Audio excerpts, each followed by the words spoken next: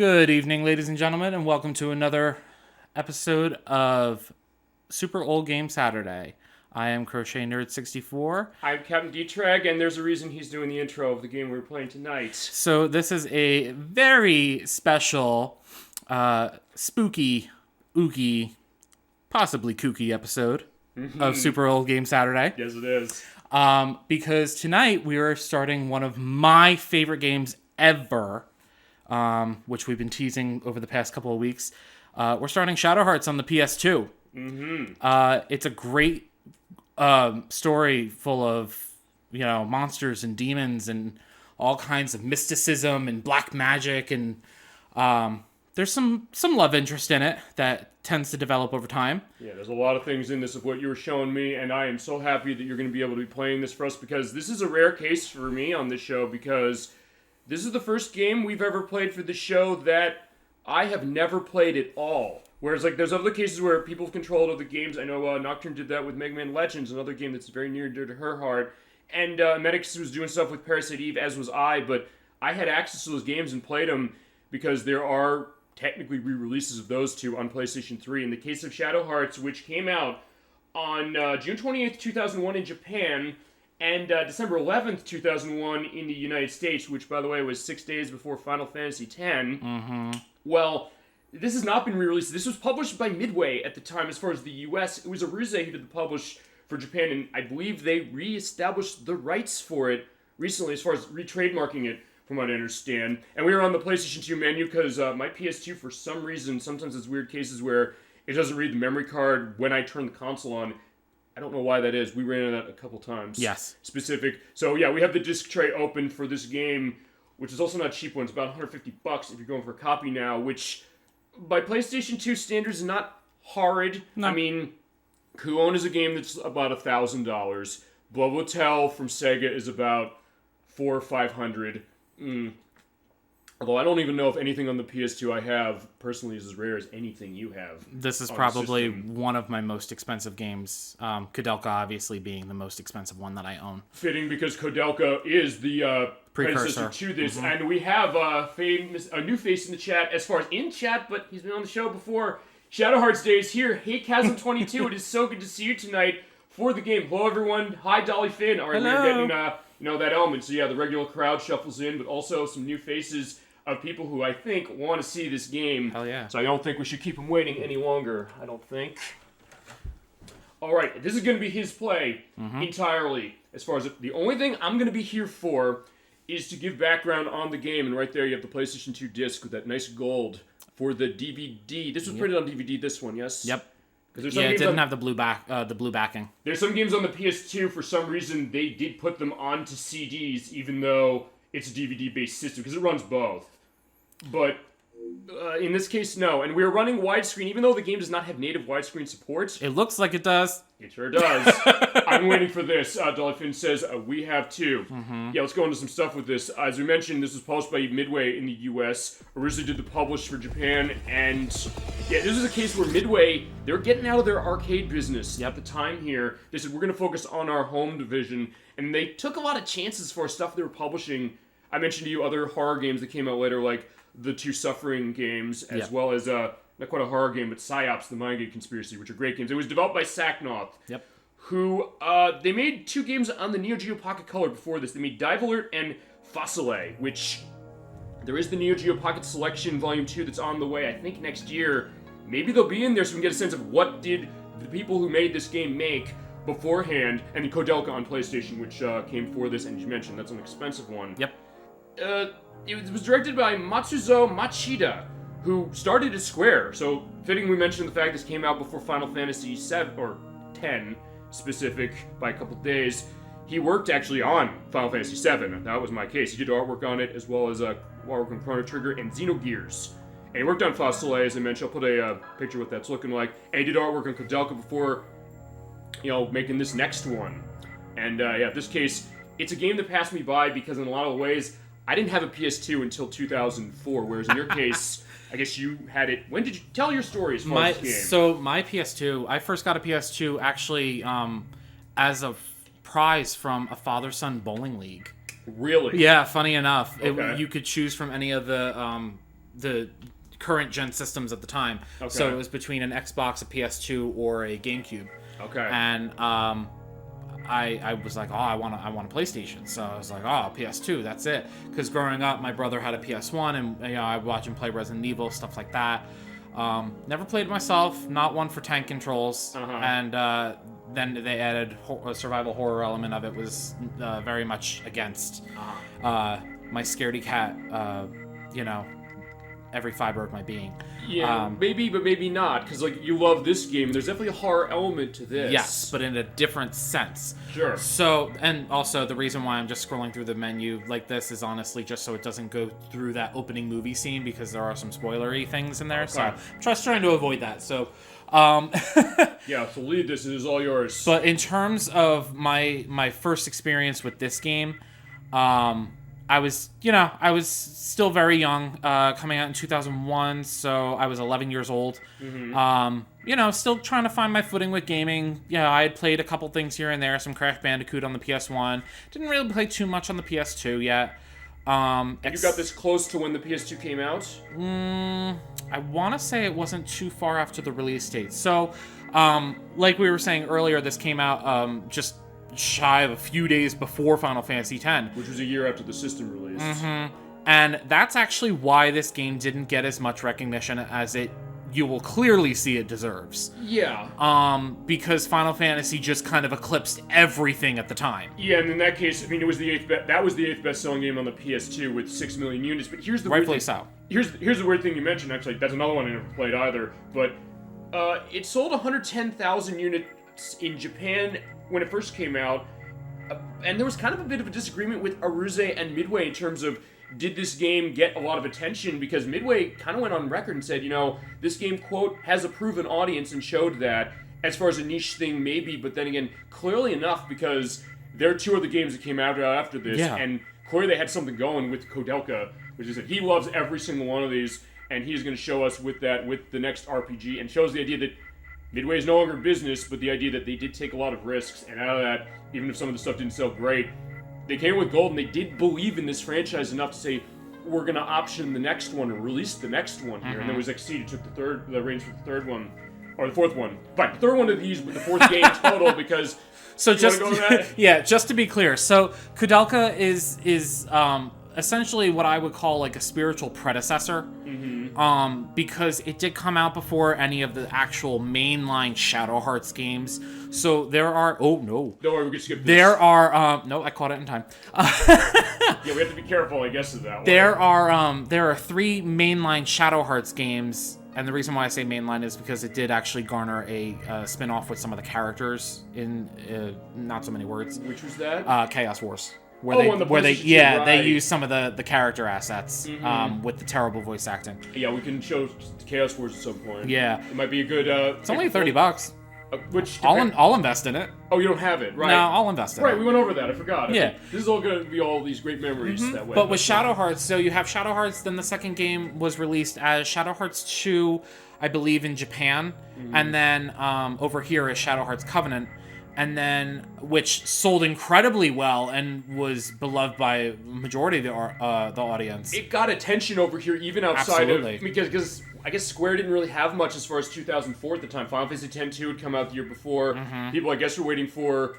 I don't know if the next big thing. The next big thing is... No, they're waiting for 12, because 12 got delayed by 2 years. Yes. At that point. So, there's not the new Final Fantasy thing. Final Fantasy 11 was an MMO RPG, so there was a different case to it. And I guess, here's the thing. I want to ask you a question this way. You're a big one on RPGs. You mentioned that to me. So much. In that case, you probably wanted the PS2 for the purpose of that, or you're just like, you hadn't felt around RPGs much yet? I was still kind of discovering things. So, okay. The game, when I got the system from the bowling league, it actually came with a copy of Ratchet & Clank. Oh, a good game. Which I was like, oh, that's a great game. I didn't really know much about it, but I was like, oh, that's cute. I was like, he's a little furry alien creature, and he has a little robot. I was like, that's fun. And we do need to show Ratchet & Clank at some point. Yeah. So, I was like, cool, I'll play it. So, Shadow Hearts, my first introduction to it, we had family friends, and one of them was a gamer. And one morning I woke up and I walked into the living room and he was playing this, towards the later half of the game. So I was like, what the hell is going on? Because, as you'll see, there's a lot of there's a lot of influence from like monsters. You'll see some Lovecraftian influence, stuff like that. So you'll see as we go along and really get into the meat of the game that things just look really messed up. Yeah. Like really messed up. Some of the monster designs are phenomenal. And they just make you kind of like look at it in a different way and go, what the hell am I looking at? Which is an interesting thing. It made it stand out with other RPGs. But I mean, Sure. I guess, do you want to take a look at as far as, I guess you want to run your Rumble on this baby? Well, the vibration's on. It's fine. Default? Okay. Yeah. It does default to on because it uses the DualShock 2. Yeah. Lovely DualShock 2. So, I didn't really know too much about the game, and it's rated M, whereas the other two Shadow Hearts games drop down to a T rating because it's a bit lighter in tone. Yeah. So this was rated M. I actually couldn't buy it because I was still underage. Right, which is an interesting thing, the thought of, and really, this was kind of, I guess, at the point where, and Midway was kind of that way with a lot of mature age stuff, like with Mortal Kombat before, but then the idea of, okay, fine, them taking something a little darker that way, but the idea is like, hey, you like what this game is doing specifically, and you're going to show that. By the way, one thing I do want to go into, because I guess when you start a new game, it's going to go into a cutscene that doesn't have subtitles. Am I right about that? Right. Yeah. So for the cutscenes in this game, they're pretty much all without subtitles. So we are going to end up muting the mic for that, so we don't talk over it. So that way we can all just enjoy what's on screen. It's going to be like Mega Man Legends, basically, because we did that with Mega Man Legends when Nocturne played that, and fitting then, I guess, that this is going to be your case as far as showing this game that meant a lot to you, means a lot to you still, is the kind of thing that I think... It's something we mentioned with the RPGs, I'll tell you before you start on this. Mm-hmm. With the RPGs we played so far, the game that I started with was Super Mario RPG, which kind of informed my perspective, really having a fandom of this genre. Not as much as you still, but I was huge into that. Mm-hmm. Now, like versus that way, because I asked Chad, I said, what do we want to play next? He said Kingdom Hearts. That was one that was very personal to him. Dolly Finn said Sailor Moon in the story. Meg said, he may have said Parasite Eve. Mm-hmm. We're still playing that, by the way. Don't think we're ditching that game. We're coming back to that. I'll talk to him to see if we can continue that and conclude in December. But I think the idea is that it's kind of this defining moment, I think, in a lot of ways, as far as getting us into this genre and into this style of game. It sounds to me, correct me if this is not right, that that's what Shadow Hearts did to you. Maybe even made you look at gaming as an art form in a way that maybe you didn't before. It sounds like to you what Shenmue is to me, as far as wanting to... I had played Super Mario RPG a little bit, but again, I was 11 when this released. I still wasn't like totally fully immersed into games the way that I am now. Right. But I could still appreciate it for what it was, and I was always really attracted to like the weird and the different and like the creepy. Sure. So when I saw like some of the monsters, I was like, again, what the hell am I looking at? I'm like, that's really creepy. I was like, I want to play this. And plus, with JRPGs, I hadn't really experienced too much. Uh-huh. So as you'll see with the battle system, it's unlike anything else you've seen in a JRPG. Even to this day, I haven't seen anything that even comes close. Except for maybe its spiritual successor, Penny Blood, which is coming out in... Well, we'll see when they release a demo of that. Yeah, him and I both kickstarted that. Chasm22, who's also on Part 2 Parasite Eve, by the way. Yep. He kickstarted as well. I was like, you want your follow-up to this? I'm not going to let you not have that. I'm going to put money to that too. And basically, so I'm going to see this. I'm going to see... What have I been missing all this time? And this is all his, so yeah, take it away. And you know I've been hiding this from you.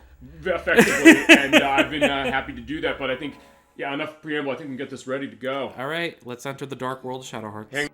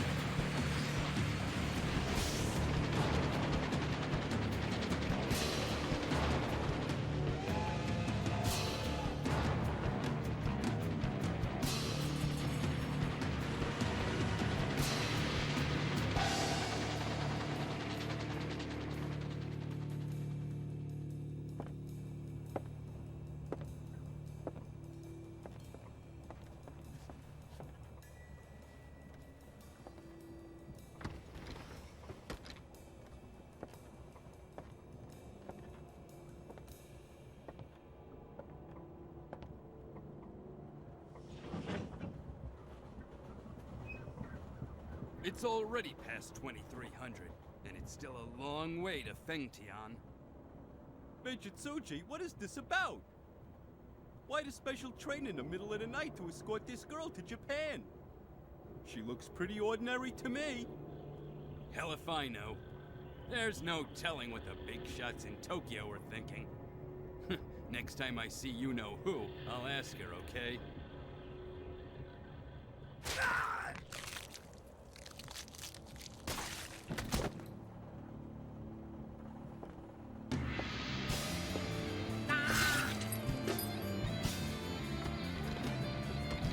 What's going on?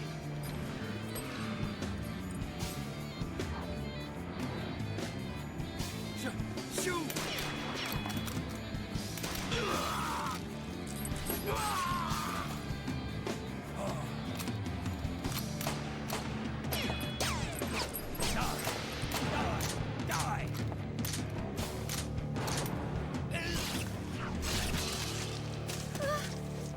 It's you. Yes, Roger Bacon. I'm honored that you remember me so well. You can't escape. Come along quietly, sister. Ah, a new actor in our play.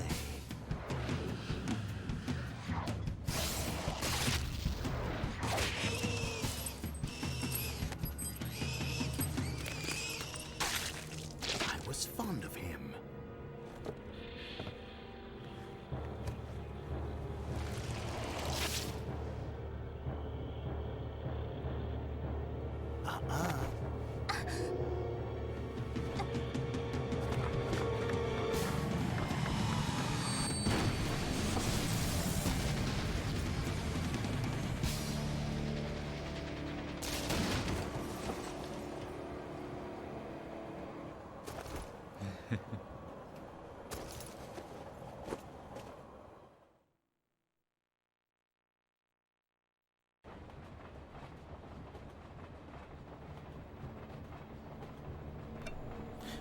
And we're back. We are back. So, that was the opening cutscene. As you can see, just from that, I think it earned its M rating. It also is absolutely beautiful. For a game that came out in 2001, chat, for people out there in the audience who have experience with this game, which I know Chasm22 is one of, feel free to tell us any of your memories of this game, or if you haven't played it like me, reactions on what you're seeing, because I think you had some particular as far as that cutscene. You want to go into any of them, go ahead. So, And lead yeah. us all the way. Oh, okay. So, these are the random battles. That's how it starts. So you get that swirling screen. This is our rude hero. His name does get revealed later, but I want to keep that a secret. And this is the Judgment Ring. So This is the battle mechanic. As you can see, there are hit areas on the ring. And I know I kind of went through that a little bit fast, but that's because it's timed. So the Judgment Ring dictates all of your attacks, any magic that you may have, any items that you may use. It's literally the basis for your entire battles throughout this game. So what it is for standard attacks, you have a ring that's broken into 3 hit areas, and you have an orange part to that, and you have a red part to the wedge. So if you manage to hit any of the red parts, then it serves as what is essentially going to be a critical hit. But if you miss anything after, so each wedge on the ring dictates one attack. So if I were to miss one of the other 2 areas, for example, after the first one, I would only do 1 attack. In that case, I just did a 3-hit combo. So it's a little bit of a risk-reward thing. Absolutely. And honestly, there are things that will change the ring. There's status effects, as well as ring abnormalities in this game. So it really does become one big giant risk and reward system, which as we progress in the game, I like to play as because it breaks the game, and that's fun for me. Well, that can be interesting, you're right, because this is a unique mechanic, as you mentioned. I mentioned with Super Mario RPG, you have time button presses for certain things. We played Kingdom Hearts, where it's a real-time battle case of things, and Parasite Eve, we had an element of that too, what we played. But even something like this, it is an interesting one as far as kind of blurring the lines between like a menu selection of your attacks, the way something like Final Fantasy or of what we played, Sailor Moon of the Story did. Yes. But it's something that it is an active element, but it's also something that maybe more than even something like Super Mario RPG, it changes it significantly. Because you're saying it changes also because of certain attacks, certain things you have, and certain magic, yes? Yeah, so we'll get more into the magic and the items as we progress through our journey, but I just want to kind of show the basic attacks here because, I you know, the little wind shears that I just fought, that's, oh yeah, and every enemy has a name too. Yep. And we'll go through. My goal is to actually fill the library that we have, so I will try to keep track the best I can of all the enemies. One thing I did want to comment about in that cutscene was one of those soldiers. I hate his voice. I hate it so very much. He sounds so derpy.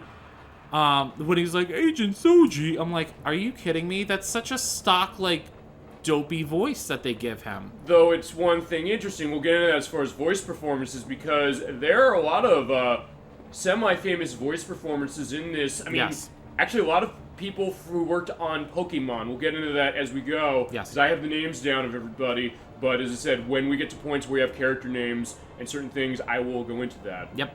Right now we have our root hero and the nice, Metal Gear Solid exclamation point. It's like, wait, there's something up on the train. It's on the roof. And I gotta tell you, one thing I also noticed there when you're going through that, I loved just some of the effects I'm seeing of this, of the fact that, like, on the windows, you can see the reflection off.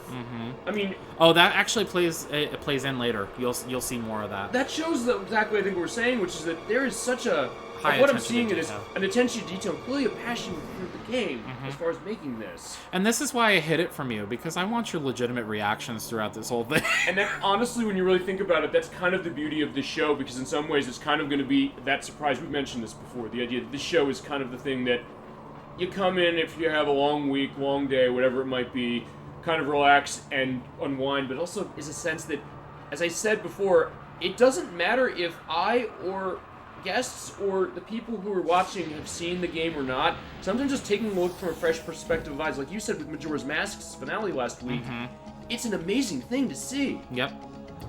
Well, okay, so this is our first boss battle. So for this, okay, let's bring on the big guns, right? So, yep, so this is Yuri's, oh, it actually forces me to do it. Oh, right. No, it doesn't. Oh, it doesn't? No, I'll explain it when we actually get out of this. Okay. I tried to hit circle for cancel. Okay. Circle is not cancel by default. We will get into that, Yeah. I know. So I will go into fusion, which is Yuri's magic. Yuri cannot use traditional magic because of his fusion ability, which it's never really explained too much in detail, but just know if a character can fuse into a monster, then at least, a playable character, then they can't use like normal magic. Gotcha. So fusion, Death Emperor.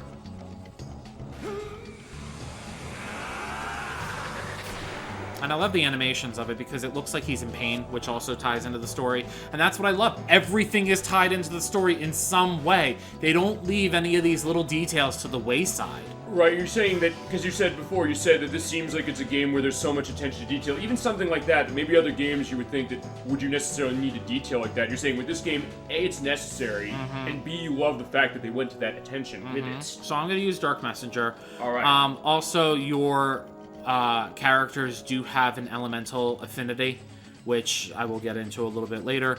But for now, I'll use Dark Messenger to show how the magic ring looks. Yeah, the details matter, and it looks great, so Dolly Finn says. Yeah, and that's the other thing I always mention. Since you're leading this game for us, you get first crack on anything Chad has to say. So, yeah, if you want to take what she's saying as far as she's been on the show. Dolly Finn's been on the show. Yeah, no, I agree with Dolly Finn. You're absolutely right. This is... it's one of the reasons why I love this game so much. And for a game from... I'll tell you this also as you're, You can see I only do 2. But there you go, it shows that as well. Yeah. Because one thing to go about the PlayStation 2, because early into the life of the PlayStation 2, it's the console that defeated the Dreamcast, but in a lot of ways, the PS2 is a more powerful system than the Dreamcast, but in a lot of ways, it didn't necessarily show it early on. Yeah. Very early stuff with the jagged elements and graphics. You played Derelict 2 on the PlayStation 2 compared to it on the Dreamcast. That's the reason why Dead or Alive went to the Xbox. Then when Elliot said, fuck this, I don't want to deal with this crappy graphics, after I got embarrassed by the fact that said, oh, the PS2 can be more powerful, but yeah, you're dead. I died. That wasn't supposed to happen. It's such a cool game, I never played it yet. So Dolly Finn says, and I'm with you as well. I wasn't supposed to die. You're I'm just kidding. I was supposed to die. Okay, so it's a scripted fight. We'll get to that when we play Rhapsody Musical Adventure. That has a lot of those too. But it is a cool game. I'm loving this, and it's one of those things that I'll tell you. Here's the other thing. I think we're also doing the hidden agenda maybe a little bit. Is that since Penny Blood got crowdfunded, that's coming out in a couple of years. Hopefully. Well, it's definitely going to be a couple of years at least. But the thought that with this revealed this way, us showing this, maybe the thought is since Aruze did re-trademark the name of this. Maybe we can get a re-release or a remake. Because we've sometimes said that a lot of times on the show, and sometimes it's come true. Been begging for this shit. All right. I was going to say that happened to me too. Oh, as far as dying for Kaseyi 2, I guess so. All right, one sec. Oh, we have another cutscene of his stuff? Oh, wow. This looks incredible. I got to go back to this. This looks beautiful. It goes back to what I'm saying.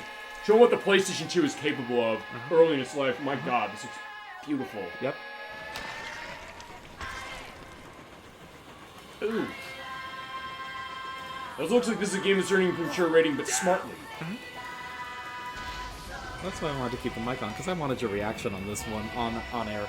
Okay. Literally a gaping hole in his face, and he just fixes it in 2 seconds with magic. Yeah, it's the Terminator 2 thing, except in that case it's science fiction robots, not in this one. No, this is just straight black magic. Alright, that character down there, do you want to go into who he was? We will in a... Oh, the character on the train? Yeah. Yeah, well, he introduced himself. He's fine. That's Roger Bacon. He is voiced by James Carter Cathcart, who voices Todd in Pokemon Snap, as well as he was Vector the Crocodile in Shadow the Hedgehog, which played on the show.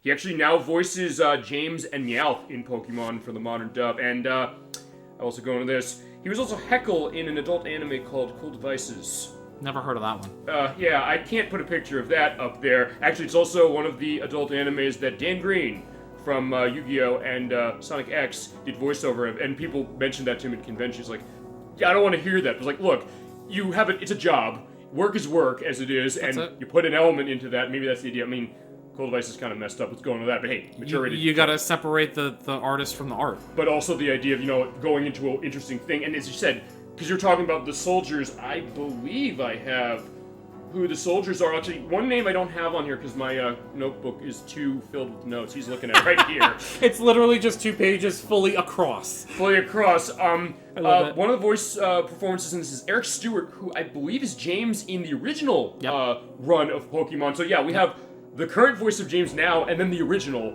back when 4Kids was doing dubbing. That's pretty awesome. Which is unique, and that's not going to be the first case we're going to run into that. But alright, we have our... I'm learning some new things, too, because I only looked briefly into the voice acting, so this is all going to be information we're going to have a lot of 4Kids representation, but it's also one of those elements that... I don't know if you're this way. There's some of those 4Kids voices that I kind of like the energy they put into it, even if it's a question of like, hey, wait a second, did they change... Just because the translation was bad doesn't mean the voice acting was. Well, because actually, it's funny, we brought this up when we played Kingdom Hearts for Part 4. Nikki was in the chat. She said, I started watching One Piece. I said, I want to get a perspective, so I watched the dub version that we got recently, sort of, the subtitle version, and I watched a little bit of the 4Kids one. I actually like the voice of Kobe in the 4Kids version, even though I think like they changed some of the meanings. Like, Luffy hits him, he says like, people shouldn't hit him, or they cut that out of the 4Kids dub. But the other one's like, oh, you're stupid. But like, fine, that's a translation thing, but not a voice case. Oh, you want to go into this though? Yeah. So because we mentioned this on the show. I know you've mentioned this when we played Majora's Mask. This is and Spatial 5, I think. I am such a stickler for maybe what I would consider conventional controller setups. Yes. So the fact that it lets me customize my controller buttons, I am all for it. Ooh. So on the screen before, if you saw it, it says use square to open the menu. Well, no, I'm sorry, but in traditional games nowadays, you're gonna always use triangle to open a menu. But even in Super Mario RPG, it was the X button, which is on the top of that cross there. If you're seeing on the PlayStation 2 controller over there, it's the same button layout sort of as the Super Nintendo. It becomes controller. Muscle memory after a while. So when I go to press triangle or whatever button's at the top, I expect a menu to open, damn it. And it's not just you, because Emetics mentioned that when we played Parasite Eve or started that. Nocturne mention that, and actually of something I edited out of the play we did of Sonic Mania, that it was a massive aggravation for her, specific. So that idea of muscle memory. You mentioned this as well. You play PlayStation 4 and 5 and Switch, and because I mix it up. Yeah, and I always mix up my button configurations because the A button's where the circle button is on the PlayStation. Right. And the X button is where the B button is. So I'm always canceling out on the Switch if I play PlayStation for a long period of time, or canceling out on the PlayStation if I play Switch. So it always mixes up for me in my head. And it takes me a little bit to essentially, I guess, reconfigure my brain. And Super Nintendo, it seems like it was pretty much anything goes in some cases. Yeah, and you know that I despise when the B button is confirmed. But then, like, the earlier stuff in the Super Nintendo, I showed you ActRaiser, you played ActRaiser, like, why is the B button confirmed? It's like, well, this came out in 1991. Even the original Lufia. Lufia as well, Uh-huh. which is another one that I know you wanted to do, and actually I think it was you and Emetics wanted to get involved with Lufia 2. We're starting with that one. It's like, why that one? Because, as you mentioned, it's the prequel to the sequel, or the sequel to the prequel, or something. It came first into terms of the timeline. I guess so, but yeah, well, you're fine. I'm talking too much. This is your game. Run on. You're what you fine. got. I love this. So, just to go through the menu really quick, you have your items here. You can sort them based on type. You can discard unnecessary items, but it's not one of those games where you have a inventory limit that I'm aware of, because in all my years of playing this game, I've never once hit one. Really? That's interesting. Yeah, so I don't really know why they give you the option to discard. I guess because you don't want something? I guess, but it's honestly useless. Maybe they'll option. sell it probably at that point. Some Yes. items you can't. I think on this screen, maybe these are the items you can, because they're not, because they're considered consumables. Right. But even then, I wouldn't sell items. I'm a hoarder when it comes to items. I can't help it. That was Emetics' case with Parasite Eve. You Yeah, mentioned that too. you never know when you're going to need them. Honestly, in this game, you never need them. But, Okay. because you have magic spells that account for everything. Also, you've been playing this game for probably about almost 20 years, if that, so you know what you're doing. I try to play it like once every few years if I can. There you go. So then you have your special skills, which is all your, I'm calling it magic just for the sake of lack of a better word. Okay. But it doesn't really just encompass all magic. It's just all your characters have some sort of special abilities. So that's going to be on this screen. Gotcha. Equipment, this is where you obviously equip their stuff. I don't have anything. Their weapon, their armor, shows you all their stats at a glance. Soul is a special thing for the Rude Hero. This actually is how you deal with his summons in terms of... It's interesting because you actually have to equip his summons. Okay. Fusions. I call them summons for Final Fantasy, my bad. Well, I mean, fair enough. Fusions. There's a lot of people on this game who worked on Final Fantasy Yeah. and other stuff of Square's. They started Square. Right. So it makes sense. So this is where you set his fusions. In this game, you can only have 3 equipped at a time. From Covenant on, they got rid of that. Okay. Which I love, but it's, we'll get more into that when we eventually visit Covenant. We are going to go through every game in this franchise eventually, I promise you that. Thank you. Including Kodelka. Thank you. Yeah, Zed, your choice. Like, what have I always said on the show? Asking your shall receive anything you want to see, whether you're in chat, you've been in chat that way, or you've been on the show. It's up for play. And by the way, this is, before I forget, this is the viewer request for October, technically, because I hadn't covered anything yet, but you've been a viewer on the Sonic 2 8-bit play, as well as the Parasite Eve Part 1 play, when I saw you in the chat on that one. Yes. You've been on the show, so yeah, you count as a viewer. Yay. So, yeah, this is all yours. So, then you have a values menu, which is literally just your key items. Formation is literally just your party configuration. So, magic users in the back, physical attackers up front. We ran into that with Sailor Moon of the story pretty Yeah. hilariously. So it's your normal configuration that you would do for any JRPG, honestly. Although that's the only RPG so far we've done that has formation except for this one. Okay. So, yeah, we're going to, I guess, a better case of formation, maybe better balanced in this one. You could say that. You saw what happened maybe with Sailor Moon of the story, where I had Sailor Venus, Dolly Finn's favorite. She was up at the front. She was taking hits of like 1,000 HP and dying. Like, you Yeah. just breathe on her. Well, I know you said you had a glass cannon with Sailor Venus. Yes. Yeah. She was great that way, but then it's like, if you breathe on her, she dies. I do want to point something out that I just saw that was weird. So you What's see at that? the bottom on the note where it says display character stats? Yeah. So when you go to edit this, you're going to see about 15 seconds earlier, there was actually a question mark at the end of that. Really? I've never seen that before. It was just a weird little glitch that I saw. Oh, I'm glad that came up. And so Yeah. that's the other thing. Like, remember, we're recording this. So Yeah. the idea that So going you back, can see it back, and it's such a cool little... I'll keep an eye out for that, and I will put an edit. I didn't see that, so... Yeah, no, I just caught it when we're talking. Perfect. But it's like when we did Space Channel 5. You know what? I noticed something. You notice typos or weird visual glitches of text on every game you've been involved in on the show so far. You're right. And I can't help it either. It's I like just, that you did, though. It's ingrained in me. I mean, it's one of those things where I've always been... I do it when I read, too. Okay. I pick out typos. It's just kind of second nature, and I don't know why I do it. I should be an editor. Maybe so. No, maybe, I don't know. People who are making Penny Blood call Crusader64 in as a consultant. I'll edit your scripts. Yeah, there you go. Okay. I'm down with that. So I'll buy it then you more. have your help menus, which I obviously don't need to use at this point, but it pretty much tells you your basics, how to control, what the system is. So it does tell you what the judgment ring is. And you're going to probably tell what most of these things are or show a few. Yeah. Honestly, I go into this just to take the little new icon off because it's like kind of having 15 text messages that are unread. It bothers me. Okay. Or don't like saying what you said about, noticing typos like being an English professor. For real. Yeah, there you go. For gaming. Yeah, so you do have a submap, which they consider pretty much any location on the overworld map. Okay. Game over, which if a game over happens this playthrough, I'm gonna be very mad at myself because I haven't had a game over in this in I don't know how many years. Here's a question for that. When you get a game over, does it put you back to the title? How's that work? What's the penalty? I believe it puts you back to the title screen, and then you have to load a save file. Okay. So I hope you saved recently. Well, that was the case with Element of the Story. Yeah. I showed that. Oh boy. The battle, there's going to be a lot of things that come up for battle, using the Judgment Ring during battle. It goes into pretty much everything that I'm explaining. Critical areas, the red zones, Judgment Ring, how it bases with attack, items. So you'll see all that. Strike hits, which is... Whoops. They occur randomly during a normal attack. That's pretty much what those... I don't know. Wait, are strike hits different than... So what, the critical hits, maybe they happen randomly?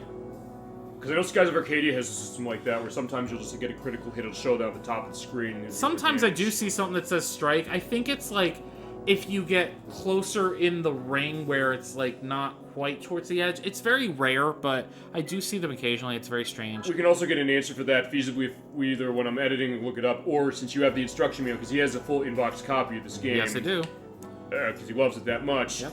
I would think maybe the manual would say something, because remember, that was back in the day when manuals still existed. Yep. Or with every game, basically. Yep. So this talks about like doubling up on items, which just talks about there's certain items you can use to essentially boost your stats and turn the tides favorably on the ring. I tend to not use these during battle just because it's my play style. Mm-hmm. Special skills, again, step areas. Which are those green areas on the wheel? Yeah, so ring? that's more based towards magic. Okay. You tend to see those step areas in magic attacks only. Because attacks are just strictly the orange and the green areas. Gotcha. Or, sorry, orange and red areas. Yeah, so that's strictly for magic. Modulation areas. Okay, so this is more where you see the strike areas with modulation areas.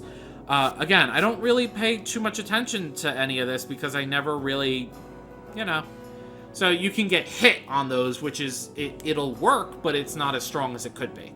Alright. So there is a little bit of, a lot of skill to battle. Which is interesting for that as far as like doing the attacks. And the idea, as you said, if you do it wrong, there might be something going on to that. Yeah. But a great balance or great reward you get when you do it well. You do have a sanity gauge in your battles in this game. Thankfully, it does refill after every battle, which is, I think, a very nice feature.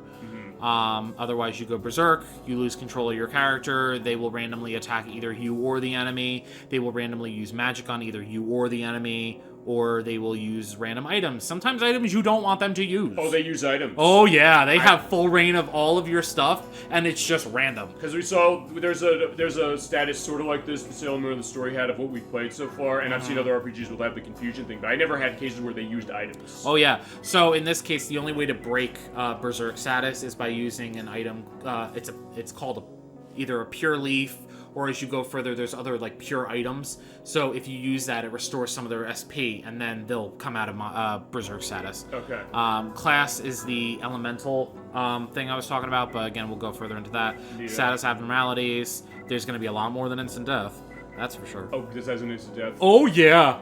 Okay. Oh yeah, that's a bitch. I was gonna say better or worse than the stoning in Sailor Moon of the Story. I feel like it's a Vietnam flashback every time you're hearing some of these things. Like, oh crap, I remember getting hit almost because I never had that get a game over for me when we played that. That's the one thing that didn't happen negatively as far as how battles can work. Although that being said, we had a great time playing that. It was the only thing we wanted to see that, and it was a great time. But still something that when you're getting the status effects on an RPG, it's not pleasant. We had that with everyone so far. I love that they put under the FAQ. What is an FAQ? I love that. I love that. I was like, oh, they really have people who don't know what an FAQ is. So I think that's very cool that they actually did that. Did you just say FAQ yourself, or did you say like? I say FAQ. FAQ or FOC? I say FAQ. Somebody's like Fox. Like, why are you? I've never heard that. I thought it was like, I don't know, Guy Fawkes, but like I don't think it's that. No, I always say FAQ. I can't attack very well. Yeah, get good.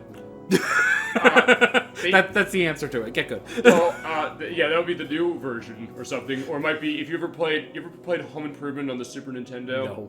No. There comes with an instruction manual. It says as far as the controls, there's just like this. I'll put a picture of this. There's like this bumper sticker plastered in the manual that says, "quote Real men don't need instructions."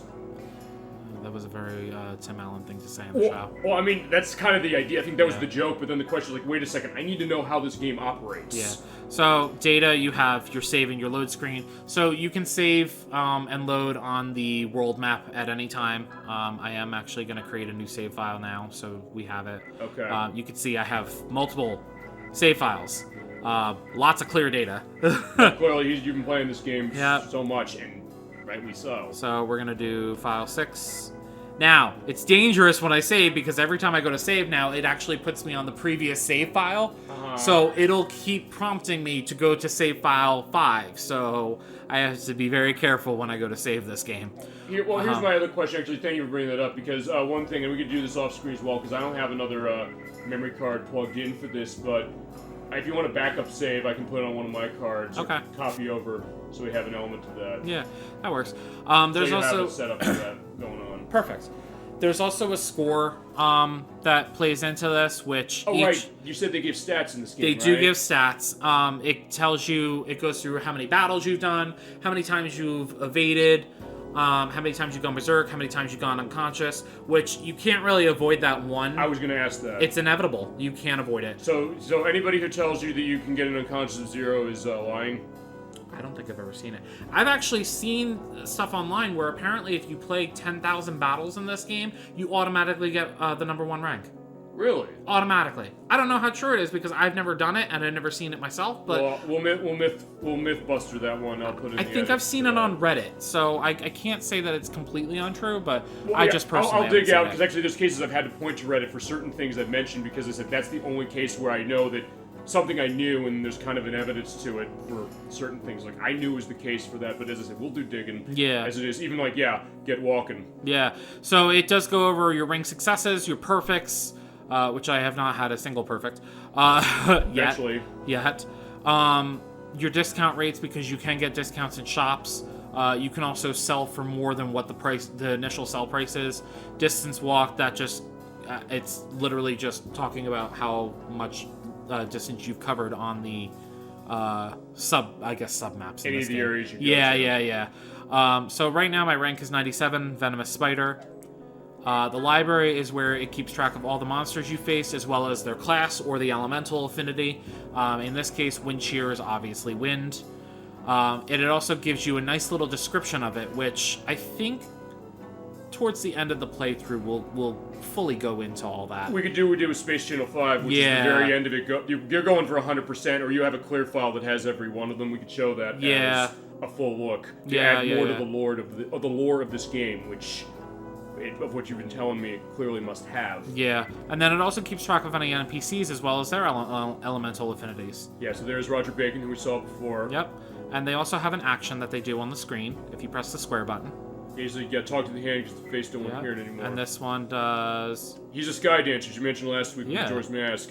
Except, and He remember, slashes at you. well, I was gonna say the sky dancers. Remember, they had to recall those because the wings came off and they could hit you in the eye. Yes. In this case, fine. Your eye's gonna be cut out feasibly doing that. Yes. Yeah, because remember, this is the Halloween episode, the Halloween weekend episode. So we are on the Asia map. We start in China in this game, and we are gonna go to the plains and Alright, let's go. finally get this started. But as I said, it also is good. Worth it for the setup. Worth it the setup, because hey, you know that as far as how the setup of this show operates. I just want to explain it up front. That way, it's eliminated Alright. some stuff. Okay, so you have your root hero here and the mysterious girl that we jumped off the train with. And you're gonna see a lot of those exclamation marks, any sort of things. Yo there, finally coming too, huh? Mm-hmm. If you're looking for the train, it's long gone. Yeah, you threw Mama from the train specifically, or took her off of it. Pretty exciting, huh? You getting a tingly feeling? Yeah, he's definitely. Right oh shit, about he's touching here. it. Oh yeah, he's a perv. Yeah, it's weird because At least to start. You mentioned this is a mature rated game. Weirdly enough, the descriptors on the back of the box don't have anything as far as any of the sexual elements, which is weird because usually they list everything. No, stay away. Oh yeah, the girl in danger. Your basic DID, damsel in distress. Yeah, I guess in a way, it was like, at this point, as I said, I don't know much about this either as far as the characters. It's a question of what this is about. But he's like, I haven't done anything yet except touch you and place you in a way that makes you feel uncomfortable. Stay away, I haven't even done anything yet. Actually, that is not a bad impersonation as far as that. Stay back, please. I can't. I'll tell you, this is also, the other thing this is doing is also making up for the fact that there are voice acting for these characters, but it does what PlayStation 2 RPGs often do, which is that it doesn't have voices everywhere.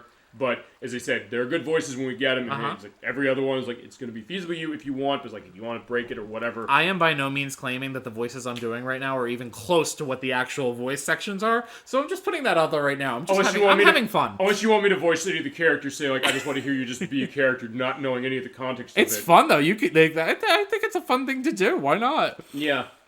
I can't do anything. Huh? Where do you think you're going? I'm telling you, it's not safe that way. Give me a break. Hey, girly, don't run off like that. Great voices. Okay, so Chasm is a fan. Chasm22 is a fan of the voices. I guess also the potential flashing light warning there, and then also the idea that he's having a stroke.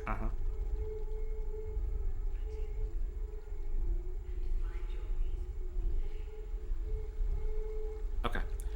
So I want to point out when the mysterious voice comes up. Yes. I don't know how it's going to come up on the recording, and it's not anything that's really important. But I didn't find out until years later of playing this game, that's a voice-acted line. Yeah. There's a voice behind that line, and I didn't know for years because I could never hear it.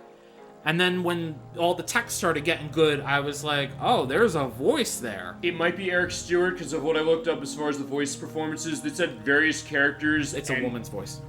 Oh. Yep. I'll see then maybe if there's another thing for that. I mean, or as I said, you said like, hey, there's characters. There's some certain voice performers in this game who play multiple characters. I don't know the context of them, so that didn't ruin anything for me. I think I know who it might be, in all honesty. We'll get into it. We'll get into that later. That hurts. Not that damn voice again. Stupid voices. Okay, I got it. I'm supposed to protect her, right? So I guess there's somebody talking to him, and we gotta take care of the girl. Or to go to the... We need a music reference. I'll pull out good old Peter Gabriel, hearing that voice again. There is... Okay, so I'm going to try to find as many hidden items as I can. Normally, I'm not going to lie, I do play this with a walkthrough just to make sure that I get all of them. Because there is an item that you get for getting 100%, I believe. Okay. I'm pretty sure it's tied to getting all the items. That includes all the chests, all the hidden items, everything. But it was also showing an icon there, so feasibly if you walk around, you'll be able to then basically do a pickup on everything. Yep. I know they do the Resident Evil thing where they flash. Yep. What I've the little blinking things. Okay, so I picked up a leather belt. That's our first piece of equipable equipment. I realize how weird that sounds, but No, I get that. leather, any sort of belts, they put up your physical attack. Which with our Rude Hero, who we will get a name shortly because I don't like calling him Rude Hero. But you also like, having the suspense. Also, Chasm22 says, I miss pre-rendered backgrounds. Right? Yeah. This game was really good for that. And the pre-rendered backgrounds they put in, some of them are absolutely gorgeous. Yeah, we had that with Parasite Eve so far. That also uses pre-rendered backgrounds, but they look really great. Yeah. Random battle again. Random battle. Well, how would you say like the quota of random battles are in terms of how often you hit them? So when we were doing the audio test and everything, making sure everything worked all right, I was saying before, like, it seems like random battles hit when you don't want them, and they are very scarce when you do. Okay. It's not a case where you'll walk like one step and then you'll eventually go. Sometimes. Okay. Sometimes, and it's truly random in that way, and it's, you know, sometimes it's really annoying, and sometimes it's like, oh, cool, I can use this to my advantage, because, as we'll see later, it is really good to get into battles as much as possible. And feasibly, the thing with the battle system is that because there's this activity, this sort of unpredictability because of the judgment ring, I would think. Yep. It's the kind of thing you might want to just get into every battle. Yeah. I don't think I started running away from battles until, like, late game when I was like, oh, I'm good. And there's your perfect, by the way. Yeah, my first one. By the way, Kazan, what you also said about the pre-rendered backgrounds going into this, they look so nice and detailed. They do. They really do. Especially the way we're showing this game, because just to give you a little bit of a peek behind the curtain, I mentioned the RetroTink 5X before. I've mentioned the fact that with PlayStation 2 we run component cables, and part of that is also because of resolution changes on many games on the system. I don't know if this one does changes where it would screw it up if I didn't have that, but if it was like 240p, it would be a problem. I know a lot of Mega Man games tend to do that, but in this case, it looks really, really nice. And even though we stretched the image for 16:9, it looked natural for the 16:9. It does. Even though the game is not designed around it, so that's why I decided, it's like, well, how would you show this? I usually say we're not going to do 16:9 unless the game has a specific support, but in this case, it looks natural to that, so that's the case. And this looks beautiful. It does. As you mentioned, and Kaz22 and Dogfin mentioned too. Yeah, and our root hero looks like I'm the one who's getting all tingly inside. Maybe I should make a move. Oh boy, yeah, he is. He's a perv.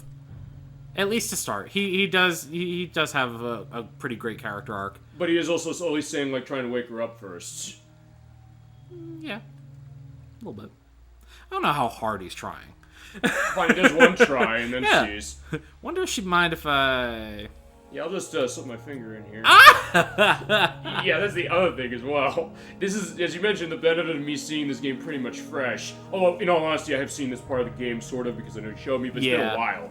Actually, I think it was with part... It's been a few months. I think it was with part 2 of Majora's Mask that you briefly showed me. I love that. Don't just lie there like a dead fish. Get up. Some of the dialogue in this is just gold. It's absolute gold for me. It is from what I've seen, too. It's so... That's what I mean. Even with an M rating, it is so well balanced with the comedy and the dialogue for me. Right, which, when you think tonal things, that isn't always an easy balance to get. No, especially... You can easily tip the scale one way or another. Well, people have said that with the I guess the first fan translation of Tales of Fantasia, which is on Super Famicom, we didn't get until the Game Boy Advance version. Yeah. But apparently it's insanely vulgar, and fans of the franchise go nuts saying, like, that they hate the fact that they went that way, and I don't know if it's accurate to the Japanese version or not. I don't think it is, but it's a question of that sometimes. So in this case, you're like, all right, fine, you have stuff like that. I bust my hump saving, but at the same time, it still seems like it's balancing it pretty nicely. I love it. They call him the root hero. He goes, then you faint? You got no manners, you know that? So he is well named so far. Oh, the irony. I know.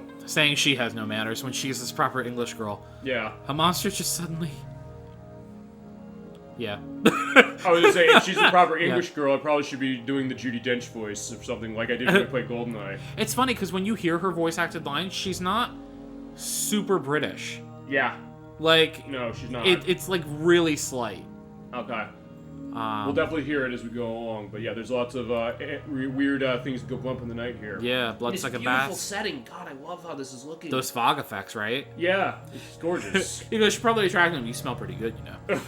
He's so pervy. It's so good. I mean, he's not pretending not to be, I guess. Oh no, there was no false pretense here. Yeah, I guess so. Anyway, don't run off like that, okay? Because if I don't do like the voice says, my head's gonna split open. And anybody would run away now, but remember, there's a setup for this. So it's so cool because at the beginning of the game, it seems kind of like, why is he doing this? It's not to sound cliche, but like, what's his motivation? Well, we don't know. Well, no, we do. It's it's the voice in his head. Well, now we do. But when the game first started, it sounds like it's laying out elements of the story very effectively. It does it quickly, efficiently, and effectively, exactly. Which is not easy to do. No, especially in a JRPG. How many times have you played a game and you're like, oh, bad guy, and they're like, nope, not the actual bad guy. Oh, right, the law of economy of characters.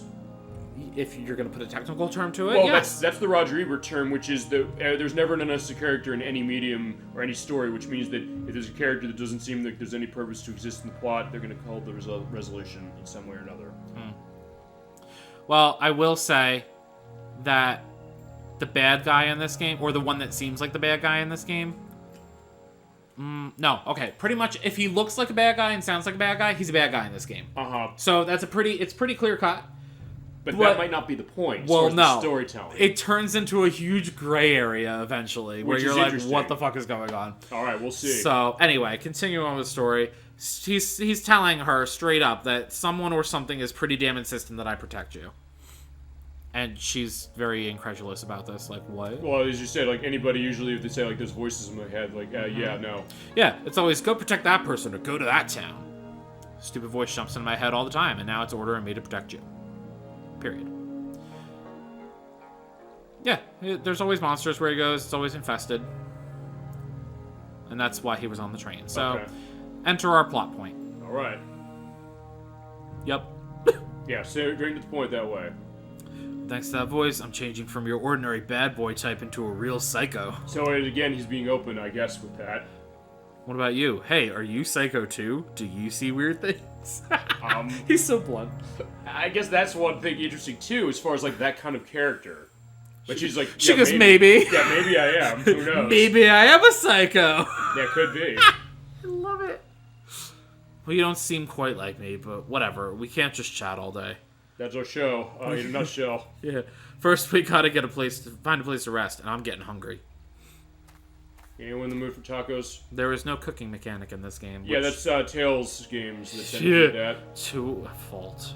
Which one specific is a fault for you? Tales of Arise was a chore. Arise has that back. I've not played Arise. It was I don't know. great, but it was a chore. That part of it, because I mean... Plus, there was a trophy for doing 300 different skits. Oh. And there were 322 total in the game, so you essentially had to do most of them. I'm pretty sure the PS3 version of Symphonia has, or Tales of Symphonia has a trophy for that. I'm pretty sure that remaster they're doing next year is going to have that too. Yeah. Okay, we finally get a name. The root hero's name is Yuri. Alright, yeah, this is Yuri. He on the train when we heard him. He was voiced by Ted Lewis, who voices Tracy and Giovanni on Pokemon, and he also voices Bakura on Yu-Gi-Oh! Really? Yes, and he also voiced we talked Ted Lewis before because when we played Kirby the 64, the Crystal Shards, we were talking about the voices of King Dedede. In that game, it was Masahiro Sakurai who makes Smash Brothers, but on the anime Kirby Right Back At You, ever seen that? Bits and pieces. Yeah, S. Cargoon is the assistant to King Dedede as well as King Dedede himself. Yeah, Ted Lewis, of course, you get that weird southern drawl thing of him, or southern accent, like the Foghorn Leghorn thing, where he says, I need a monster there to get that there Kirby. I have heard that voice. Well, I don't get what that decision was, but... It's a choice. Yeah, it's all as you said last week, and you said we were starting to think, like, choices were made. Choices were made. But yeah, this is Yuri. I'm interested, though, that it's Ted Lewis, because in the credits, he's credited as Eric Stewart. Eric Stewart does the voice of Yuri in this game. Wait a minute. And when you see the cutscene, you'll hear it, believe me. So, okay, maybe I got it wrong, because I'll tell you, if you're wondering where to get this voice information from, I went to IMDb for this. Although it was actually helpful because there's certain voices I couldn't pin down anywhere else. So another good one is actually behind the voice actors. Them too, yeah. But I don't know if they had. I'll also put in the link list as well if there's a thing for the voices of theirs. I'll double check myself, but I know the last time I beat this when I was doing the practice run for this in June, I saw Eric Stewart for Then Yuri. maybe there's another character that Ted Lewis played. Maybe I'm wrong because look, I'm coming to this game without having played it, so. I was able to just do my prep based on pretty much trusting what I read, but who knows? Maybe it's wrong. It's like, hey, you're the expert on this game. You correct that record, fine, do it. Show up IMDb. I'm fine with that. Listen, that's the beauty of the internet. We can easily fact check. Indeed, we can. We would say like, wait, no, it seems like it's Ellen one way, but not no. But yeah, that's me. So your girl in danger. She is Alice. Yeah, this is Alice. I hope I got this name right, but if I didn't. She is voiced by Veronica Taylor, who voices Ash on Pokemon, or at least voiced Ash until 2006. 6, 7, I believe. Also, she voices Sailor Pluto on the Viz dub of Sailor Moon and in Sailor Moon Crystal now, as well as she was Jimmy in Ape Escape 2, and actually in Pokemon, she also voices May in the Pokemon Advanced element, as well as Delia Ketchum. So basically, she does a lot. So basically, it's Ash's mother and Ash are basically talking. It's basically her talking to herself. I always like when voice actors have to do that, though. It's interesting. Yeah, outside of that, also, she was Amelia on Slayers, and actually, this is a weird thing I found. I told you how much I love L.A. Noire. She voiced Cynthia Graham in that game. Okay.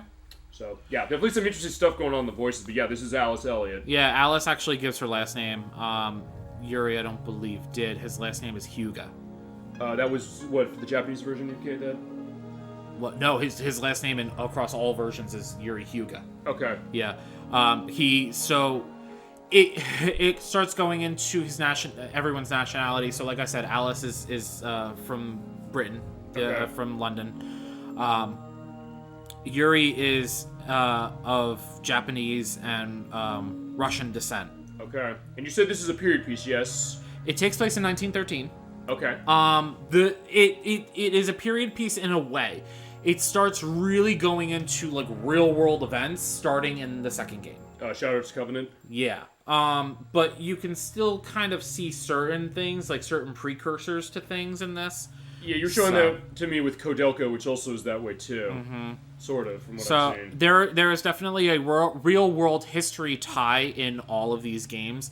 And honestly, I think that's what I love about it so much. I'm not really a big one for history, but because of all, like I said, the mysticism, the black magic, and all the kind of weird stuff, I wanted to see what the real world connections were in all of it. Mm-hmm. And I was fascinated by what I found. And we'll get more into it as we continue on, because it's a lot of late game stuff. Sure, but it's also very interesting, because honestly, now I'm thinking about as far as Japanese RPGs, I can't even think of many that kind of went into history that much. The only one I can think of at the top of my head, and this is definitely a different case, I don't know if you ever played this. I ever played Liberty or Death, which was on the Sega Genesis and the Super Nintendo. No. It was developed by Koei, who made the Dynasty Warriors games. Yes. It is a strategy game that is based around the American Revolution. Okay. So you have like Patrick Henry and things. That's actually where they get the name from. My brother played the Sega Genesis version. I didn't really know what I was doing when I played it.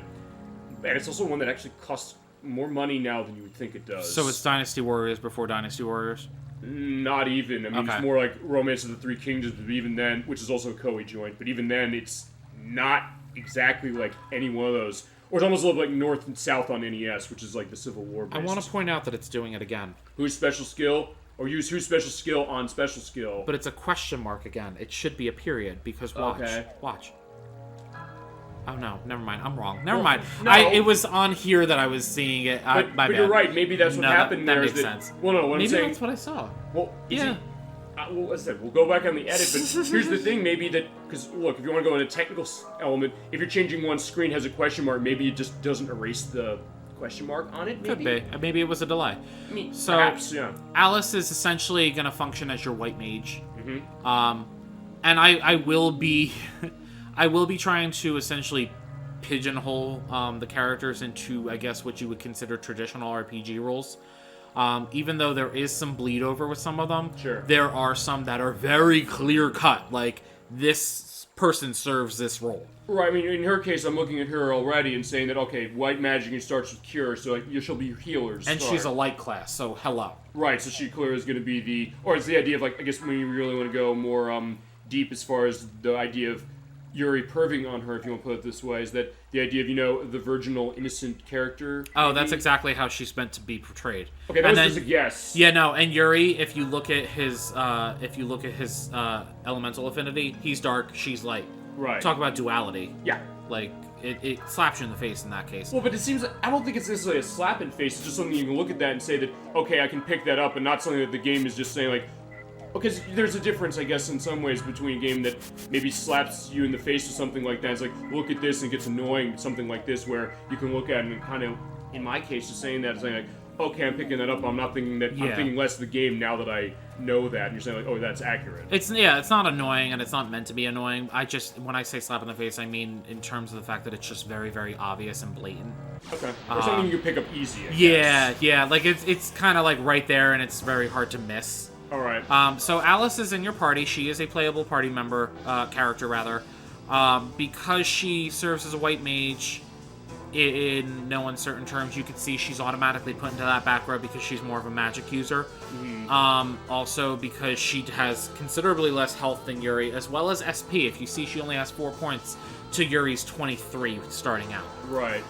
So she still has 3 areas on her attack ring, because 3 is the standard in this game. Okay. As I showed you a little bit when I was showing you previews of the other games, it's not standard moving forward in the series. Okay. But yeah, she could take a hit because she's in the back row. Yeah, she's in the back row. But I'm gonna show you her basic attack, which is fucking hysterical. All right, let's see it. Because she has a book in her hand. Yeah. It's a Bible. Yep. Which, it tracks. The power of Christ compels you. Exactly, and we're gonna compel these vampire bats right now by fucking smacking them over the head with a book. Yeah, just hit them with the Bible. Those things are hard, by the way. It's like any leather-bound cover book. It's the King James version. Yeah, you're right. Okay, that's great. That's awesome. I was gonna say, or have you ever seen John Wick Chapter 3? There's a scene in that movie where Keanu Reeves, as John Wick, murders somebody by snapping their neck on one of those things. Not a Bible, but on a hard leather-bound book. It's amazing. Oh my god. John Wick is amazing. You've never seen any of those John Wick movies. They are so good. I cannot wait for that 4th one. So I glazed over this a little bit before. This is your results screen. It shows your XP, how much cash you get, if you get any items.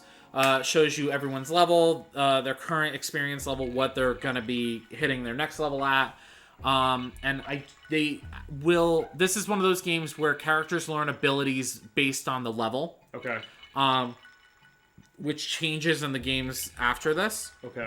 And I kind of like that because it pads the game out a little bit, and it also creates more story opportunities for specific characters. In the sequels? Yeah, in the sequels. This one, everyone's kind of all together as like this ragtag group. Right. Which, standard JRPG fare. In that way, yes, but I mean, it sounds like it's already differentiating itself with its, I guess it's milieu when you were allowed to put it that way. Yeah, I mean, you've seen, just as part of it, and already you can see it differs greatly from most other RPGs. Yeah. Especially those on the market at the time. Right, and when you consider that the PlayStation 2 was a big one for RPGs, the biggest of those 3 systems, you mentioned Xbox, original, and GameCube, this is the system that had the most RPGs by a mile. Mm-hmm. You probably combine the Xbox and GameCube's RPG lineup and not match the PS2's. Right. So they're talking about the sluice gates, because the river, as you saw on the previous screen, was high. Okay. So what they're doing is they're going to be searching through the area, and it's one of those things that's kind of like mandatory to do. So you see the little flashing lights and everything, that's all well and good. You can't interact with those yet because you have to go all the way over here and you have to interact with the question mark in order to trigger. So there are trigger searches in this game. Okay. Yeah, it's kind of annoying, but whatever. Actually, Dolphin has a question for you. Does the level change, I guess, with the experience based on how well you're doing? I guess maybe the thought is, like, if you do well in battles with the Judgment Ring, that it will make you maybe get more or less experience, perhaps? No. Or get different changes in level on that, perhaps? It's pretty set in the way where it's like a set amount of experience, I guess, per enemy, like enemy type or whatever. Okay. The one thing I do want to mention later on, you do have a party split, and one thing I do like about this game is that they actually rubber band your party members' levels that are not in your party for a certain amount of time. That's good. But when they meet back up, they're pretty close to your current level. Okay, thank you, Dolphin says. Oh, yeah. Because it's funny, because I don't have the answers on this one, he does. I mean, and I guess to answer Dolphin's question one another way is another game I know that does that, Parasite Eve, the other RPG we have running, because if you take less damage in a battle, you'll get more bonus points. Okay. So in that case, it gives you a little more of an incentive. So I didn't know if this game, because of the way the Judgment Ring, this one does it, or maybe the sequels do? No, you do get battle bonuses in that, but it's more in terms of extra, it's like extra money, you get extra items, or you get, like, extra soul points. Gotcha.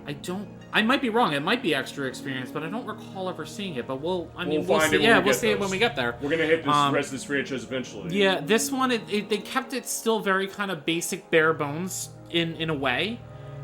So it's all still very traditional JRPG in a sense, in terms of how battles work, except for the Judgment Ring and how that kind of dictates everything you do. Which sounds like it's the main mechanic of this whole game. Well, exactly, because when I say it dictates everything you do, let's look at this for a second. So he's talking about how the gates is rotten, but the handle might work. You had a judgment ring. Judgment ring in order to take it off.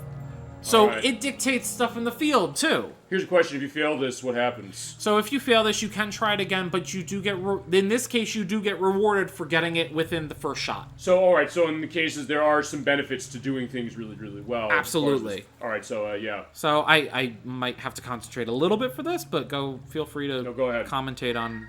So it's a normal ring. It just is your standard ring where you're gonna hit 3 of your hit areas or you fail. Yeah, which I failed. It was tiny, so I could try again. And I think the item changes depending on how many chances you get it within. And do you know what the other items are, or how? Don't recall. I think one of them is another leather belt. I think one of them is just like a standard item. Yeah, Chad, if you know, or Chasm22, if you know. Yeah. And your hit areas do actually get bigger if you fail. Yeah, oh no, he said to that, but is it, if you know the answer, because I think you're a fan of this game too, from what I've understood. Yeah. Well, no, I know, fine, I know he does, because it seems like you and him, I work with both of them, by the way, if I have not indicated that. But We just go on and on about this game. But he said it's like this great secret, and you're sharing it with the world, and I thank you again for that. Yeah. And you got it that time. Yeah, I got the slowest gate handle. So now, another random battle. There is an enemy that I have not encountered yet that I'm actually trying to get for the library. Mm-hmm. It is probably my least favorite enemy type in this game because of the whole arachnophobia thing. Yeah. Well, I mean, it's also your current rank, or was when we last checked. Yeah. So it was an irony, I guess, to that. Yeah, no, there are spider enemies in this game, and they're not pretty. I mean, we'll definitely see them as we go along. Oh yeah, I'll run into them. Obviously, I want to fill the library out. When I was playing through for practice back in June, I actually missed it. Really? I missed it, and I didn't realize it until I actually beat the game. I was like, oh, damn. I guess the answer to that basically being able to just pretty much going through until you find it. Well, what happens is they only appear... So you have a certain enemies that only appear in certain areas. So as you progress in the game, you don't have a chance of running into areas that you ran into, say, the first area of the game. Okay. So you get reskinned enemies. They're the same enemy type, but they have different color palettes and stuff. Yeah, they're kind of infamous for doing color palette swaps in this series. Okay, well... But I don't mind it. They look cool. Well, I mean, fine, Midway was not involved with the development, but they did publish it, because remember, Mortal Kombat. Yeah. So... Oh, I can't go down here yet. Well, I can, but... So I guess then the answer to go into one question that way is that if you're going to be trying to find every enemy type, you basically just stay in a screen until you know where they are. Yeah. Okay. And that's also why I wanted to pull up the walkthrough too, because it tells you like what enemies are there, so I can like I kind of do a mental check of like, oh, Okay. I have all of them. Well, that being said, if we don't find all of them, since you have the completed save file you have has everything in it. Actually, here's I think I have one of them. Yeah. Here's the question: when you get a full complete save, can you use like a new game plus? You can go back and play the game again. Yes. So that's actually how you fill your library if you did miss something. Is just doing the new game plus, which I have done. Okay. You don't get too much from it, but it's still worth it because you get to retain all of your fusion monsters. Okay. Which is cool.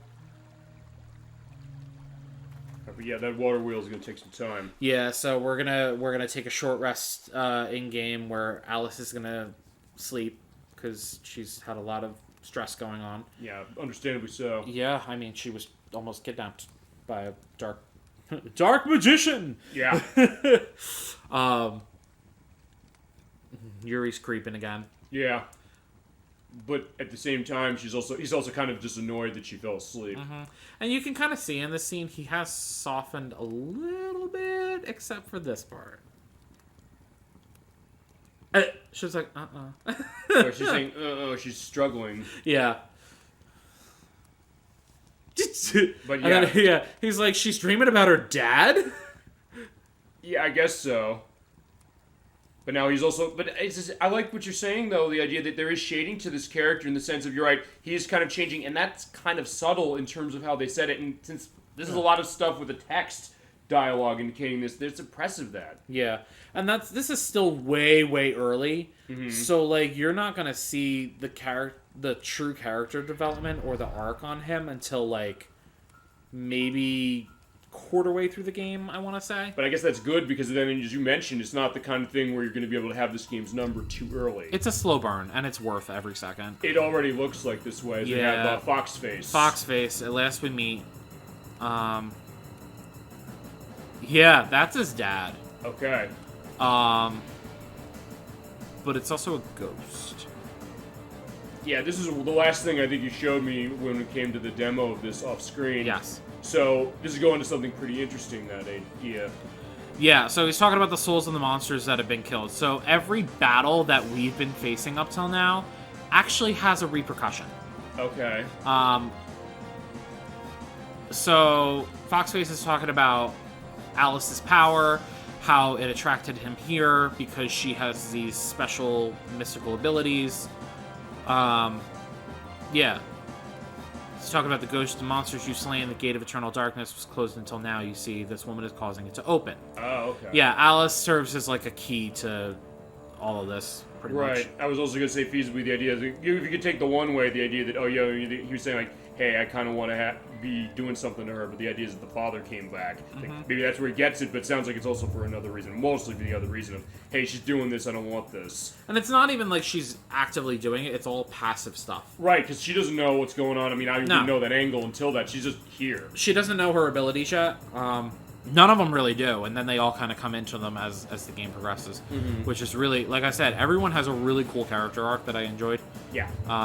He's so freaked out by his dad, his ghost, whatever. But either way, it's like, yeah, we're going to fight now. We are going to fight. And you can tell he's his dad, too, because look at the stance. Yeah. Actually, I think that actually is an actual martial arts stance, I think. So, right off the bat, he's going to lower my SP, which, in order to fuse, you need SP. So basically, that I think he's eliminating your ability to fuse. You said to me that always happens when you get in this battle, is that right? Yes. Yeah, so this is actually another scripted fight. Okay. Which I wasn't going to let on too early, but yeah. But yeah, you're still doing a nice strike. Yeah, those are strikes. Okay, so it did more damage, I think, because it seemed like it was doing a 12. It's a crit. Yeah, it's a crit. Okay. So he's going to take me down pretty quickly. I don't know if he's going to do anything flashy. We'll see. But I'm just, just hitting him. Yeah, just giving his punches and kicks. Doing what I need to do. It is what it is. Yeah, there you go. He's going to do his flashy move. Well, it's good to show this. Just because it looks really neat. Yeah. Well, it's going to happen regardless. And he's not the only one who has this move in the game either. Which is so shitty because it's such a pain in the ass. It looks nice, though, visually. Yeah. Although, you still lived. Well, it automatically brings you down to 1 HP. And actually, it also looks like it does the thing Skies of Arcadia does, which is that when your health is down low, your character looks like they're struggling to live. That's not just the character either. That also applies to monsters. Really? Oh. Yeah, their animation will change based on their health. So he has to do this overkill bullshit. He's like, oh, I'm gonna fuse into the monster that I banned you from fusing into. Right. And I'm gonna hit you once. Yeah, just hit you in the chest. He really didn't need to do any of that shit.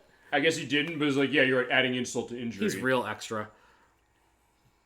So, now because he killed me, I'm in a graveyard. Alright. Is it a real graveyard? Probably not. Well, it sure looks nice if it's real or not. Yeah. The color. Oh my god. I mean, Jollyfin has always mentioned this oftentimes when it comes to this game. She hasn't mentioned on this one yet, but I'll mention for her. The color. The blues, the greens, kind of the background there of the purple trees. It's very rich. It's very rich, my god. I think also with your upscaler, it's definitely helping too. Oh my god, it's gorgeous. Yeah. That's honestly, I don't know if you want to go into this, but when we first tried this on the upscaler, how blown away I was at how crisp everything looked. Yeah, I mean, well, because you know this game so well, so then the thought is that I don't know if you said this specifically or not, the idea that it almost is like playing it again for the first time, where someone like me who's seeing it for the first time, and some people in chat are seeing it for the first time probably as well, thinking that for a game that came out in 2001, this looks gorgeous. You're thinking, we're in 2022, this is about 11 years coming up on the release of this game, but this still looks beautiful. Yeah. And it still looks so incredibly art-directed. It's something that it holds up visually. Yep. And sometimes with older games, you don't always get that. Yep. You sometimes pick apart the details, but even with this, no, I think this looks gorgeous as far as PlayStation 2, especially for, I'd almost say, of what I've seen of Final Fantasy X, this almost looks as good at it as that game did, of what I've seen of it. Yeah. Because I didn't play that one either, specific. So But there you go. going to what Yuri's saying, he has had nightmares about this graveyard before. He tends to get lost in here. He's, talking about a monster coming to eat him. So Yuri in this game, I believe, is 21, if I remember correctly. He's either like 20 or 21. But it's funny because, like, starting out, like, just meeting this character and everything, looking at some of the dialogue that he talks about, looking at, like, the interaction with his father, in a lot of ways, he still comes off as, like, a scared child. Yeah. So it's very interesting, like, using that as a starting off point, and then watching that character development. I think also maybe the idea of actual age as opposed to, mental age. Sure. Think about that. Oh, yeah. Mentally, he's very immature. Yeah. Which we saw. He saw a pretty girl and he, turned into a bumbling idiot. Although then again, could you make a case that, would 21 necessarily be an age that would make sense that way, or Sure. go younger? No. I mean, but there are gradations to it, and that's something interesting. Listen, he's like an ogre. He has levels. Well, Layers. Well, no, he does have levels that he gains, but yeah, I'm fitting that way as far as the Shrek case from last week, too. Yes. So yeah, it all connects in. So, yeah, talking about the monster. Yeah, he's like, no, get me the hell out of here. I'm nothing but trouble. Talking about the voice again. And he's, like, questioning his own sanity through most of this. Yeah, which I guess is like a bit of a precursor to Eternal Darkness before that came out. You play that? No, but I know how the sanity meter works on that. It also costs a lot of money, so it's one that I know that we're going to have to play. I do have it. I picked it up for $20 years ago. Thank God I have it for that reason, even though it's one that seems like it's now maybe more of a divisive one now. He's getting all pouty. He's like, I didn't even get a smile from saving her. And it does the thing that some of the other RPGs we played so far, where they have the emphasis in the dialogue, or Oh, I love it. to mention the movie View from the Top with Mike Myers' character saying you put the emphasis on the wrong syllable. Yeah. Oh, you know what that movie is. I don't know the movie, but I knew the reference. I know I said that and didn't know it was a reference to a movie. It is deeply underrated for that one. I will indicate that. I love it. He goes, come on, aren't they supposed to get all dewy-eyed? Well, you said the damsel distress case, Yeah. but it seems like it's even twisting that around, the thought of how that's operating. He goes, oh, Mr. Yuri, thank you ever so much. Smooch, ain't that how it's supposed to go? I love it, too, because the way the script writing in this and the dialogue, it's very natural. It's not that kind of, like... You can tell his character based on the dialogue, lines of dialogue that are written for him. So I think it's a very nice touch. But it also sounds to me that it's a little self-aware in the sense of the fact that usually in other games like this, they might play something like that straight. Yeah. But then they kind of twist around on it. He's like, oh man, now I'm all depressed. So he's kind of going back and forth between multiple emotions at once. Yeah. Okay, so I am fully healed after that fight, except for my MP, which not a big deal. I am gonna go up to these gravestones here. You can see that this one is slightly larger than the other ones here, but I am gonna read the other ones first. All right. Talking about how they're alive. Well, the one on the right looks like it is. Well, so he says this. Wouldn't it be hilarious if all the monsters I've killed started crawling out of these? Seal of water. Seal of fire. I'll get that one last. Okay. Just want to do placement. May as well. Seal of light. Okay. Seal of wind. Whoop. Jesus. Seal of darkness. What about the thing up on the left, or what's over there on the left? Or is that? We'll go to that in a second. Okay. Yeah. So we have dark, light, wind, water, fire. What do you think the last one is? Earth. Yes. Well, I find the color. Well, yeah, that too. Maybe. Yeah, that too, definitely. Okay, so we have the seal of earth. This one's glowing seal of earth. Oh shit! Oh yeah, we got battle. Battle time. Okay, so this is Raging Tiger. And what I'm going to do is I'm going to fuse. The reason I'm going to fuse, I'm not going to necessarily use magic on him because Death Emperor is not really... His magic really doesn't matter. But it's more about... Because what... Yeah, I know. It ups your physical attack. Okay, so in that case, that's why you might want to use it. When you fuse, it ups your physical attack. Obviously, you have some fusions who might be a little bit stronger physical attackers than others. Your ring still stays the same, so that's good there. So, yeah, 18, 8, 11. He's already doing much stronger hits than he was before. Okay. Raging Tiger is going to use Moon Howl. which is a healing move. It's actually one of the earlier healing moves that is a monster attack rather than cure. I also like one thing I'll say this as far as the recovery indicator for the character, either you or for when enemies use it. It actually says what they're increasing. You should just put a number. Like, you think like, oh, they'll use health, but it seems like they could be increasing other stuff too. Yeah, well now we have Chi Shield, which increases his physical defense. I also like how the shield just kind of came up there as far as it out of the ground. And if you look at his character model, you see how he's slumped. Yeah. So exactly what I was talking about. It tracks for monsters too. Okay. So his physical attack is higher, but one hit is all I needed to take him out. Yeah. So now, because I've defeated the Raging Tiger, I get a neat little prize. His soul. Awesome. Mm-hmm. So I can now fuse into Raging Tiger as long as I have that equipped. Okay, so in that case, it's another one along with, was it Moon Emperor, was it called? Death Emperor. Death Emperor. Yeah. Mm-hmm. Okay. So, yeah, suddenly I feel awful. So, taking in the souls of the monsters he killed does really fuck with his mental state. Okay. Which, as we kind of see already, he's already pretty mentally fragile. Yes. He talks about a violent impulse wells up inside him from taking in that soul. I don't know why it says Taijiri. That's weird. Maybe a translation question? I think so. So we're gonna see a lot of those. Uh-huh. There's actually quite a few in this game. Yeah, I mean, I guess to go into one thing, I'm trying to see as far as the I didn't really take much down as far as like other people who did. Actually, no, it was Matsuzo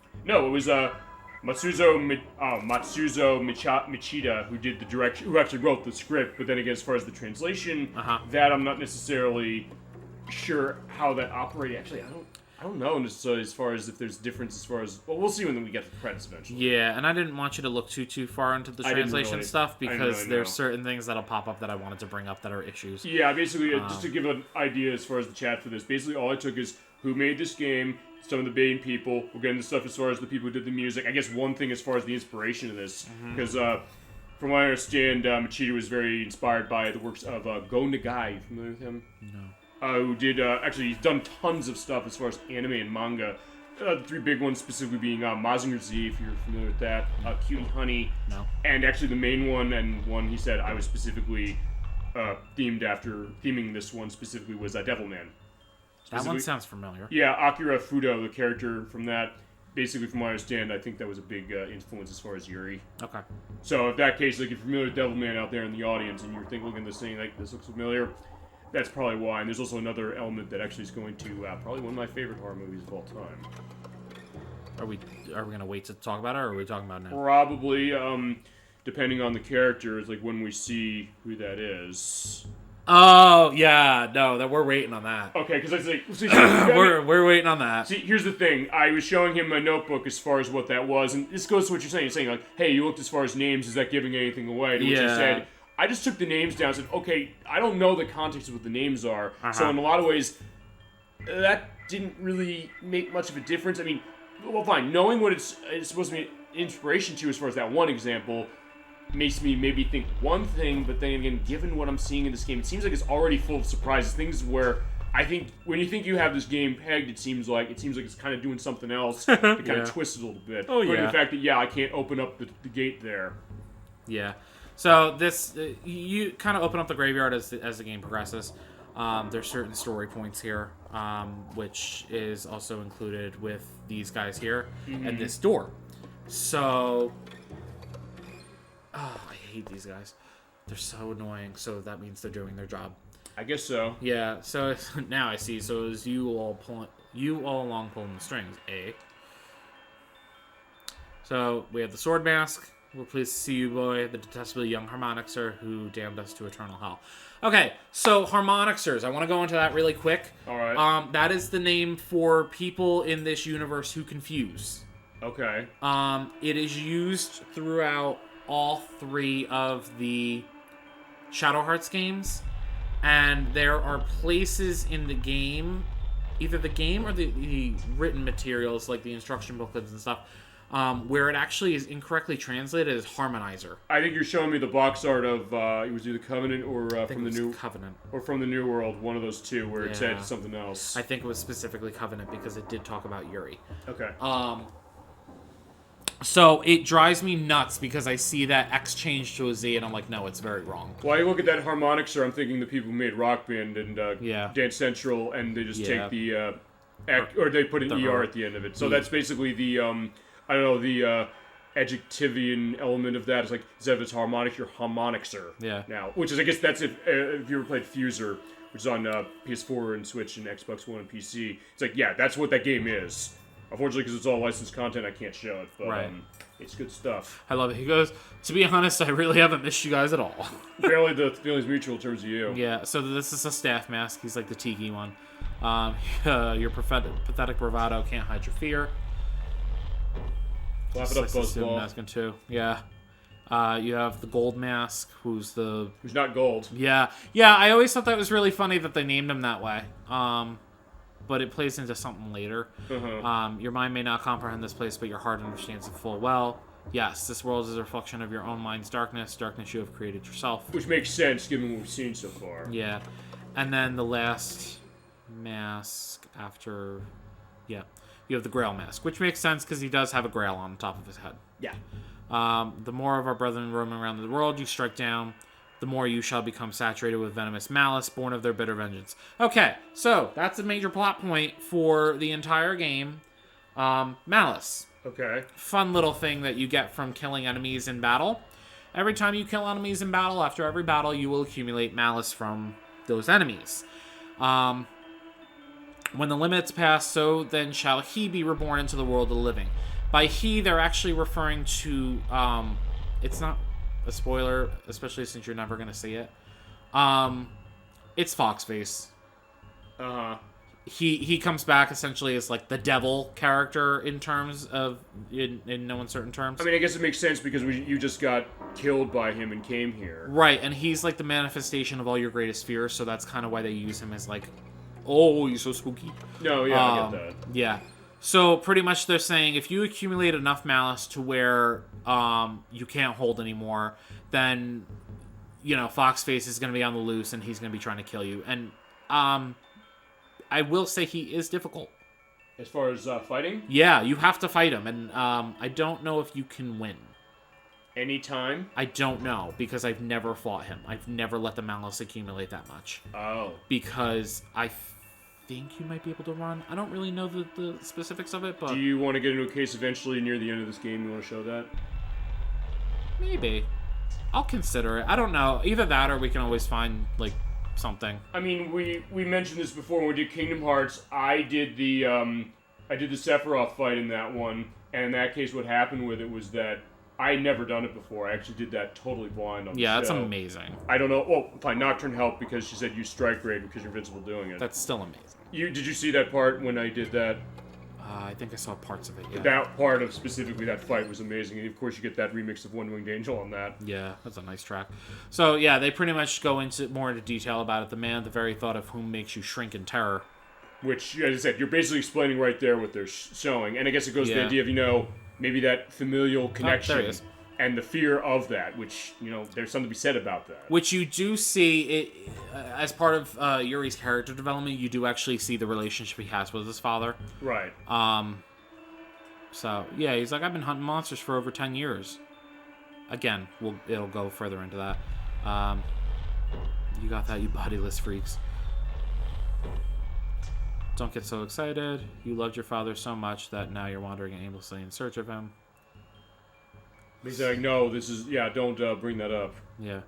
He's out for revenge for his parents, according to this. Strange words for someone who still desperately wants to believe his father is alive somewhere. So basically they're pretty much calling his bluff in terms of his mental elements. Or, I don't know, do you ever play Odin Sphere? Because that game, the opening of that, you have the Valkyrie girl, don't remember her name, I should. I'll put a name up of her. It's not Hildegard, is it? It might be. I mean, there'll be a name below, but you'll have that blue bird basically saying that your father doesn't love you. Yes. So it sounds like it's almost like that. And your father is Odin in that game. Yeah. Yeah. So Yuri's getting pissed off. Yuri has a short fuse. Yeah. Especially at this point in his character arc. Yeah, that is true. By the way, you sure do like games with masks. Hi, Emetics. So good to see you tonight for Shadow Hearts on PlayStation 2. Let us know if you have memories with this one. Crusader64 is with me. He's playing this whole game because he loves it, and we are showing off everything we can. including battle and a little bit of flash. Okay, so the reason for the battle is to wipe out the malice that we've accumulated so far. Now, we haven't seen any because this is the introduction of the mechanic. So pretty much what you're going to get is one of these shades. They're numbered evil 1, 2, 3, and 4. Okay. So based on the amount of malice you've accumulated is going to determine which evil you face. And I guess if it's higher, it's going to be harder to kill them? I mean, they're all easy, but yes, I guess that was the whole premise. Also, the more malice you accumulate, the higher numbered one you're going to get. Wow, the fire effect looks amazing. I actually have never seen this before. That looks beautiful. Yeah, pretty cool, right? Also, by the way, Emetics, since you're here, I want to ask you questions. Since I know we're going to do Parasite Eve, we're going back to that. I have an open slot in mid-December for that. I don't know if you're going to be available for that. We can figure that, or we can figure that for end of January, because I have an open slot then. Let me know either now or as far as later for that, and we can figure that. Because, yeah, don't worry. We're not, leaving your RPG, dropping it for his. And, hey, both of you are going to be collaborating at some point for Lufia 2 on Super Nintendo, so... At that point, wait, it's good this is happening because then we can have the concurrent RPGs going and have that running. There's room enough for all RPGs. And we're going to be doing that more next year because we've got a bunch we're going to be doing that with. Actually, I was mentioning earlier there's a game that I'm going to play as a concurrent thing. We talk about commenting, I guess, on tropes maybe of RPG and thinking that it has a little bit of fun with itself. We're doing Lunar, Silver Star, and then we're also doing Rhapsody Musical Adventure. December's usually iffy due to the holiday schedules, that's true. I do have an opening, I guess if that's the case. This might be good also, Max, considering we had the trouble, or I had the trouble, of getting just killed by the not mimic in the Chrysler building. I do have an opening on January 27th. Oh no, January 28th, I think. It's that weekend specific. I don't have anything for that. If you want to set something up for that, we can do that. At that point, also give me time to get levels set, or find levels and build up everything so we can go through Chrysler building and not, me screw everything up. But yeah, feel free to let me know on that, and let us know any memories with Shadow Hearts. If you played this game before, other aspects of memories with RPG, and other games with masks, as we mentioned, because yeah, so far, except for Space Channel 5, I think every game has had masks going on. Oh, Space Channel 5, sort of. Oh no, Space Mask count? Could. Okay, then every game he's been involved with has been cases of masks, him finding out some kind of typo in the game, and I think showing off some kind of amazing feat of gaming. Which, honestly, anything with the Judgment Ring that I'm able to get through is pretty amazing. Perfect. There you go. So that's the idea. So pretty much they're explaining... they're explaining the mechanic. Just as you accumulate malice, like I said, you come back here to lower it. Okay. And you'll face one of those evils that we just saw that it kicked its ass. Okay, Emetics, quickly, I'll go on this. We can go with the end of January. I doubt I have anything planned that far ahead. It's like, hey, we planned the show very far. Okay, perfect. So you heard it here first. Our finale of Parasite Eve will be at the end of January. Nice. So, yeah, there you go. And it's perfect as well, because then at that point I'll figure what we're going to do as far as that one empty week I have in December. Mm-hmm. All right, keep going. So the masks, they're interesting, the way that they interact with Yuri and talk to him. I take it as they're part of his subconscious. Mm-hmm. I mean, obviously the graveyard is part of some larger subconscious, thing that he has going on. Sure. It's pretty much a manifestation of all the dark things in his soul and in his heart, and in his head.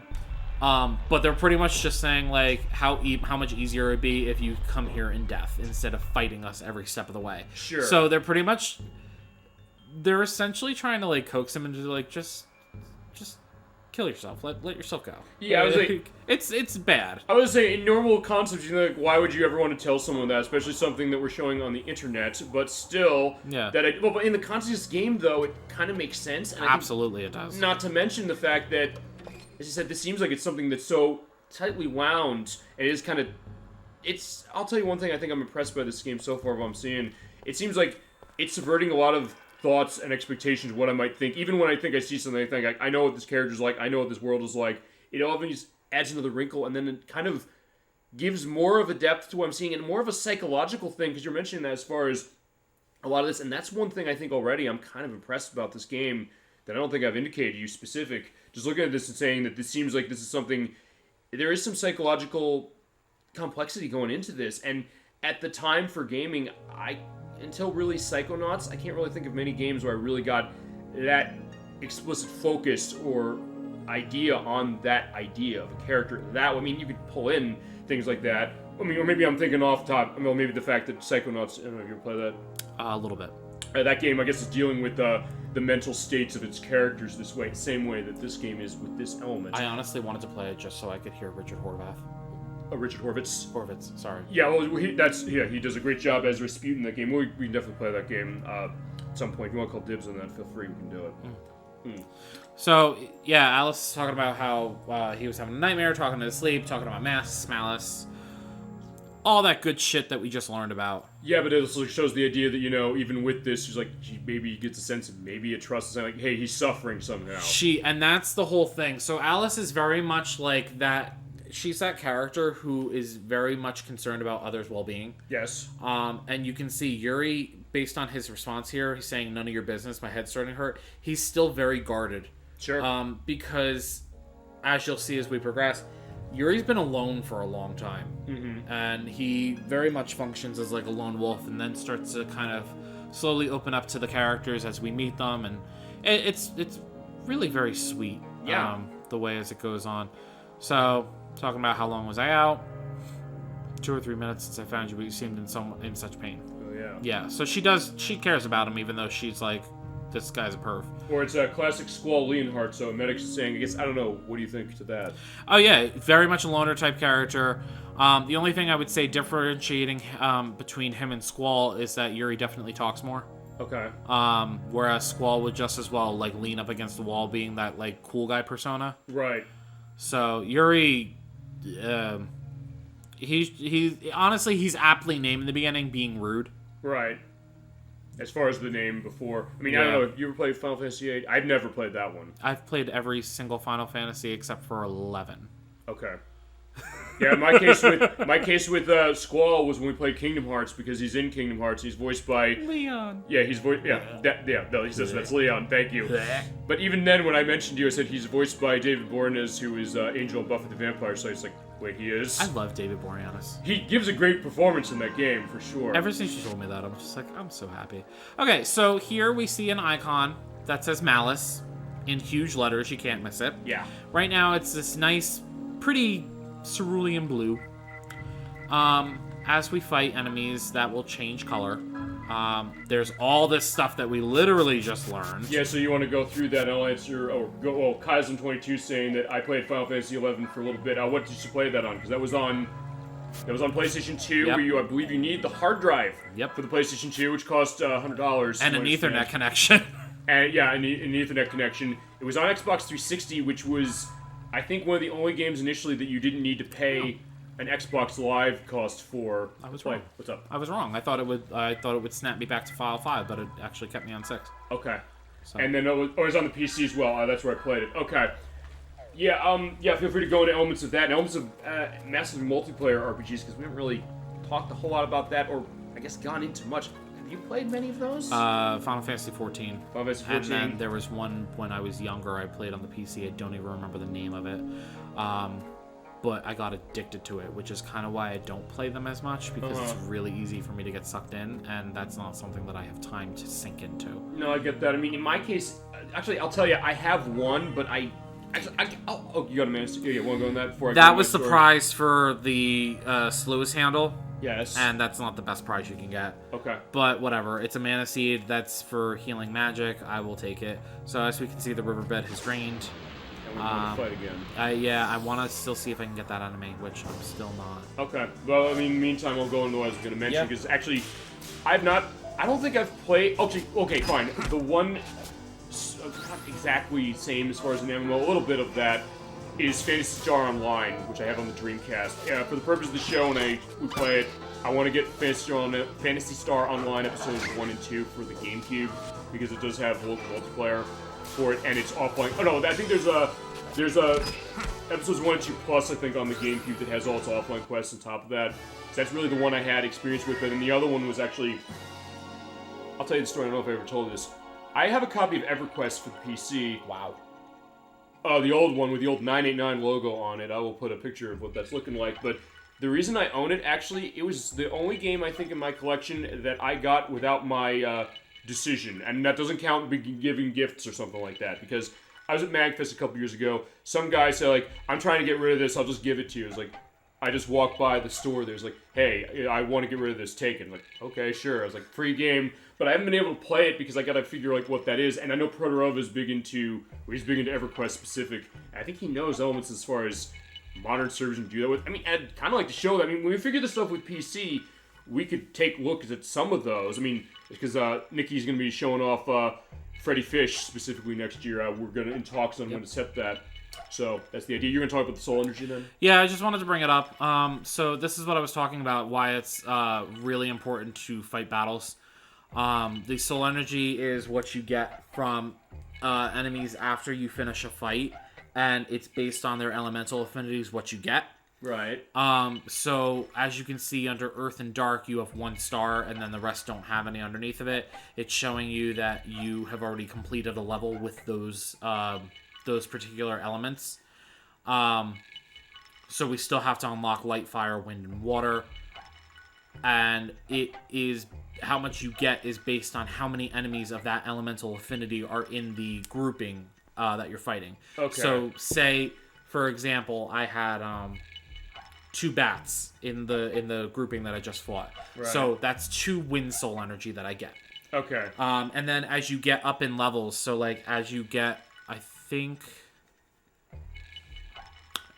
once you hit level 1, I think you get like, no.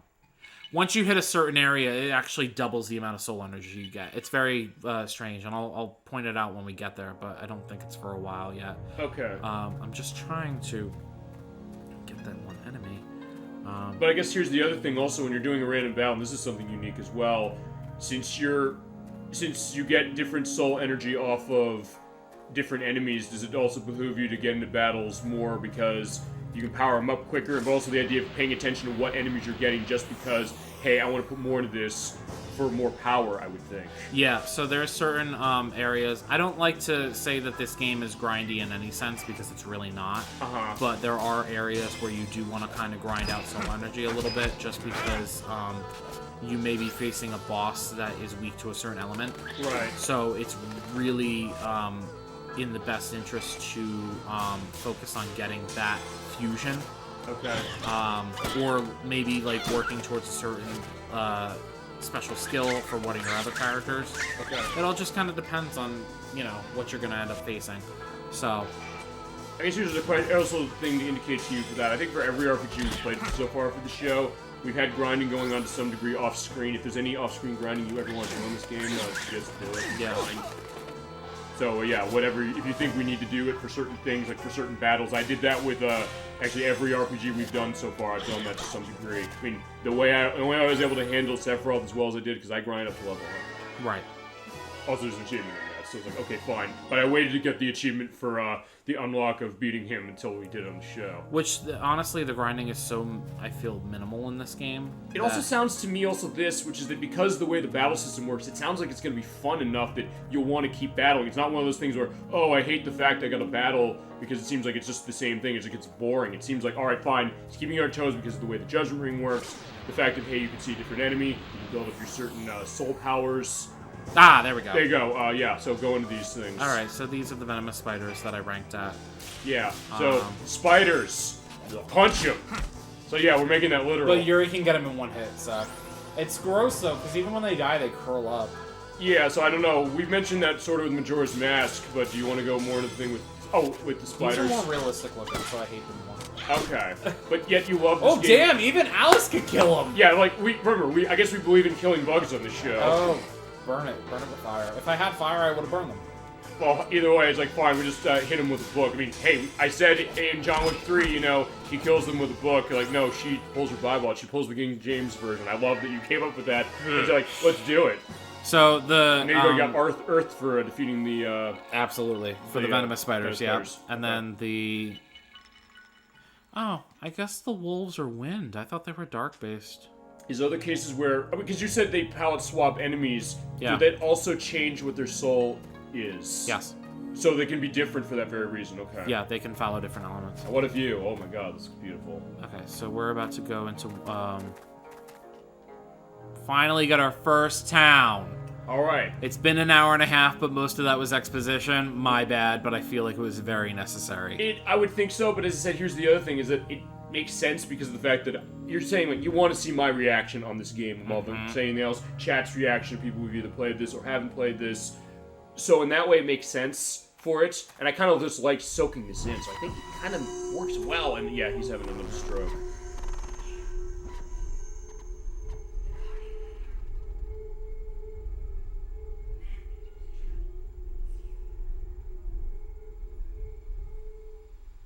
I also just love the fact that there's like broken dialogue there, so it adds this. Did you catch that? What? Did you catch that? The voice? No, not just the voice. Did you see what she was saying? It sounds like there's speaking in tongues. It was pretty clear. I guess I might have missed that. That's okay. It's honestly, I don't. So because it's your first experience with all of it, I don't expect you to necessarily pick up on all these little nuances that are in here, and I'm kind of glad that you won't. I mean, also when I edit it, I'll see if I get a different case as far as understanding it a little better. Well, playing it, you're definitely gonna understand what she was saying. Okay. Like going through. I'm not a damn marionette. I just like him saying that, honestly. Yeah. Yeah. But wait, she can hear it? Yeah. Okay, yeah, what about it? Already I'm getting a sense of why you wanted me to be totally fresh on this baby. Yeah, because she can hear it as well, apparently. I just want to see you start piecing things together for yourself, because I'm like, nah, I'm not going to tell you anything. But she's saying that she thinks it's fine, it's not going to kill us. But yeah, who's right? We'll see. Yeah, you're right, I am very intrigued already. Silence. No, yeah, there's the squall. That's the squall Leonhardt answer as well. Yeah, he's... As we mentioned that, it's like perfect. He's like thinking about it, oh yeah? Yeah, so sure? good insight there, Emetics, for that. Also, I'll take a look at the audio, the game audio. I'm changing the audio. I don't know if it's changing the thing. That it looks like it's low, but we have it on automatic reduced game sound. But it seems like it was high at or 47, whatever. I think we'll hear it fine. It seemed fine in the test. So yeah, we'll see. Just look because you're looking at the bars over there. I'm just telling him this way. Yeah. It seems like it's low, but then it's like okay, better. But all right. So, yeah, Yuri's just commenting, stream of consciousness. Yeah, he's puzzled. He spends most of the game that way. Yeah, I get it from what I'm seeing. That makes sense. But it's like, wait, no, I gotta pay attention. So Alice is a brave soul. She's like, let's head for the village. I mean, it looks like a place to stay. Sure. Alright, the Holy Mother bust. Okay, so yeah, it sounds more important than it is. It's not. The other thing I want to show off really quick with the items, and this is something that I absolutely love about this game, is that when you press triangle for information, it actually gives you a item description as well as an image of the item as along with what the judgment ring for that item looks like. Because you told me they change based on item, yes? They do. So you have the Thera-Leaf, the Mana Leaf, which is for your magic. Thera-Leaf is for healing your health. Mana Seeds, again for magic. Pure Leaf for your sanity. Talisman of Luck, which is essentially like your Phoenix Down. Okay. Mermaid's Tear for confusion. Nope, sorry, poison. Holy Mother Bust is for... Curing confusion. That is for confusion. That looks great. I knew something was for confusion. You're saying also as far as showing the graphics of the items, I love the fact that they're doing that. Also, yeah, and unlike Final Fantasy, no, I don't like the Final Fantasy games with the 10s. Like, yeah, just give you a bag and some nails and a hammer. And also with the valuables, I was gonna show this off before, but I was waiting for the malice to be introduced. Okay. That's the talisman that that your malice is stored in, essentially. Yuri wears that around his neck. Okay. So, and then you have a pendant, which is Alice's. Right. And then the sluice gate handle that we picked up. Alright. So, fun little things. Yeah, it just looks nice. Okay, so on to our first village. Alright, so we are at... I don't remember what it's called. Well, there's a name will probably pop up. I want to say it's like Zhaoyang Village, but I don't remember. Okay. I love the music of what I'm hearing in this, and hopefully, chat, you're hearing it too. If you can't hear the music, tell me. I'll turn the volume up. Because actually, this is now a good time to talk about who did the music in this game. Yes. All right, it is Yoshitaka Hirota. We're mentioning Super Mario RPG started Square doing sound design on that game, as well as Final Fantasy VI and Front Mission 2, which is getting its remake next year. Oh yeah. Also, the music for the Wii version of Klonoa. I was showing you that because that's in that Klonoa Fantasy Reverie series that came out a couple months ago. As well as Bomberman The Second Attack, which I mentioned a couple weeks ago, which is a rare game, but Edwek has that. He said he might want to show that. And one that you might be surprised that Rhoda did the music for, Sonic Shuffle. Nice! Yeah, remember for the Dreamcast? Nice! The not Mario Party game that was developed by Hudson Soft, who made Mario Party, but... The one you can't save in. Yeah, I didn't remember that. At some point, we'll have to do that game. I'll probably have people over just as far as that show. Like, okay, fine, that's what that is. But it does have great music. This great jazzy music. Yes. I just love that title screen music. The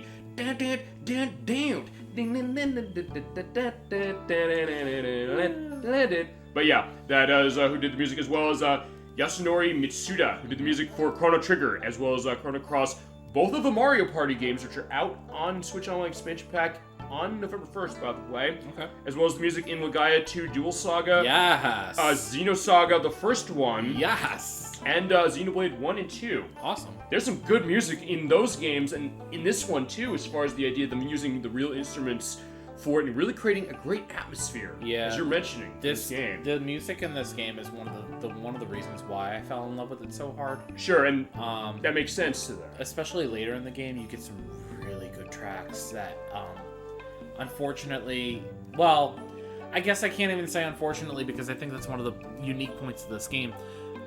They don't necessarily reuse tracks in this game as much as some other games might do it. Which is nice to see when you think about that. Like, each area has its own individual kind of feel to it.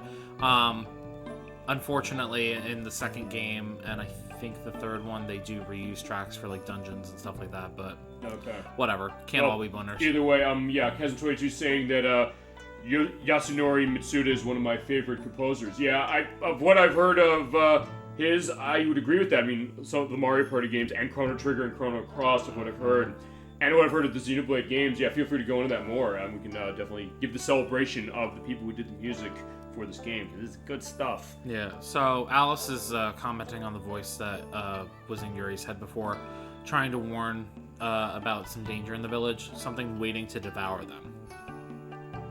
So... Nice place to say, huh? Yeah. You'll see. Yeah, I think I might know what we're gonna see eventually. You know, only because you told me about this part and showed me that, and I got a story to tell when we get Did there. I don't remember showing you this. Well, not this. I mean, there's something else. You said we either gonna see this tonight or next week. Because by the way, we're playing this game 2 weeks straight. Just to indicate that now. Yeah. We'll go into more of the schedule at the end of the show, but just to go into that. But yeah, nothing can surprise me at this point, except the children. That's why it's her. So yeah, it didn't surprise him. He's just like confused. Like, what are you talking about? Like I said, he spends most of the game confused. Mm-hmm. Hey, look. Listen. Oh, I was thinking of... What's that? Oh, I was gonna say it's like Shenmue, because the first Shenmue, because if you go around the town, you talk Oh, to the little kids. where he says, "Hi, mister, you want to wrestle?" I Maybe hate, some other time. I hate the kids' voices in that first game. Well, what about Megumi? I'll give Megumi, the young girl who has like the cat there. I don't like her voice either. Well, I mean, we'll get into that when we play Shenmue. At some point, I want to do that. I think next year we're gonna do Shenmue. But it's also, there's other voices in that game where I'll tell you that it's gonna go to an interesting, I guess, dichotomy with that game, which is that you could say the voice acting is cheesy. You said with this one, maybe that too. But then again, when this game is asking us, or fine, when that game is asking me to care, I was caring, and I think you're saying that with this one too. Yeah. I mean, I don't know if you played Shenmue 2 as well, just going on that, because you have another kid, Wong, who has a little bit of a better voice, I'd say, than the kids in Shenmue 2, but there's also a case later on, he's saying, there's one boss fight that happens late in the game where he says, you can't let him win, and even if you're, like, not liking that voice, I'm feeling at that moment saying, like, I'm with him. I think they're behind me as far as that. It's amazing. I love this. Like, even to little kids, he's, like, such a tough guy. He's like, don't freak me out or I'll kick your scrawny little asses. Yeah, he's like, yeah, run away, but you're like, no, they aren't scared. I know, you're right. It's true. What's true? I'll She just kick kicks the the gate. But yeah, they don't care. They're like, no, we're not going to run away. You're in town. Great. Open the gate. Oh, kick it again. Nobody gets in at night, so you're just gonna have to stay out there with all the wolves and bats and spiders and other creepy crawlies. To be fair, he can handle it. I would say Yuri could manage it, sort of. Yeah. But fine, you as Someone's Yuri, got to stay watch. I would say you could as Yuri can handle it too. Yeah, we got guests. So Run go tell along, them. get your mommy. That's a woman. Really? Well, what? What does she look like? I don't know. I mean, She's totally a girl, right? Nice and soft. So I guess here's where it gets creepy. Oh, okay. I'm sorry, but there are many adjectives that can be used to describe a person.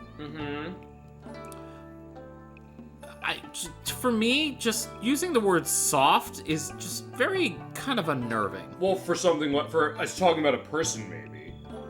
Yeah, that's what I'm saying. Like, Fine. I would not use soft to describe a person. Or, okay, fine, let's put it this way. Not describe a person you've just seen for the first time. Yeah, it's a little creepy. I love the Rush Hour reference. Oh, do you understand the words that are coming out of my mouth? It's actually not. I don't think it was done intentionally. It just happens to be. I will have the picture of Chris Tucker from that movie right here when we edit. Yeah. I just think it's funny that verbatim, it's like the exact line. I don't know, maybe they intended it because we're talking about translation things. Sometimes they'll put translation things that are different for the US. I mean, we mentioned that with Super Mario RPG. There's a lot of references in the Japanese version that aren't in the US version. Stuff to things like Neon Genesis Evangelion, Sailor Moon, Dragon Ball Z. Most of those are cut out, but for the US version, they add a reference to Vogue by Madonna. Oh, okay. So, I don't know if Midway was looking to that saying that, okay, fine, that was the case. Actually, Rush Hour 2 had just come out about a couple months before this game released. So I don't know if maybe that was also the thought of what it was, and they thought, well, why not? As far as because remember, Midway was an American company. Yeah. It's based out of Chicago. So it could be. So I don't know. I mean, so who knows? Again, this one saying she looks tender. Yeah. Gross. It's almost the case also. Juicy. They're also so young they don't necessarily know what to think, or maybe they haven't seen a girl like this before. You'll see. Okay, we'll see. Because I'm speaking on this, as you mentioned, just looking at this fresh and not getting a sense of, hey, what's the deeper meaning yet? Alright, so they open the gate. Alright. And Yeah, at least that's the benefit of having her with us. we're let inside. Yeah, she's literally the only access we get. Yeah, they're literally like drooling over her. Like, Yeah, you can come in. I guess here's a question. Do you get the sense that they even know what they're saying? They do. Okay. You'll see. Alright. Because I was going to ask, sometimes the idea that, a child will say something that they might not completely understand because it seems like it makes the most sense to them, going with the psychological thing. You're saying that there's an explanation. Alright, I'm looking forward to seeing it. Or going to their house. I guess. I don't know if I want to go to their house. We a girl! We have a girl! Grady Mirror. We'll tell. Yep. Oh, and also the way the kids run in this game. So stupid. Even they're like, wait a second, what's this all about? So So they're kind of on the same wavelength right now. Yeah. Alright, so we're in the village. I'm pretty sure it's called Zhaoyang Village, if I remember correctly. If it doesn't show a picture... It won't. Or fine. Below it will be the name of the village. Yeah, they don't... Well, we'll see it on the map, too. Oh, fair enough. It's just that the story just kind of naturally flows. So you see all these people, here, dull-witted clerk, everyone in the village. They're all so greedy, So I gotta share everything fair, like. Because if I don't, I might not live to eat again. Also, the darkness here is intended, just to give it a sense of this, Yeah. is that if you do want me to change anything as far as the brightness for anything, I can do that. I think we're okay. Again, it does, like you said, it's intentional. It adds to the mood. It's not something we can't see it, because I mentioned that with Nintendo 64. That is a hard one as far as the brightness, when you're actually showing from that system. Yeah. So, if it ever is, let me know. Racktooth Man. Right. I know you commented on how you like how everyone is like kind of named in Yes. like a different descriptor. Yes. So he's talking about how we don't often get outsiders come to this town. I figured the outside world had totally forgot about Zhaoyang Village. Okay, there you go. Hell so that's yeah. the name, so I don't have to put in the edit below saying where are we. I knew I had it. Fidgety Potbelly Man. But it gives a lot of characters. You're saying the idea that this is a living, breathing world. Yeah. I'm not going to talk to everyone because just... Yeah, do what you want to do. It's your game. Yeah. But I just want to show, they do give names to different, NPCs. Cow Breast Mother. Okay. Yeah. Well, okay. Where did all my children go after I went through all the sweaty trouble of having them? That's one way to look as far as, remember, it's 11 p.m. Do you know where your children are? It's a very strange line of dialogue. It makes sense when you know what's going on, but... Well, we'll find out. Yeah, she's like, where'd all my children go? No matter how many times I go through labor, there never ends up being any babies left. Oh. Anyway, moving on. Okay, you said there are going to be answers to something. All your questions will be revealed. Yeah. All my questions will be revealed as we have another save point by the well. Yeah, so I tend to save whenever I see it. Okay, yeah, do what you gotta do. Just, shopping! We will do shop later. In a minute. Okay, so preventing status or abnormalities. There are different items you can equip to prevent that. Where... him. This guy, right here. Alright. And I didn't save for a reason. Happened on this villain by chance. There's just something not quite right about it, don't you think? Oh, say, since you're here, how'd you like to buy something? I have plenty of useful items. Alright, so what are you buying? Yeah. So we have a wandering merchant. We have a bandana, which Alice already has one equipped. We have a leather belt, which we got earlier and equipped on Yuri, which raises attack. We have some shell bracelets, which renders poison ineffectual, and bone bracelets, which renders confusion ineffectual. Thera leaves, we have 11. We have some mana leaves. Yeah. Question quickly, which is, when it comes to equipment, is there equipment that's specific for characters? Or is it all stuff you can put on the same... Or you can put on every character? In terms of weapons, yeah, they're character specific. It's just the weapons? And then there are some item pieces that are strictly female and... armor pieces that are strictly female and some that are strictly male. Gotcha. In terms of accessories, there are, I believe, some accessories that are strictly male, but not many. Gotcha. And then there's some that are strictly female. Alright, we'll see it as we go. Yeah, it's not till, maybe midpoint. I don't want to, waste money, but at the same time, I don't care about defense power on Yuri, and I honestly don't care about attack power on Alice. What do you tend to run when it comes to item or spending money in this game? How do you like to usually do that? You said you hoard items, but do you hoard money usually? Or cash, there's no need. No need. By the end of the game, you have more than what you know what to do with. Gotcha. So I am buying a bandana for something I'll need later. I'm trying to think. There is... I do want to save, because I know I said I was going to save before and I didn't. Well, but you also said you wanted to wait, I guess, until you bought that. Talk to the yeah, just in case something happens. Okay. I mean, nothing's going to happen, but...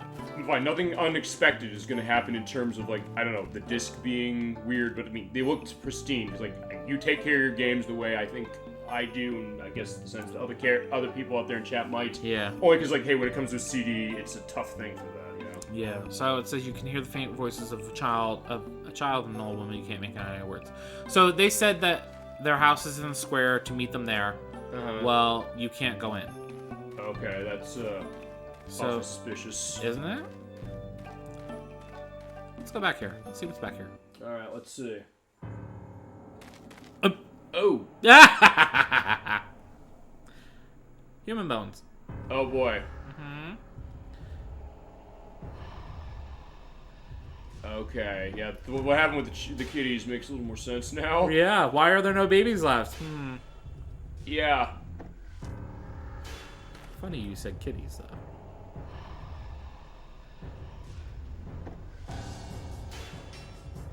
Oh, people are. Okay, that's a unique contraction, I was going to say. People are. That's what I love, though, because honestly, I would write like that if I'm, being super informal.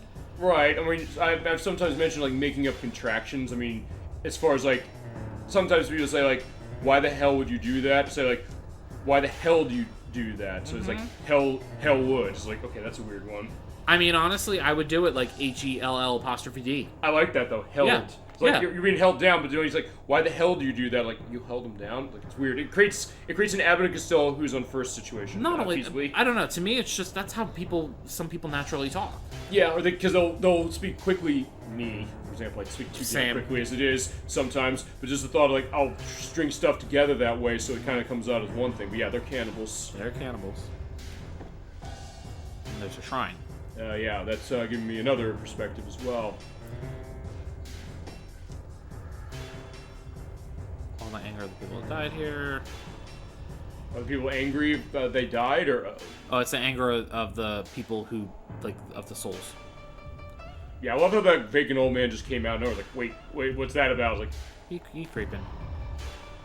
Yeah, see, that's why we're not saying that weird about Yuri anymore.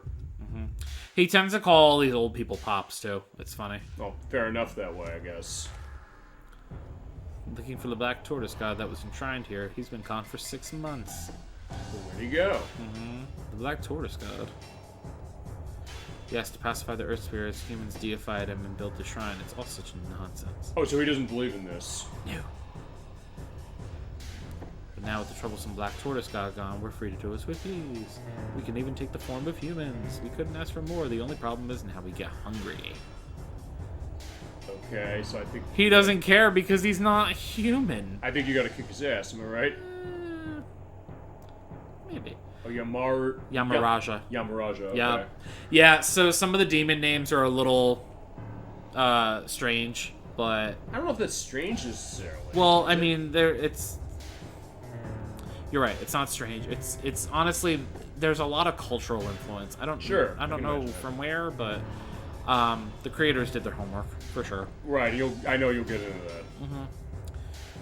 Oh, Right now. He's like, what kind of a name for a demon is that? So it is a demon.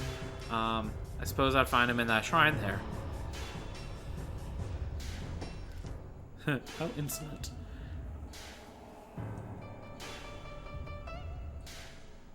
Oh boy, yeah, we're having a feast. Well, we're not having a feast. They're having a feast. I was gonna say, yeah. Yep. So.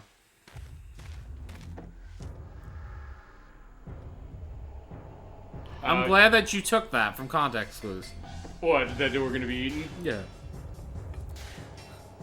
I don't know, basically the idea is, because we sometimes say there's gonna be a test, I guess the idea is like, I'll be able to eventually pass a test on this game. She goes, I'm not happy about it either, I can tell you. He's laughing. Yeah, he's like, he thinks it's kind of funny. But I guess this goes also, as you mentioned, the idea of his growth, because I thought it was like, first he wanted to cop a feel, but then he's saying, like, alright, fine, he thinks it's funny, is what you're saying. He's like, well, I'll protect you. Yeah, it's not that big of a deal. In all honesty, this is... Oh, but yeah, the... creepy kids! Fine, these are really creepy children that way, as opposed to the other thing, as far as it... It's the girl from before. I guess then, I'm gonna say probably better than, or worse than the Goron kid from Majora's Mask, yes. Nah. Oh, wait, these are not worse, or they're... Nah, they're fine. Okay. Okay. I guess because they don't cry, I guess the idea is that the deciding factor. Maybe. It might have something to do with it. Perhaps. Anyway, right. We can go in this house now. Alright, let's go. You do have to press X to interact How's with doors. what are controls on this specific? Just no mention of that. It's just basically what, moving, hitting X, Yeah, go in. literally analog I mean, we stick did show to it on move. screen, I think, for certain things. So fair Yeah, enough. it's literally just the analog stick to move, and then the face buttons. Does this have D-pad control as well, or is it all analog? I think it might have D-pad controls, but I think you just walk. They probably. Oh, okay. So it's actually it's like Parasite Eve as well, which I think has basically holds on a run button. Mm-hmm. Okay. They love that word, that juicy word. Yeah. I mean, now that what they're doing, now that we understand what's going on in this town, I think that makes some sense. The mayor's wife. Yeah, misogynist much. Well, I was gonna say different from what we had with Madame Aroma and Mayor Dortor with Majora's Mask. And I mean, granted, this is 1913, so. Yeah. As you can see, I have a lady with me. Yeah. We sure could use a bed for the night. I don't know if we should stay here anymore, man. Yeah, right? We rarely get visitors here. We don't have much for you, but please rest your weary bones. Because they'll be picked clean in the morning. Yeah, he's not wrong, I don't think. Just Yeah, because of what I'm see, we'll seeing. be out of your way by early morning. No need to rush.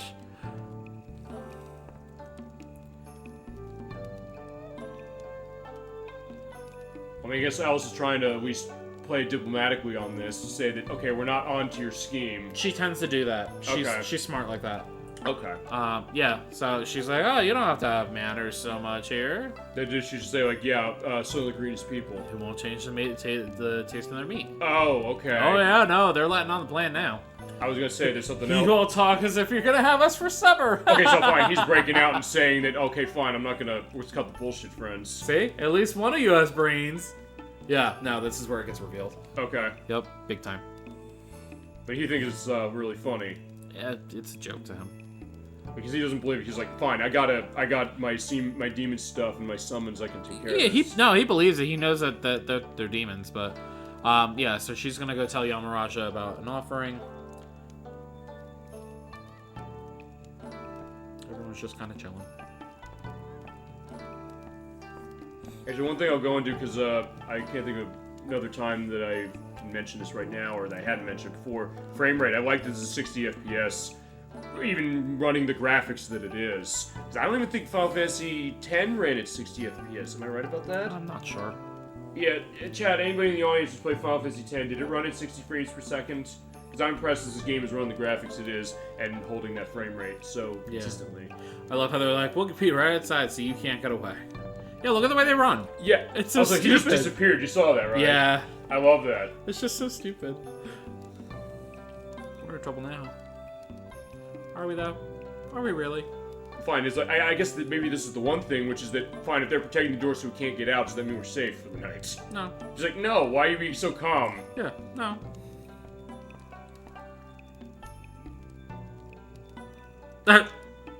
How ironic.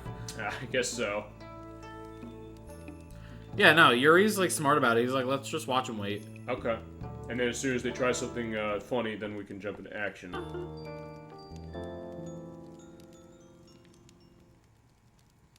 I guess that's the your sleeping theme. Yes. I like it. That sounds nice. Oh. Which, yeah, funny enough, you said, oh, well, they're sleeping, so they try their next thing here.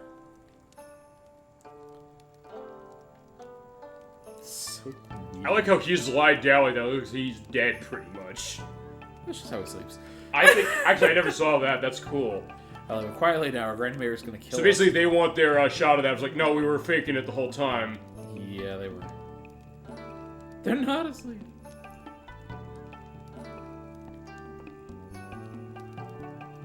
Yeah. So at this point, not only is it saying that yeah, we tricked you, but it's like yeah, if you're gonna try and do this, at least you suck at what you're trying to do. Little goblin brats. All right. So, you had said before, oh look, this is where the kitties have gone. I know you meant like kitties as in children. Oh yeah, so the love of homophones on this play. Yeah, watch. If we're gonna get eaten no matter what, I want to at least have a taste of the girl. Let me have the girl.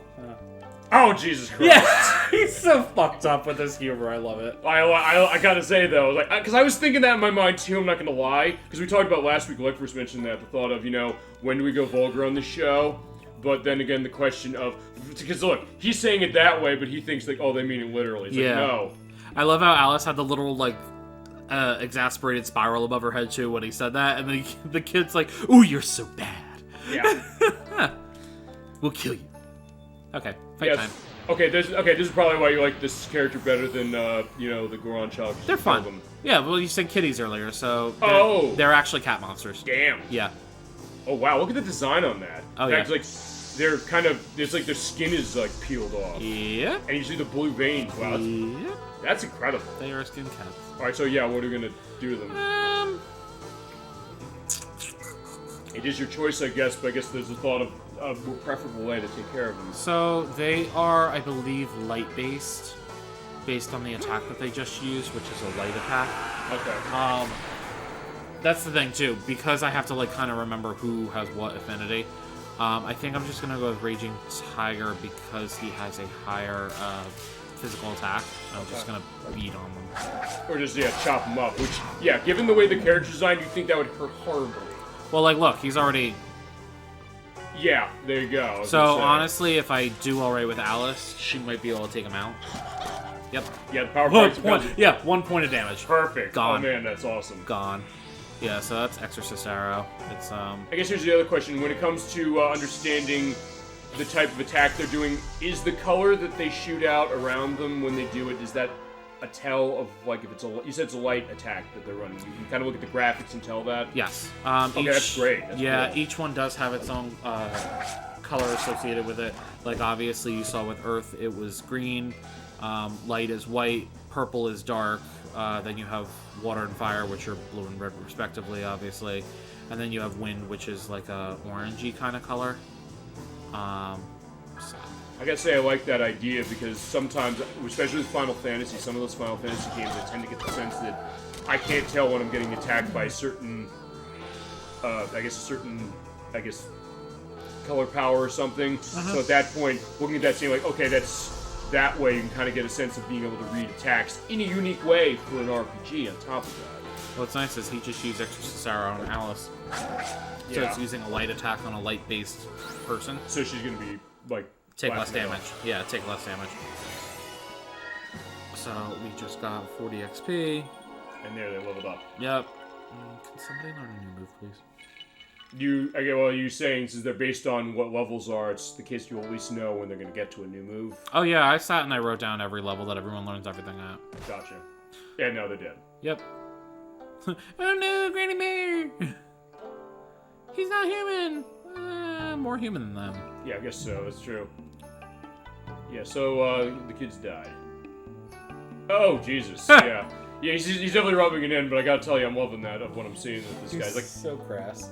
No, in a smart way, it doesn't seem like, oh, it's too pushy with that. It's not there just to be there. It's not, which is something I think is very interesting. You could say, oh yeah, with a game like this, looking at that, saying like, oh, it is. We talked about that. When I first mentioned that last week, saying when does going into something vulgar make sense for that? And I think in this case, it's something interesting to kind of get that bookend. As I mentioned, we planned this show, I swear to God. Before we go outside, I want to ask you if you notice anything different about inside the building here. The fact that it is a shrine that's with a hole in the middle. Nope, that was there before. Something different from before. Yep. Wasn't there some kind of like body out there? Nope. You'll see when we go outside. Okay. I mean, I'm looking at this. I'm reminded of the game we played actually on this day a year ago because we had a Friday show for that Halloween weekend. We did Fatal Frame, which kind of has some elements as far as the shrine stuff going on. Yeah, it's all like Shinto belief. Yeah. Well, that's Japanese. This is China. Okay. So it'd be Buddhist, perhaps? Probably. Okay. Yeah, either Buddhist or Taoist. I think it's more Taoist. Okay, fair enough. Because there are one of your party members that we're going to be meeting very soon is a Taoist adept. Okay.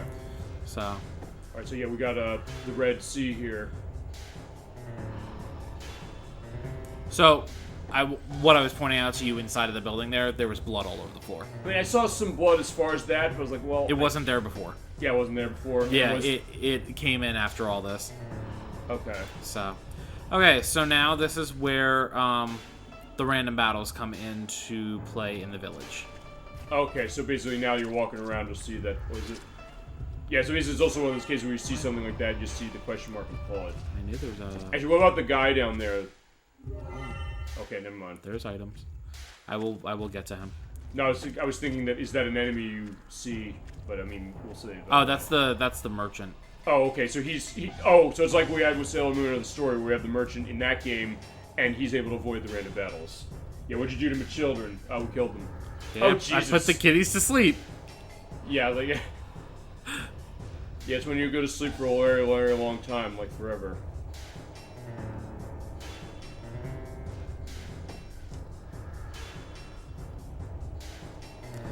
Yamaraja. I could take care of him just by destroying the shine back there. I don't know, what's he gonna do, burn it? I don't know. He's just gonna beat the shit out of him. That probably would be the way of him doing it. He'll probably just go on the side, just punch the thing down. Just punch the shrine. Yeah, it probably would crash the ground, I would think, knowing how he's operating. So now, the mayor's, the whatever the fuck you want to call her, she's talking about Malice. Yes.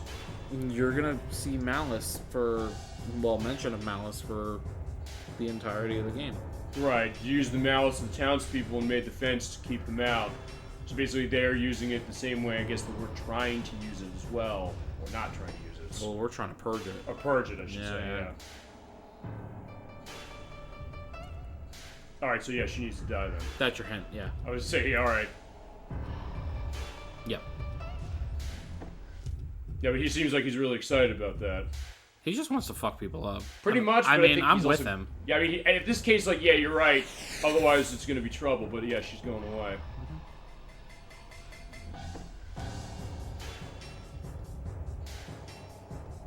I also love the metallic sound on the soundtrack for this. It does sound really nice.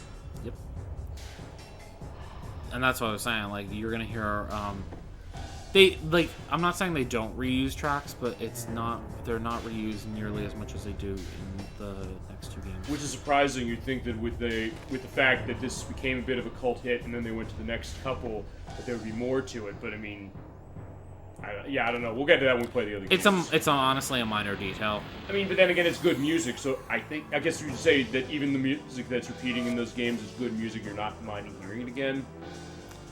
I learned to tune it out after a while. Okay. Yeah. Okay, so we have Green Flyer and Canis.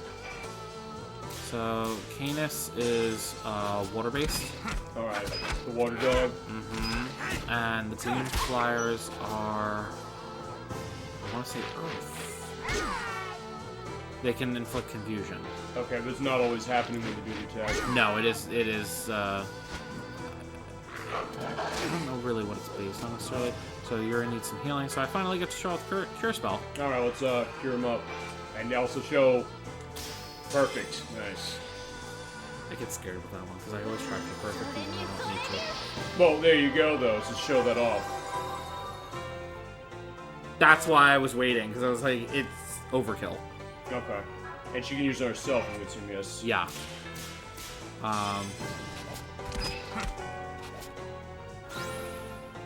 It doesn't even take much magic either. It's literally 6 points of magic.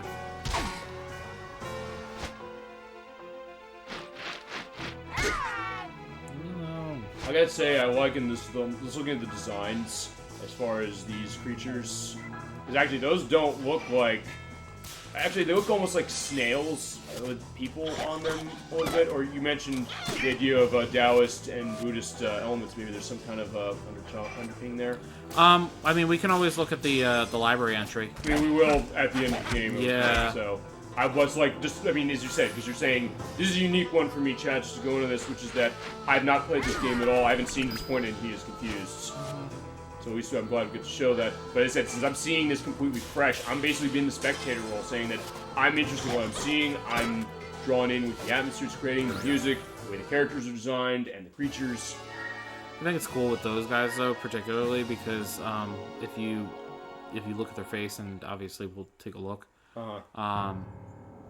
they look like like they have a face that's similar to the flying monkeys from The Wizard of Oz. I'll put a picture of the flying monkeys then for the purpose of that.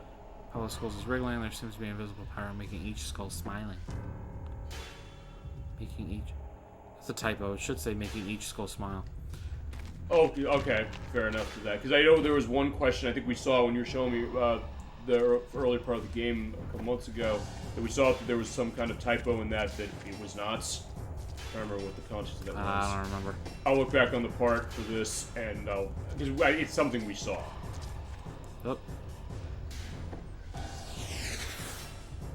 Oh, she just appeared there. Yeah, there's certain like spots where she's at. Here, it's up. But you can't do anything to her. Not yet. But it's more for I guess getting you ready for when we take care of her, I would think. Yeah, well, the whole point of that is to just kind of be like, oh, what can we do to like fuck her up? Yeah.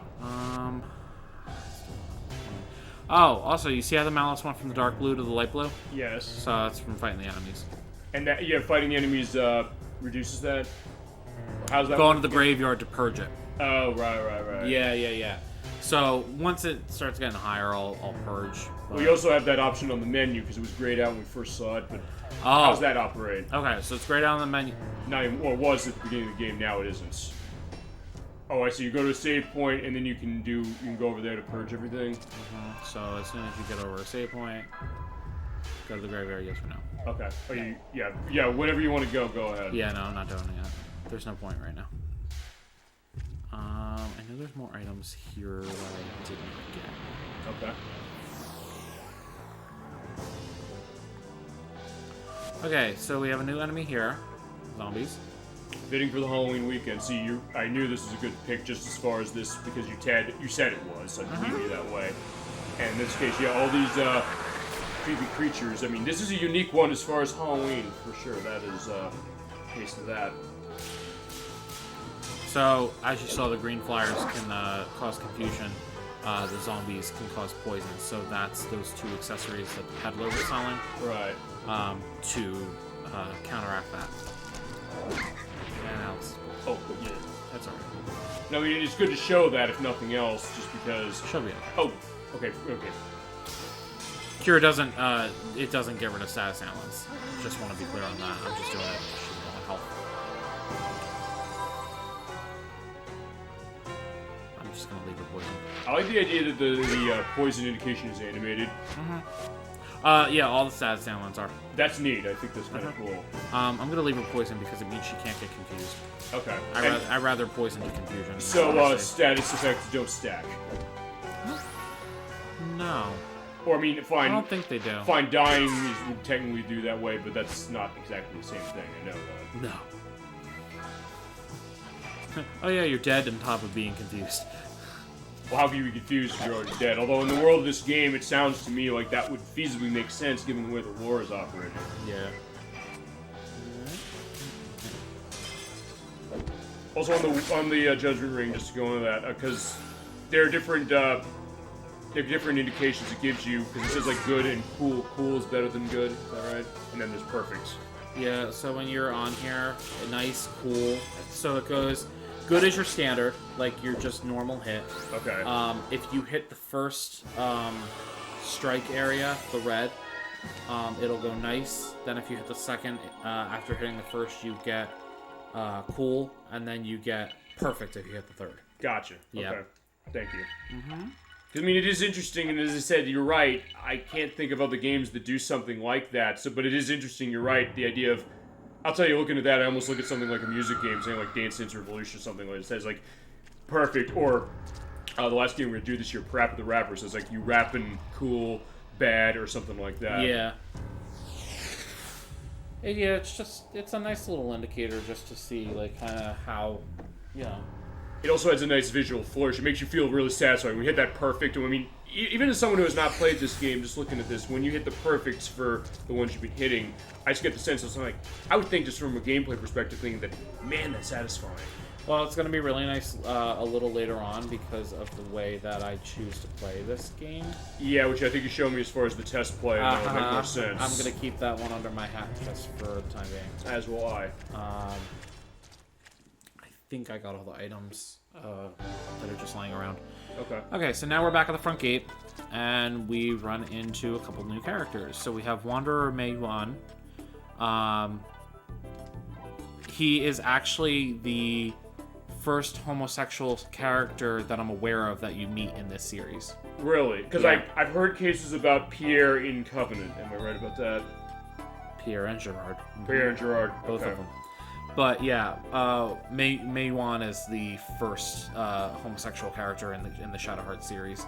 I'm not counting Kudelka. I don't know, did Kudelka have something like that? I don't know. That's why I'm saying I'm not counting Kudelka. I'm talking strictly in the 3 games of Shadowhearts. Okay. He's the first one. Okay, which is interesting, I guess, the idea of telling a story that way, or as far as, oh, well, fine, the way it's telling story, but as you said, because it's a game that's running a mature rating, the idea that, okay, and they're stretching the way the story is as far as some of the themes and elements of it, looking at that, and also looking at that in a way, well, we mentioned this when we played Sailor Moon of the Story, on top of that, too, which has, you know, Sailor Venus, or Sailor Mercury, no, I'm thinking, no, that's not right, Sailor Uranus and Sailor Neptune. Oh, yeah, specific, but, I mean, obviously we didn't get that game when they were cousins. Yeah, which made it worse. You mentioned that. As far as that came up, because as far as like how that operates, like you'll go in the other way, or like with Final Fight with Poison that way. But there's something to be said about like the way it's looking to this that way, I guess, and kind of creating the sense of like this vast world, and kind of saying like, hey, we have this story we're telling, and kind of looking at these different angles about itself, which I think is very interesting. So what? Obviously, it's nice to see representation, but right. On top of that,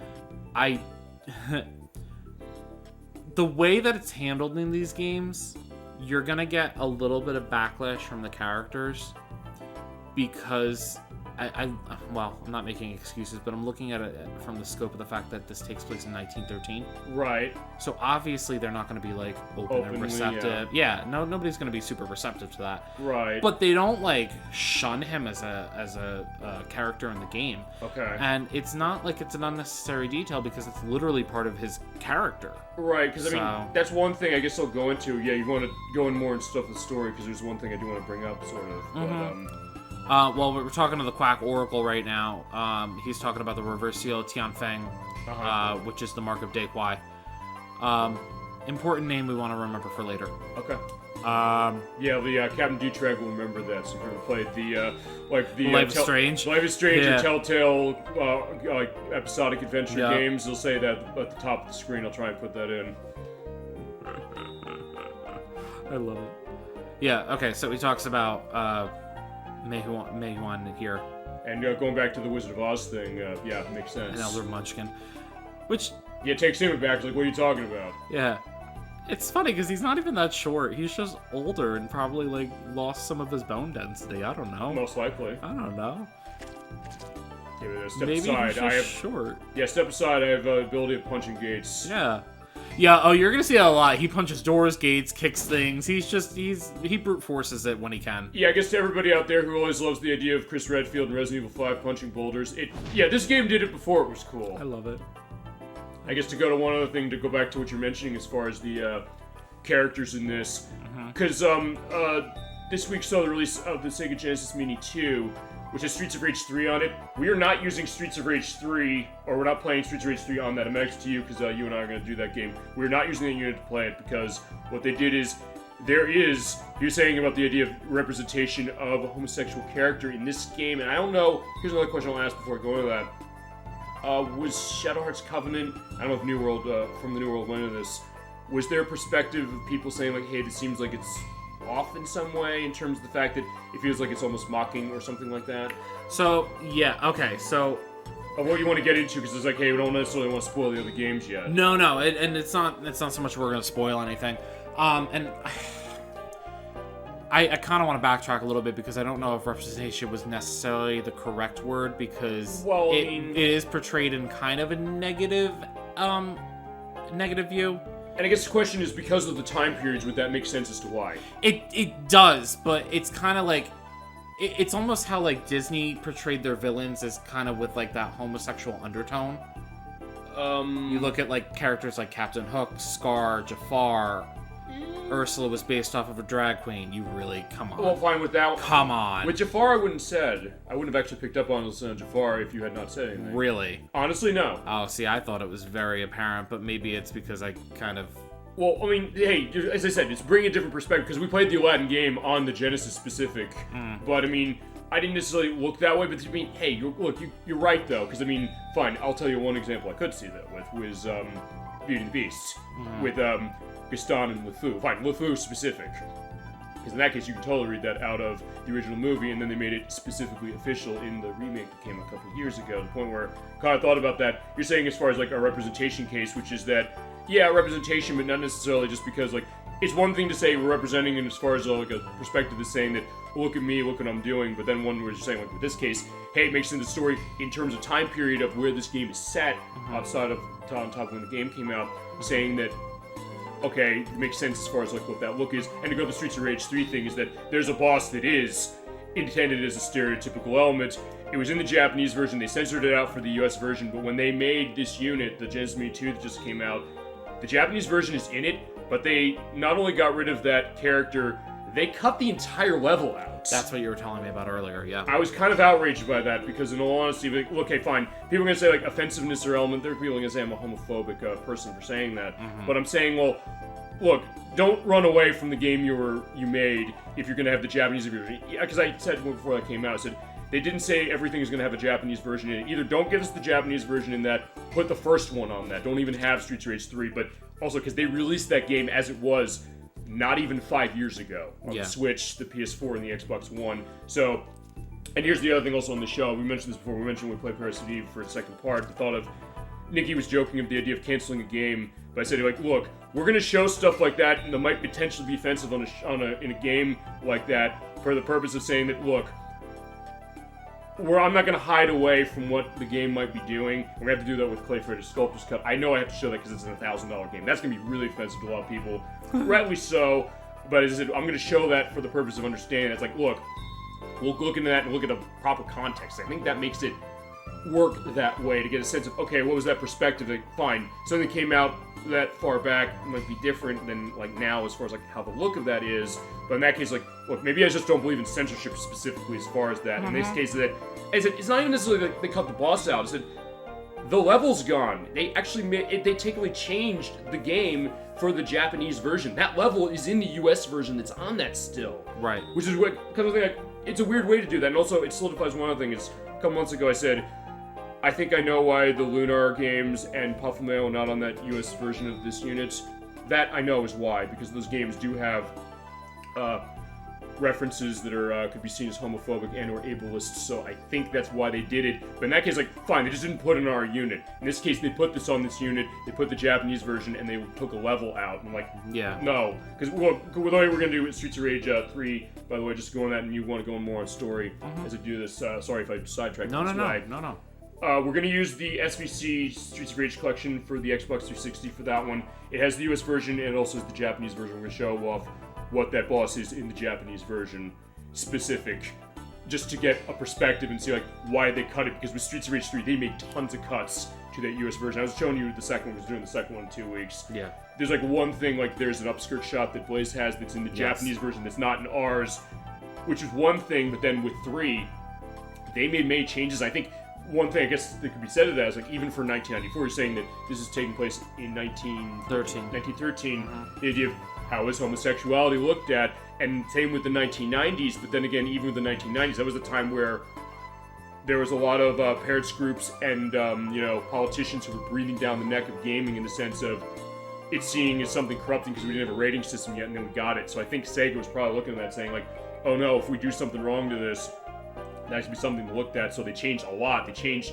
because in that case, we'll go on that when we play it, they changed the outfit of Blaze. You saw the red outfit. She is the gray one. And I was like, at first, like, why did they do that? But now the more I thought about it, like, that might be why. And I was hoping, because I'll play one last thing before we go to this. Imagine if they re-released this thing. Imagine if they took some of those characters out, because they're like, people be offended now. You'd probably say, what, they're vandalizing this game. It's like, it'd probably be worse. I don't know. Maybe I'm speaking for you. Maybe, like, it's changing that game. If they were making it as far as, like, a new game, maybe that's one thing. But if they're going to, like, port this thing directly and say, oh, we're going to take that out. Keep it as is. Keep it as is. Yeah, keep it as is. Maybe potentially hiding from it. I don't know. So, I don't know what you think on that. Yeah, I'm not trying to, like, harp on anything or, like, use it as, like, an agenda or whatever. Well, no. The gay agenda. Well, no. But I mean, as I said, we go deep into the guts of some of this stuff. And I think for a game like this, and that's the other thing you mentioned at one point, is like, when you talk about stuff like that, I said, I talk about when it's pertinent to the game, and where there's some kind of explanation to it that goes specifically something, and there's a reason to talk about with this one and Covenant especially. Well, yeah, I just wanted to point it out because I think it's an interesting fact that they kind of put it in there. Yeah, but it seems like it fits. That's the other thing of what you're saying. Like, I think that's kind of cool because like it's like, look, it's one thing as far as representing, but I'm always one who's more impressed when you're representing and you're doing something really strong with it. You get a sense of, oh, why would people remember this? Why would they get a sense that there is something? This, because you say like from a interesting contextual element, you say that, hey, this is a game where it's taking place at a time when that was not openly indicated, but for this, you get the sense that it's, so at that point, you're like, fine, they'll have a total reign to make this completely, a slight to that character. Like L.A. Noire, I was showing you L.A. Noire, you're saying like, hey, this looks racist, but it was like, and it is because it's taking place in 1947. They could have went that route with this one, saying like, we're gonna do this way, but you're saying like, no, they did something a little different, which is kind of a surprise. And that's the whole thing. It's one of those cases where they did the representation. I'm not necessarily saying it's positive representation. I'm not saying it's negative. It's kind of in the middle that way. It's there. He does serve a purpose in the actual game, which is nice. They gave him an actual role that is functional to your party. Sure. He is not a playable character, but he is a useful NPC. And it's just nice that they did it. It's unique as well. Sure, because it's not one of those things where you necessarily saw too many characters like that in like early 2000s games. Right. I mean, there was also perspective. Actually, I was watching something the X-Play show because they loved Shadow Hearts Covenant in particular. I think they might have even reviewed the first one. I don't remember if they did. And they liked From the New World a lot. They said they were pointing that idea as like, hey, it seems like a stereotypical thing, but then again, Well, you're saying that it's maybe not... I mean, I'm trying to think of, like, what would be, like, the worst case of something like that in a game. And honestly, I'd say if something like that...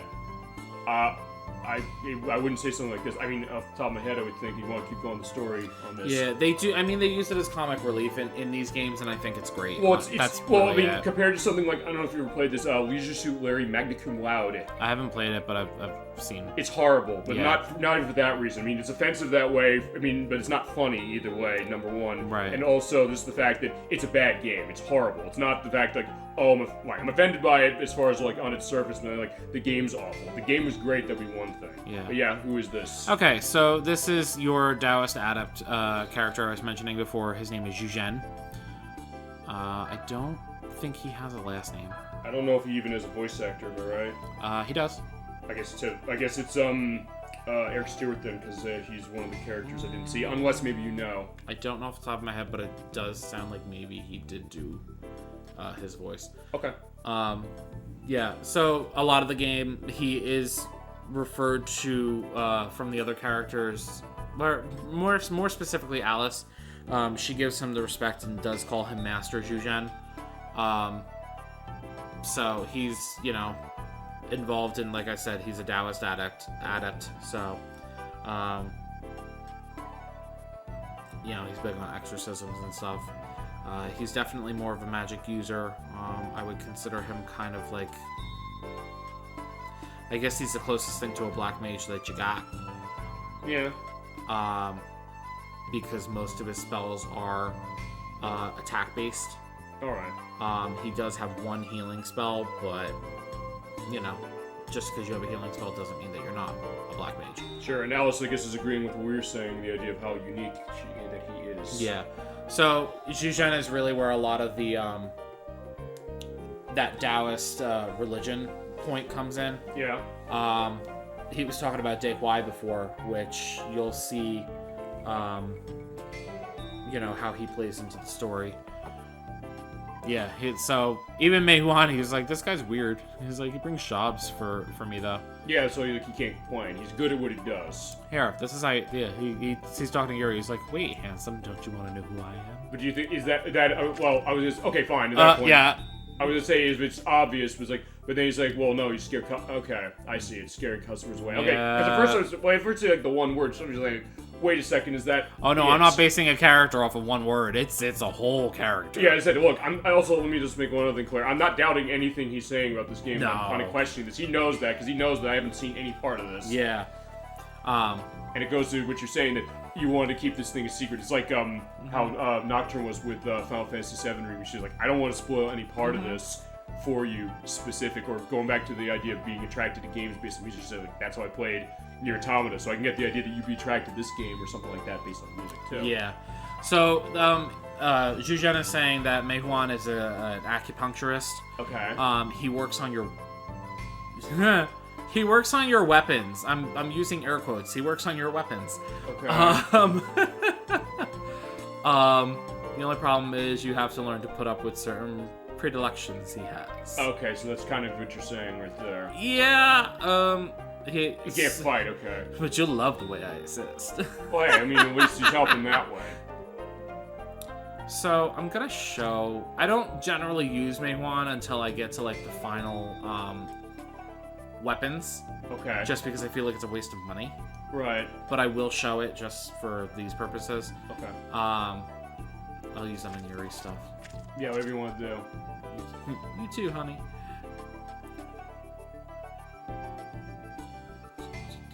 See, Right. he calls everyone Pops. Every old person. Yeah, it's funny. I think it's Speed Racer every time I hear that. And actually, one thing, I'll put this in the link list. Veronica Taylor, one of the other voice performances she did. You remember that commercial that Geico did years ago where they said they did a takeoff on Speed Racer, and it's like Trixie calling into him saying like you're in the middle of a race. I feel like I vaguely remember that one. There'll be a link in the link list for Yeah. that. She actually voiced Trixie in that commercial. Oh, okay. Which is weird to find that. I was like, wait, they actually have that credited that way, but yeah, they did. I'll see if I can't find it. Okay. Yeah, so clearly Alice understands more about this mysticism stuff than, anyone really knew. Yeah. So Zhujian is kind of explaining the analogy between what the seal is doing and how it works like a lid on a pot. So it's keeping them shut inside, but this one has a lock. And how do we open it?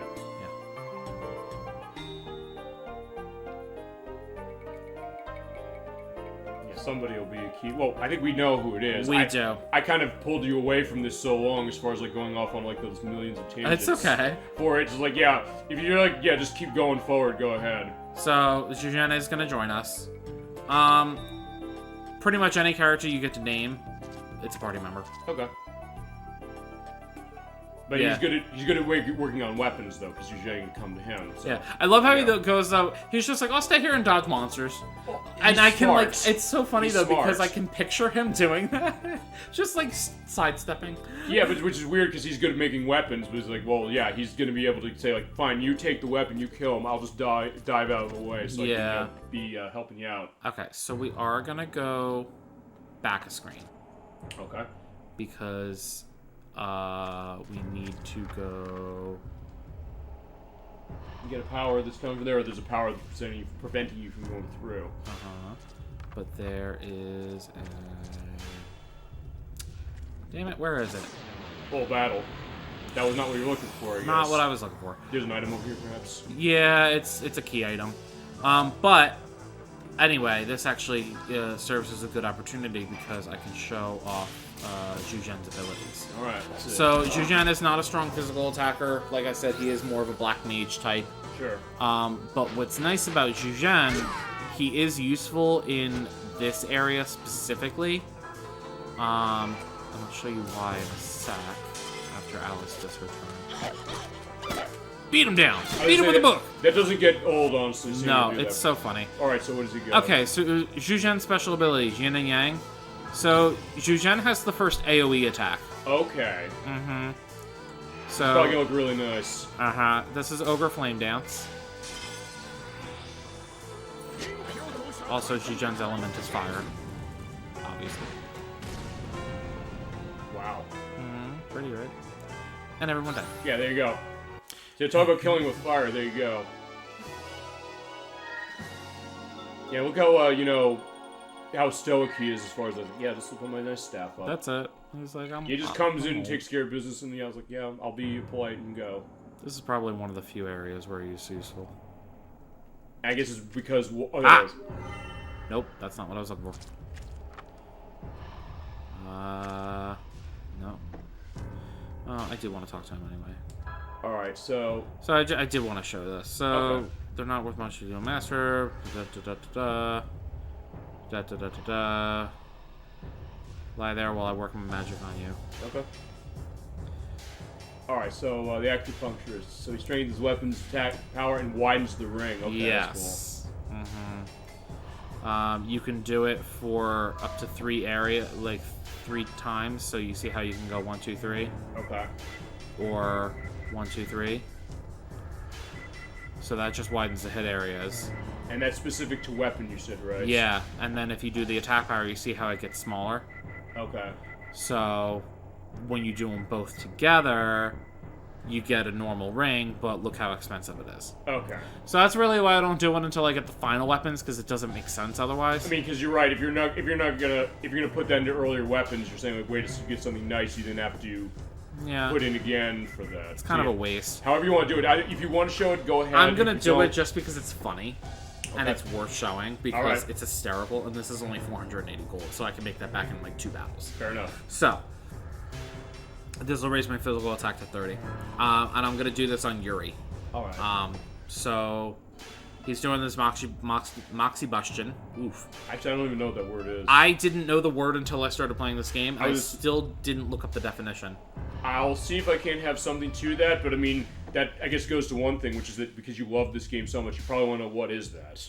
I assume it has something to do with acupuncture. Oh, Probably. having a difficult time pronouncing words tonight. My bad. Not don't worry about it. I've been there too. I mean, as I said, anybody who knows acupuncture out in the audience, see, I can't do it either.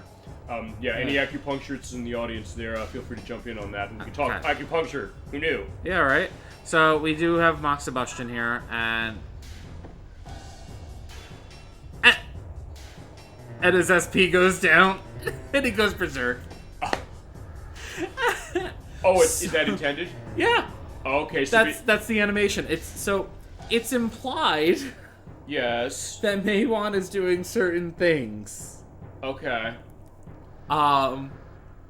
Yeah, that's about all I'll say. Here's the on it. question: that affects battle, so then you go in that you're in a berserk state. No, it's literally just fun for the animation. Okay. And it's funny because that only happens for the male members of your party. Really? Yeah. Which gives more credence to what you say. I guess if you were to do it on Alice, what would happen there? Just Yeah, I'll do it. oh, yeah. I'll do it on. I don't care. Okay. Small battle. I love how hers are more expensive. Okay.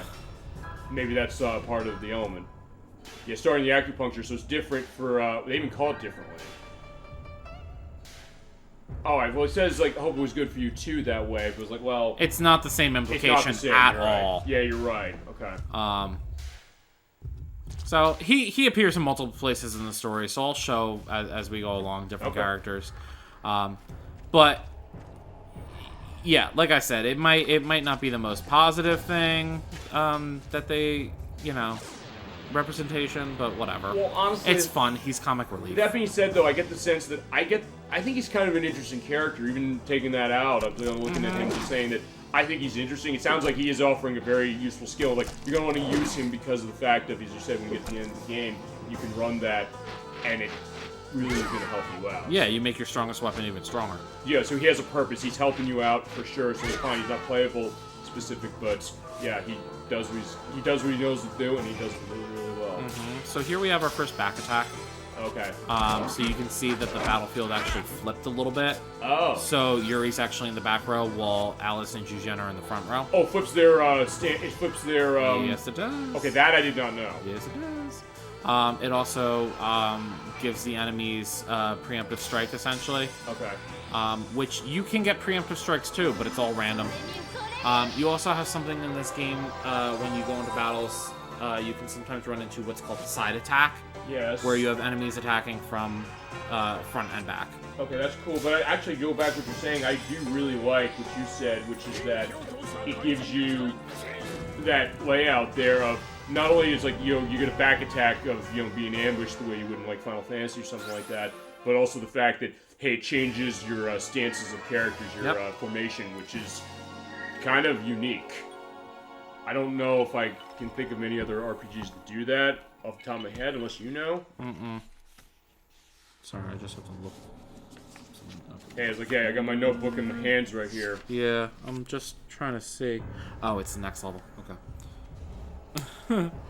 I'm like, isn't she supposed to learn another move by now? No, next level. Yeah, you said you're doing what I do always, which is taking notes down for playing game, which is good thing. It's like it's your choice whether you wanted to do that or not. But since there's a lot here, like you want to show everything. Yeah, that was my whole thing. I never actually knew what level they all learned their thing, so it was just one of those where I'm like, oh, okay. You basically just took it as it came, but at this point, it's worth knowing. All right, so I need to. It's another trigger event where I have to go somewhere and interact with something before I can go get what I need. Okay. So that's why I couldn't find what I was looking to find before. Okay, so yeah, we'll see that when we play.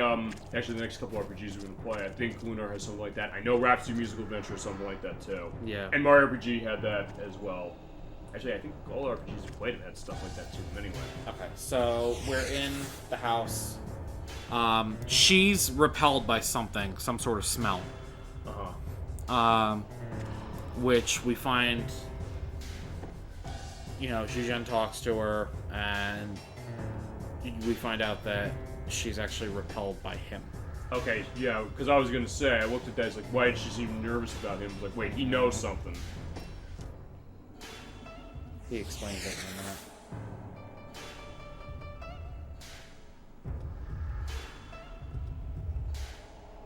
in a minute. Guess it's time to apply the secret formula for smoking out cat people. Alright, and that is... He's got some sort of herbs on him. Okay. He's Yeah, there you go. Catnip. Alright. Anti-cat powder. Okay, there you go. Actually, I do notice the blood on the ground, so yeah, nice attention to details you were mentioning from a bit ago. You just carry these around? Well, hey, as you mentioned, given his background, that would make sense as to why he'd manage that. Well, I mean, it's essentially the same kind of deal as if somebody who's trying to repel vampires would carry around cloves of garlic on their neck. Yeah, good point. So, I mean, it does make sense. Mm.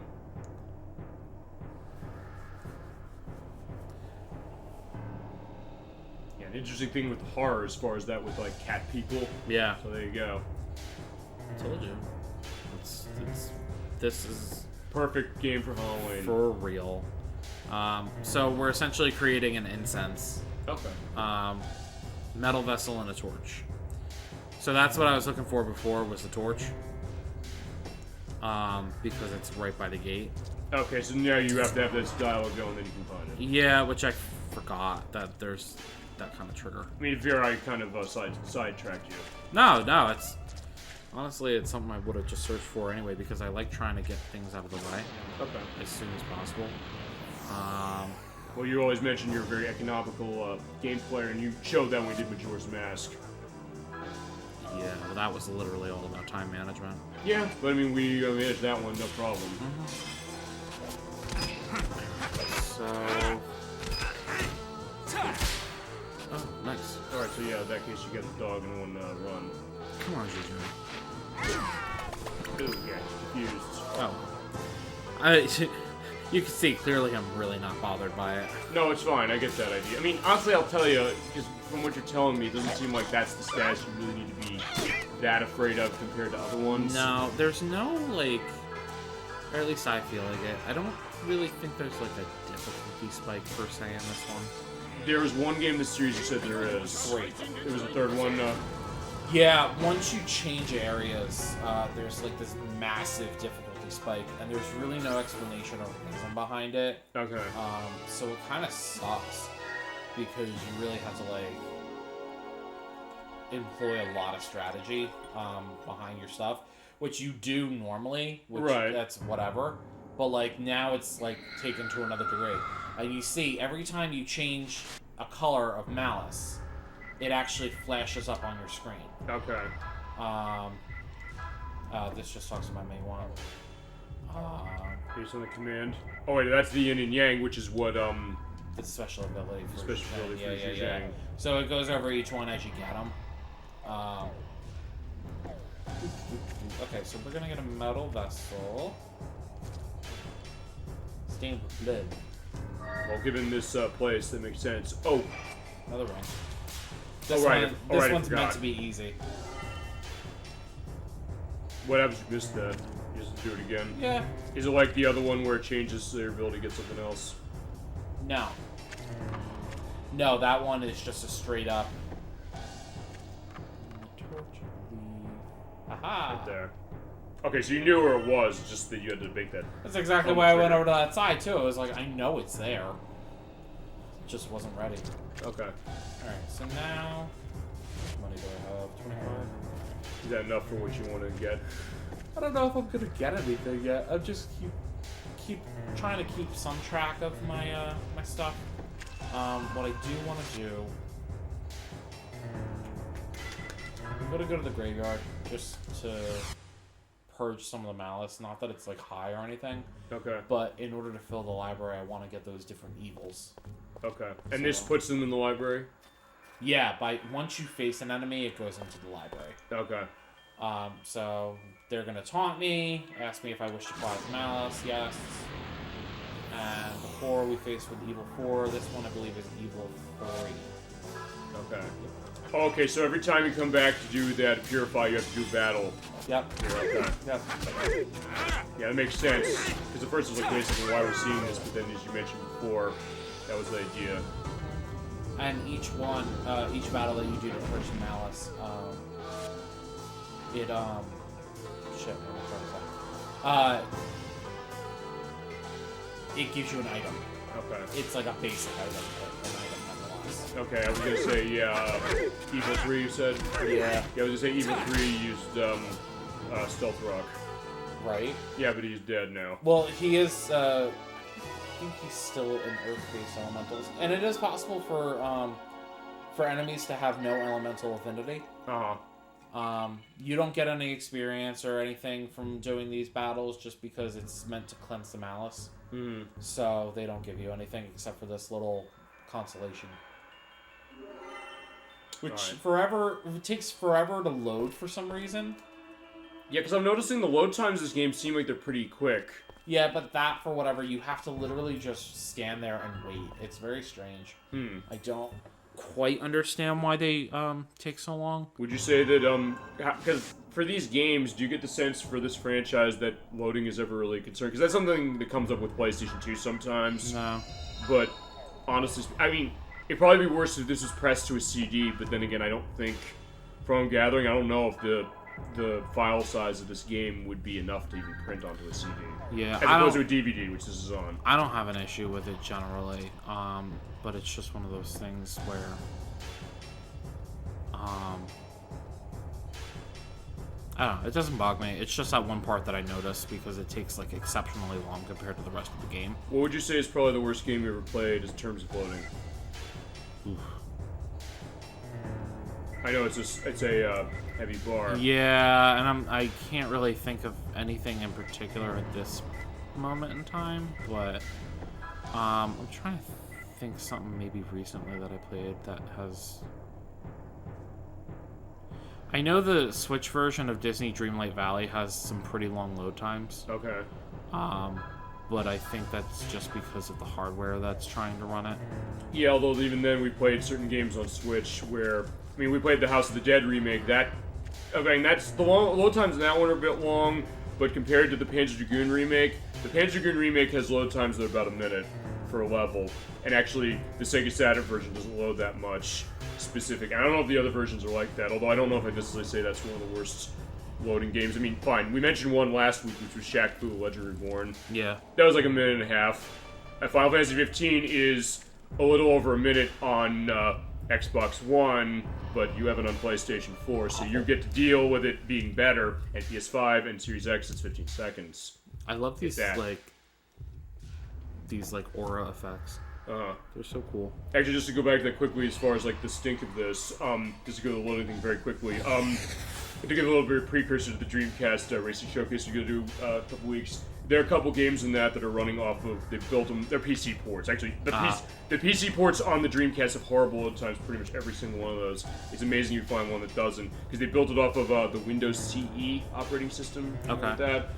It made it easy to do port overs, but for some reason there's games on that thing that have insanely bad load times, like the Rainbow Six games, the first one, and then Rogue Spear.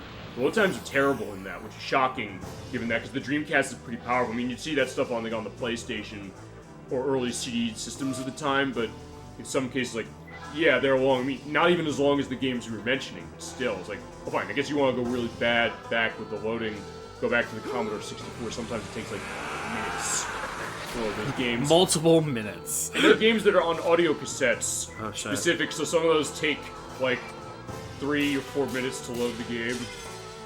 So, that's gonna be a weird thing. So I don't necessarily remember the elements of every enemy.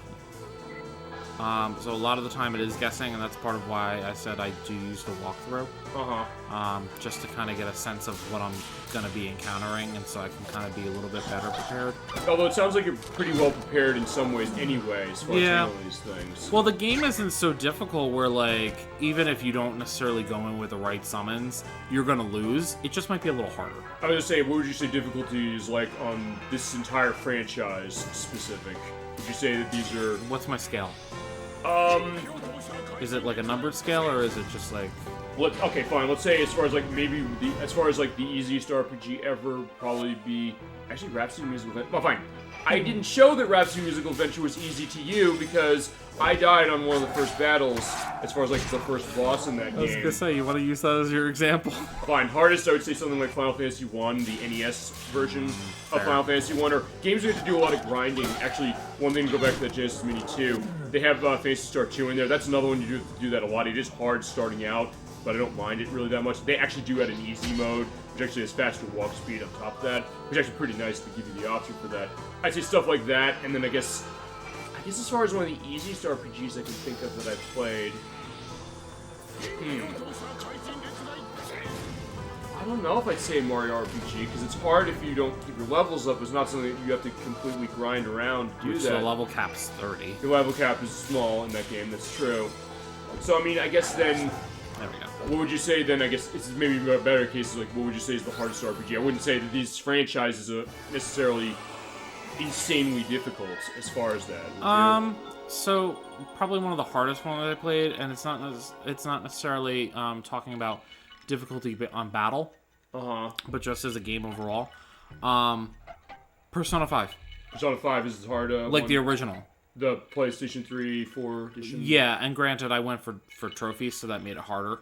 Oh, I know those Atlas games are nuts when it comes to trophies and achievements, There was especially one where Catherine. yeah. Well, for the original trophy list on Persona 5, there was a trophy to listen to, I think it was either 200 or 300 individual lines of dialogue from one of the characters. And the game is not long enough to do that. Oh, from one specific. Or no, I'm sorry. It's all the characters.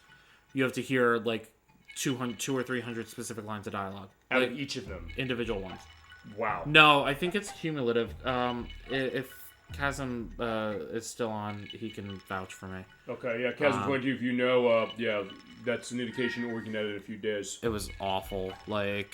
And I remember I actually put the game down for a while because I was like, oh, I can't keep track of this. This is going to take forever. And then I picked it up maybe, I think, like a few months or to a year later.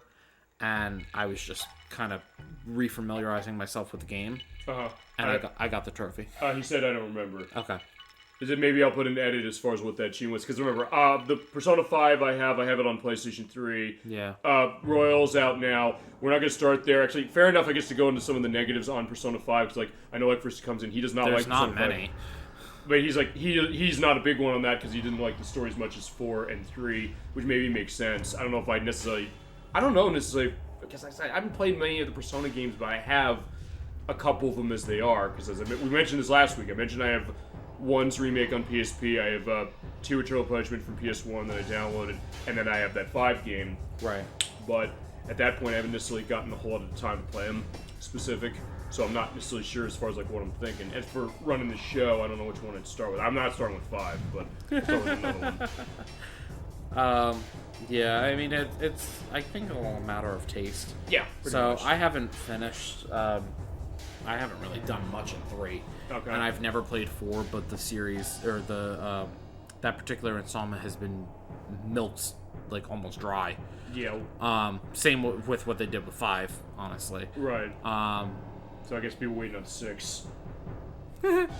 You're thinking we're gonna... I got a question to you. It'll be a while. Here's a question. You think we get Persona 6 before we get Penny Blood? Oh, that's actually a fair. That's a fair question. I don't know. Who knows? We might get... The race is neck and neck. And then, let's also toss on top of that. Let's toss on Metroid Prime 4. I know it's not exactly the same thing, but that's been in development for a while. For real.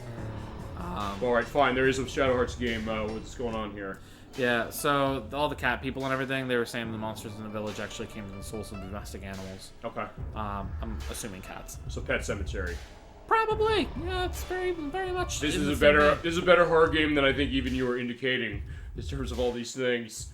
I'm glad you're enjoying it. I'm loving what I'm seeing of this so far. Okay, so we've defeated all the cat people that we're gonna face, and now we're going to fight the big boy, All right. Yamaraja. So Yamaraja.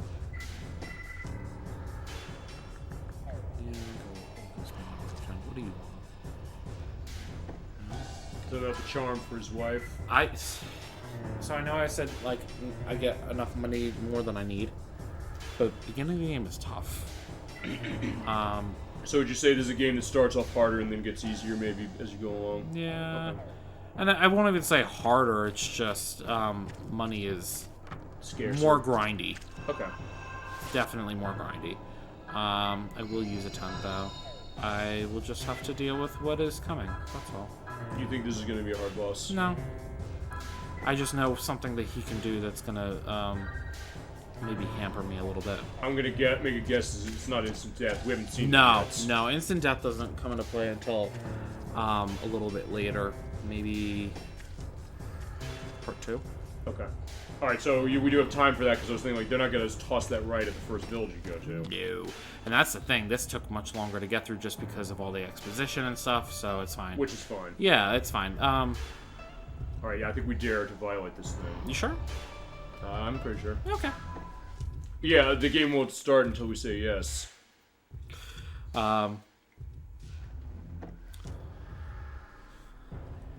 He's Lord of Hell. I don't know. I don't know about all that. Well, we'll He's see. he's the first real boss that you face, so I don't know about all that shit. I think they were Okay. just building him up. Alright, piece of cake. Let's no build a sweat. joint. Yeah.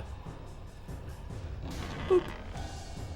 I don't know how this big ass boss fits in that itty bitty shrine. Well, we mentioned Aladdin before, you know, infinite cosmic power, itty bitty living space. Oh, wow. Uh-huh. Told you he's a big boy. He also is very well designed, again, to that. I just love the monster designs. This also, for next part, also have a name of the art design on this. Because at first I thought, I'll focus on writing, directing, and then music. But I was like, I think I want to talk about the art designers on this game. Told you it's good. It's great. Oh my God. Especially with those free-rendered backgrounds. I also get Like, to look at the battlefield. I know, look Shit's at that. cool. Yeah, because you have, like, the littered bodies there. Yeah.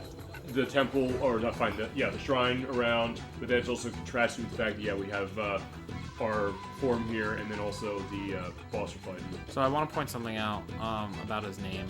What's that? And this is actually done more than once in this game. So his name is Yamaraja Earth. Okay. So naturally, based on that, you would think he's an Earth elemental, right? Need not. No. He's water. It makes no sense. But I don't know, is maybe the name not to indicate that so much as it's just, hey, he's like... I don't know what it's supposed to be, because there's another one, it's Yamaraja, Wind, maybe? Okay, oh, you Ring mentioned, abnormality. I think you mentioned these to me. It only affected Yugen though, so we're fine. Okay. I am going to throw some healing his way. Just to be on the safe side. Yeah, Alice is definitely your designated healer in pretty much every battle, except for maybe a couple. I also love how she can hold the Bible up telepathically. Yeah, right? Okay, so we're going to use Ogre Flame Dance because fire beats water. Okay. In this sense. Oh, I see. Boom! Nice. I was gonna say that because I think that first wedge there, that was it reduced. Yes. Yeah, well, they both were. Oh, they both did. But Okay. it was definitely more clear on that first one. Okay. And like I said, it only affected Yugen, so we're good to just rip into him with the rest.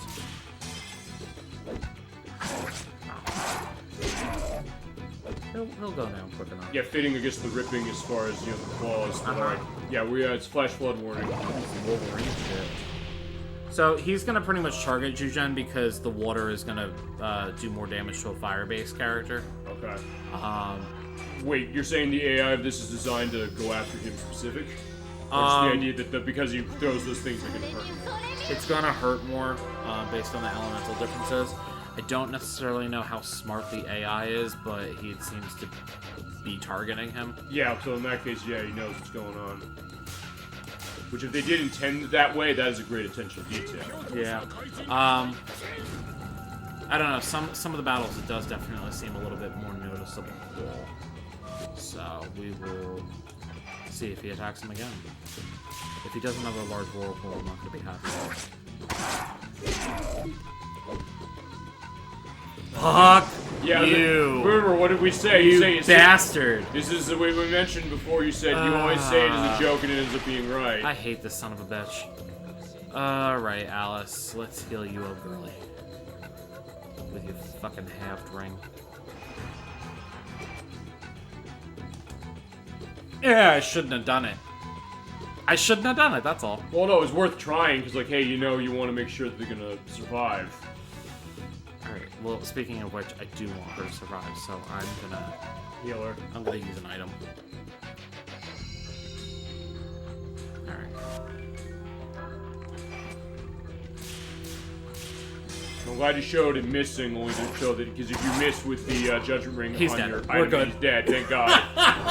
Yeah, but because he missed for that, it just didn't do the spell. Yeah, so that's the thing. Any ring parts you miss for spells or items, you don't do them. Here's my other question. If you miss, does that mean that it doesn't take the magic that it needs to run it? Correct. Okay, that's good at least. That would be horrible if they said, like, oh, you missed it and you used the magic power. Yeah, no, that sucks later on. And you got Holy Edge. I did get Holy Edge, so that's Alice's first new move. Zhuzhen started with Ogre Flame Dance, and he doesn't learn another move until level 9. Okay. So, we're getting there, slowly but surely. No, they said it also, I think with this game, it sounds like this is one that you want to soak up. I mean, I'm liking soaking this up already, but it's yeah, really now, good. Now everything is set with the village. Or is it? Probably not then. No, I'm kidding. It is. I don't know, maybe it is. For all I know, is like what you're saying that, they're like, I'm taking you literally in the case saying that, okay, maybe there's something else. No, it's good. Everything's fine here. You could hear the music went back to normal. Something's bothering her. So is this person that's supposed to be controlling Amaraja? Probably thought if the Black Tortoise was here, it would stand in the way of his evil plans. So he used the cat people to steal the Black Tortoise seal, actually just a small votive picture. So this is not the first mention of the votive pictures we're going to see. It's quite sad he took advantage not only of the villagers, but of the local sleeping spirits. He's an evil man. Oh. It's him? Well, it's an educated guess, I guess, on her part, which makes sense. Roger Bacon? Yeah, he knows who he is. As do we. It's bacon. Yeah, dogs don't know it's not bacon. Oh, except now it is bacon. That's bullshit. The bacon strips. I'm sorry, I have to bring that out. And not only do I make that reference, then I They realized... changed the formula! Yeah, I was like, wait a second. Dogs are not supposed to know it's not bacon, and they make it out of bacon. Like, wait, what? Yeah, it's like my whole world was flipped upside down. You two know Roger Bacon? Yeah, we all know him. I mean, he's pretty famous. In terms of this game, In terms of actual history, I was gonna say... Roger Bacon's a real person in history. And we're probably gonna get into that as we go along. Yeah, I don't want to get too much right now because there's certain plot points. Yeah, so yeah, bring your history knowledge to this game, it might help. Yeah. Or the entire franchise, I guess. I'm not gonna lie, I'm actually glad that we're playing this before Kudelka. Okay. Because I feel like if we played Kudelka first, it would have ruined something in this. Which I guess, well, I mean, yeah, that's true. Although, I mean, that's interesting, I guess, when you think about that, which is that Kudelka was the one that came first. So technically, if people had played that, it would have spoiled it that way. Although, from what I understand, I don't think Kudelka necessarily sold that well. Because, I mean, we said, like, this was lower selling, but even then, it must have done well enough that Midway said, we have something here, we want to keep going with this, or we want to option the next one when they said they wanted to make it. Yes. But with Kudelka was surrounded by a bunch of big RPGs on the PS1 at a time when the PS2 was coming out, and the Dreamcast has already been out for a while. And it was SNK who was going out of business, technically, at the time. I love how Yuri's just, like, so cocky and proud of himself. But yeah, you're showing the skill that way with him, so it's like, yeah, it makes sense. Picks him off like a helpless rabbit. And meanwhile, Zhujian's calling him on his shit. He's Picks like, who what? off? Yeah, well, actually, wait, did he see what we saw in the opening cutscene as far as Yuri? I don't think so. That's what I was thinking, right? Yeah, so that's where the delusions of grandeur kind of come in a little bit. Pretty much, yeah. But I love how Zhujian's calling him on his shit. It's like, you didn't kill him. Yeah. Nah. Yeah. Oh, yeah, that... Okay, talk about twisting the knife right there. It's like, he's not going to succumb to you, no matter how hard you fight. It's like, yeah, talk about attack on his pride. Exactly. Yeah, so like, there he has the fist there. It's like, yeah, I'm shaking the fists. That's one of the few times you actually see Yuri call him Zhujian. Okay, so he doesn't actually call him by name. Most of the time he calls him, I think he calls him either Pops, or he might throw in Gramps a couple times. Okay. But either way, he never really calls him by his name. Okay. But I guess Zhujian is like, yeah, he did twist the knife a little, but he also knows how to help him out, saying that, you know, you did fight strongly, so it's not like lack of efforts. Yeah.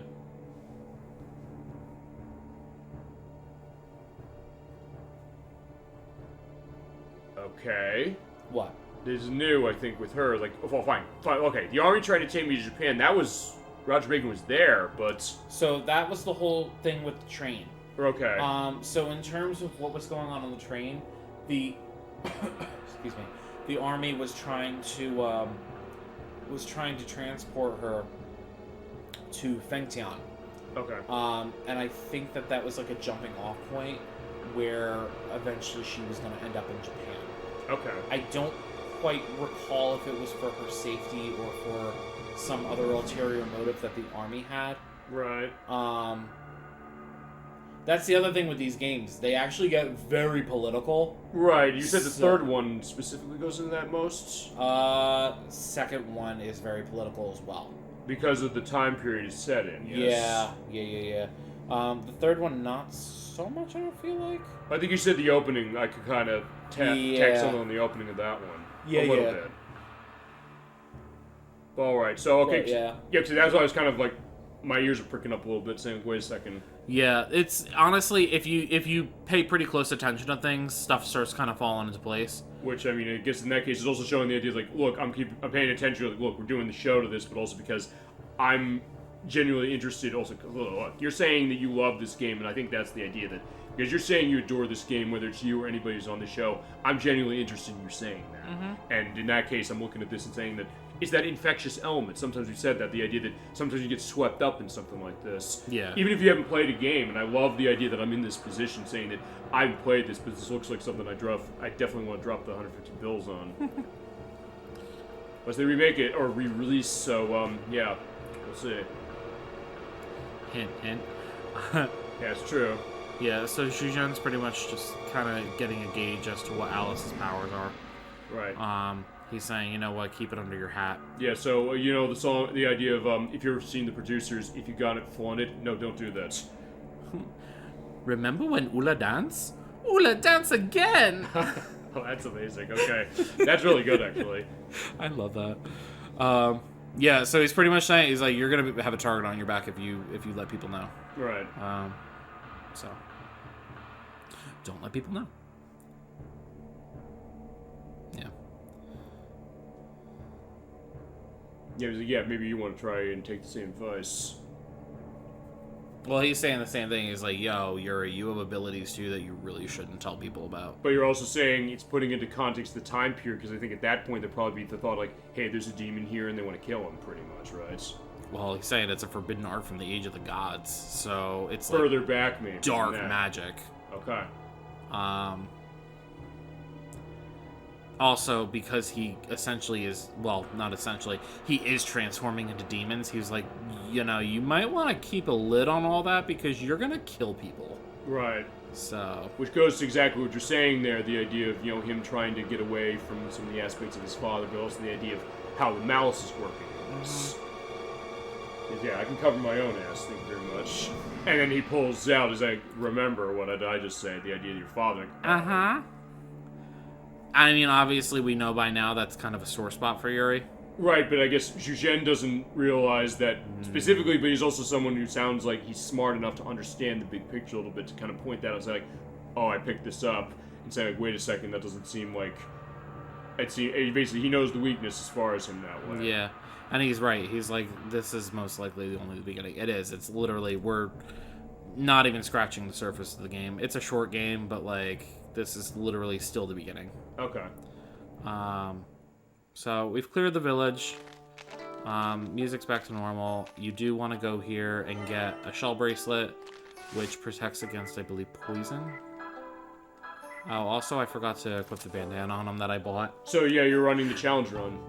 Well, I knew... So, remember when I was like, oh, I'll buy this for later, and I totally forgot to equip it on him. Uh-huh. I mean, clearly I didn't need it, but...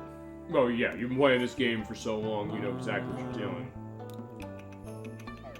We'll put that on Alice. Just increase your special defense. And then the Star Brooch. Escape possible even with all Berserk allies. So, yeah, you can't escape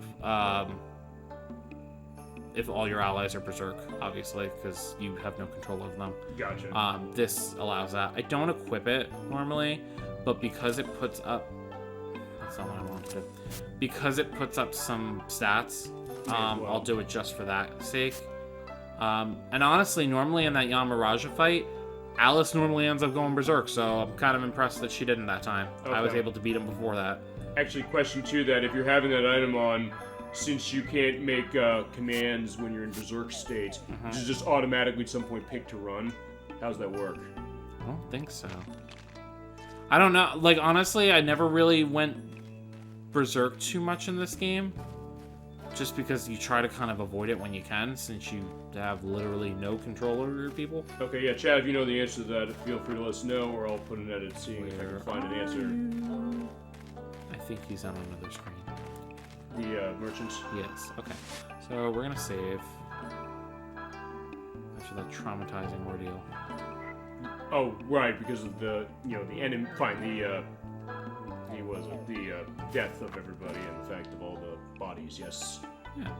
Oh, We'll go with that. I thought you were saying, like, the boss was like, you handled the boss fine. I was talking about the boss. I'm fucking around, that's all. Okay. Okay, so, yeah. Well, you defeated the seal, monster broke the seal, is that good? Now it's possible to leave the village. I'm issuing my gratitude. Okay, this is what I was gunning for the entire time.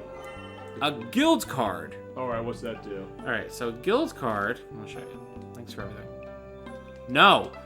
You have to leave screen and come back for him to... Maybe. I don't know. We're gonna try that. Guild card pretty much is a point card, which apparently, I didn't realize this, apparently that's actually like a big thing in Japan. Okay. Is having point cards for shops. And what it is, in this game at least, I don't know how it actually works in Japan, but apparently, or in this game rather, what it is if you go to buy an item, you can get it for either a reduced cost, or if you're going to sell an item, you can actually raise the price and get more money for it. So it's like a membership card. Pretty much. So it's basically go to Costco, except, not. Right. And it works at any shop. Except you say, like, Poor choice of words. There's no business here. He's dead around here. Yeah, no kidding. He's just like, bye. Peace out. Yeah, we'll see you later, friends. Yep, bye. But yeah, so there are 5 different levels of point cards that you get throughout the game. Okay.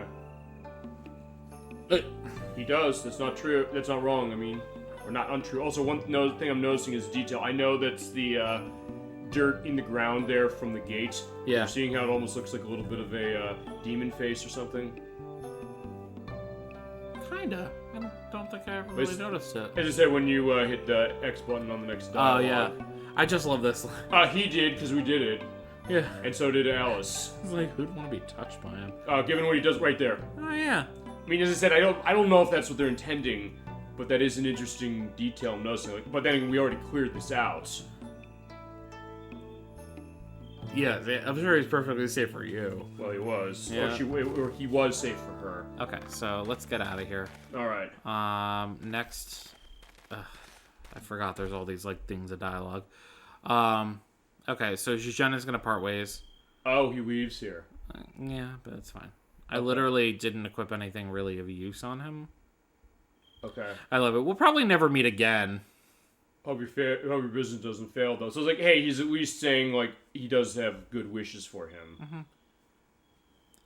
Thanks for all your help. Take care of yourself. Alright, see you later. So long, and thanks for all the fish. Actually, it's funny, there's somebody as far as work who... I saw that. Yeah, okay. Oh, I saw that, and I appreciated it. I noticed that, too. I did actually think of you right there when that happened. Alright, but by the way, one last thing. Oh, one more thing. You two meeting up, then me, then the events in this village. Somehow I can't help feeling like all this is connected. Yeah, it's fate, my friends. You think? I would think, yes. And if Yes, it so, is. it means, yeah, we're not seeing the last of him. Oh, fine, you technically said Am I wrong in saying you basically said we're going to see him again? I wouldn't have equipped items without him if we weren't going to see him again. Are there cases of characters we're going to see whether you think go away completely? Not in this game. Maybe in sequels. Okay. Yes. Alright. A strange fellow who seems to know so much about everything. Alright, yeah, if he was more generous about teaching me his secrets. I was like, yeah. I don't really know what he's referring to in that, but... I don't know, probably the secrets of handling demons, I would think. I don't know. We can ask him then. Alright. Look forward to it. Single thread spun by somebody, huh?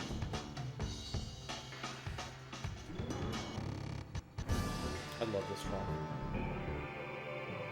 It sounds terrific. You're right, I'm loving the music of what I'm hearing in this. Well, because it's also like, it's like a hype track, too. A hype track? Yeah, like, it's just like, it like, it's that like adrenaline rush kind of deal. Oh, okay. Where they're like, all right, let's go. We got our mission. We're ready to go, so you feel determined and driven. Yeah. He's like, let's pull that string for all it's worth. So it sounds like the music also is telling a story as much as the game itself is. Oh yeah, it's a motivating track.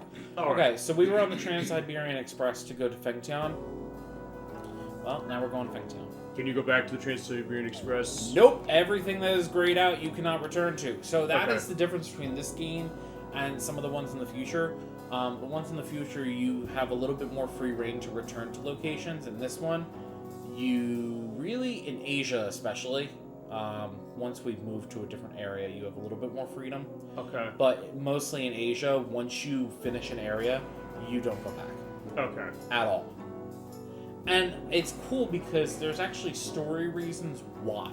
Okay, because I was going to say, what do you think of that? Do you think that's a good decision, or do you like the way that the others do it, where you can move freely? I mean, I it sucks because it's like, oh, if you don't clear out an area completely, then you're out of luck. But at least they give you a story reason why you can't return. They also give you New Game Plus, as you mentioned, so you can go back and do it. Well, yeah, you're just starting the game from scratch. All right, enter Lieutenant Colonel Kawashima. Really, prominent character in this game. Does she have a voice? I couldn't find it. No, Wow. but she's a prominent character in the story. All right, so what does she have to deal with? Lieutenant Colonel Kawashima is she's part of the Japanese military. Okay. Obviously a lieutenant colonel. Right. But it's cool because she has her own story arc. Okay. Which I think is really cool that they did for a character who is not part of your party at all. So, what a lovely sight this is. You there. What were they escorting anyway? A man-eating tiger? She says that. But then we didn't have that. We didn't have that summon yet. No. No, ma'am. Alice Elliot, Caucasian female, approximately 20 years old. Okay, so did you say her age? No, you said, like, how old is she? So there you go. That explains it. Right there. Yeah, I know her and Yuri are around their 20s.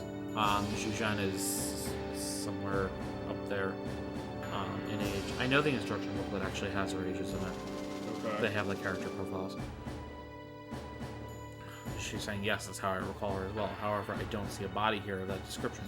Am I to assume the girl killed all these men? I never imagined a human being could kill like this. It's horrible. Which I guess at this time period, maybe not as much of that kind of a serial killer perspective. This is severely like occult shit. Okay. Major Suji, have you, after your exploits in Changchun, did you ever suspect you captured a monster? Yeah, so she's talking about the Imperial Army. She's like, if they can't bring in one girl, they don't deserve to live. Yeah, totally. She's harsh. real cold. I was just saying, there you go. She seems like she's very, dedicated this way. To be fair, it's 1913. She's a female in a pretty high-ranking position in the military. And the thought of that would harden her, specifically because she came in, it's like, you look at all this blood and the dead bodies here, it's like she's not fazed by it. No, she's totally jaded to all of it. I'm so looking forward to bringing a worthy souvenir back to Tokyo for father. What a waste. Okay. You probably boot something off the corpse, but then you're right. This time period, yeah, no, they can't. Otherwise, she's getting some with discharge or something. I want you to keep all this in mind. Okay. I know that this is going to be a big ask, but between this and Covenant, there's some ties with her. Okay, I mean, we'll have the parts that way, so... Yeah, we can reference back. It's fine. Okay, then no issue. I mean, we'll get to this eventually, but do you want to do Covenant next when we get to come back to this, or want to do Kadelka? Kadelka, you want to do next? Yeah. Okay.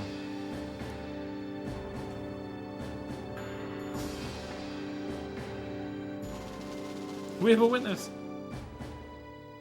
He's right outside the door, now testify. An elderly peddler says a suspicious-looking man passed her in the aisle. So, we didn't point that out, obviously, because it was the opening cutscene, and I actually forgot about it. But, the guy who passed by her? Yeah, I think I don't know if it was a man. I thought it was a woman. like an elderly woman. Since I'm doing edit, I can also put a picture of who was that in the I don't cutscene. remember. I'm pretty sure you do see who it is in the cutscene, though. That's the funny thing. Probably. Yeah. So, I mean, it's giving a sense of make sure you're paying attention. But yeah, someone from the anti-Japanese movement. I guess that's because this is China, yes. So I know that there's that perspective with China and Japan where they kind of are distrustful of each other. I know that's still going on today, but just that perspective. We'll see that when we play Shenmue, actually, on top of that. Yeah. That's what I'm saying. There's a lot of political shit in this one. But also, it sounds like they're doing their homework in terms of the idea of looking at this perspective of time and saying that, wait, a line like that makes me think, wait, they're paying attention to something like that. They were. Very much Clearly. so. Which I guess would make sense with the square background of all the people who made this. They describe Yuri as a wiry youth. Is that spelled right? Yeah. Okay. I would think so. It could not be, honestly. There are typos. Okay. Well, if it is, I'll indicate below here is like, am I right or are you right? Yeah, Either way. I don't really I mean, know. maybe it's another different way of spelling, because there's a line of dialogue earlier on that's like that, as I mentioned before. But alright, they went to the salon car. Salon. Yeah. Okay. I don't know much about trains, so I don't really know. I've never heard that before. It's like, that would suggest to me, if I'm going to take that literally, that they have like a hairdresser. Like, I don't think it's that. No, I think it's more of like an entertainment, because I know back in like Victorian times and stuff, you would have like a salon, like Okay, yeah, it's that. Okay, it's more of like answer. it's more of like a thing that came over from France and like perfect. London. That makes total sense. You're Yeah. right. Okay. Thank you. For that. So pretty much they're kind of forming conspiracy theories in a way. Well, yes, but also I guess in some ways they're kind of trying to piece together what they know based on what little they've got.